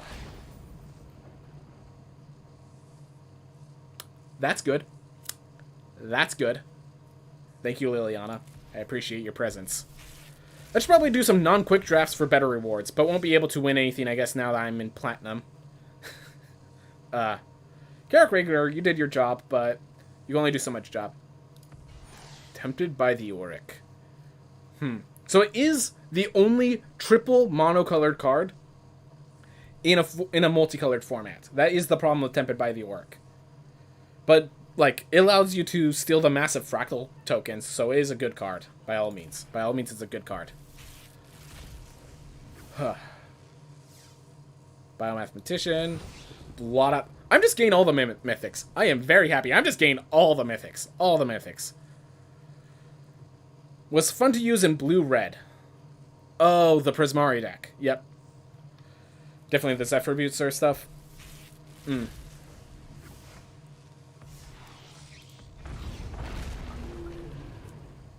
The dragon. Ah, that's cool. We got the dragon. We got the dragon. And we got the Wither command. How much luck do I have? So my luck is variable. It is either, like, if we... So let's... You're a math person, Mindful Line. So let's say there's a... Gosh. Why can I not think of all the terminology? There is a... Not quotient. I'm trying to think of the word. A deviation. So let's think of... There's a... You know, let's think of luck as a scale. 0 be... Where it's just... Most people are within 0 deviations of the luck for other people. Most people, their luck is average. Therefore, their luck is always within 0 deviations. So they're never a deviation above being extra lucky, never a deviation below being unlucky. My luck is always either, like, 2 deviations above or 2 deviations below. It never goes anywhere else. It rarely goes in the center. There's whole stories of me in Dungeons & Dragons where I would die because my character would consistently roll, like, 4 or 5 natural ones in a row. There are also stories where we went... What was... Oh my gosh, what was that story? We entered in, like, you know how you could put in lottery... Like, the... Not lottery, but, like... It's like a lottery. It's they choose a random ticket of... They choose random tickets to, like, whoever gets tickets pulled is the one who wins the prize. I remember there were, like... 3 prizes up there, and like my brother wanted one. The luck goes throughout the family. It's always 2 standard deviations above or below the average. And I remember one time he put in 2 tickets because there were 3 prizes. He just won 1. And the first prize he is called, and he's like, "Woo, yeah!" He runs up, gets his prize, victory. Then they do some stuff, and then the second prize gets called, and it's my brother again. So this time he's walking up a little bit more slowly. A lot of people were staring like, did he just, like, scam us? Is something going on? And he's just like, no, I got really lucky. So, our luck is variable. Our luck is extremely luck dependent. How beautiful is that? Our luck is luck dependent. You just need to know how Lady Luck works. She's a fickle mistress, but she's a great mistress when she's on your side. Beautiful, beautiful, beautiful, beautiful. Alright. Well, I did what I wanted to do today. Thank you so much for watching, everyone. I hope you all have a wonderful day. Now, before I go, we're going to raid a channel. As always. Grinning Goats is playing Hearthstone. Yeah, let's raid Grinning Goat. Yeah, they're a cool guy. So they play Hearthstone. I think they're, like, the Arena Masters. So, with Arena Masters, they are, you know... their games draft formats. So, yeah, let's raid them. Alright, see you guys all later. Everyone have fun. Have a wonderful days.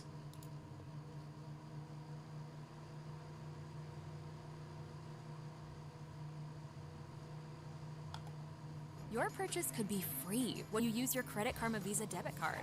Free groceries, free gas, or even a free TV.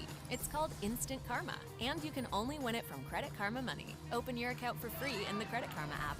Your purchase could be free when you use your Credit Karma Visa debit card. Free groceries, free gas, or even a free TV. It's called Instant Karma, and you can only win it from Credit Karma Money. Open your account for free in the Credit Karma app. I think we're just really playing for fun nowadays. Imagine playing for anything else. It's still this, isn't it? The bot isn't active? Thank you. I forgot about that.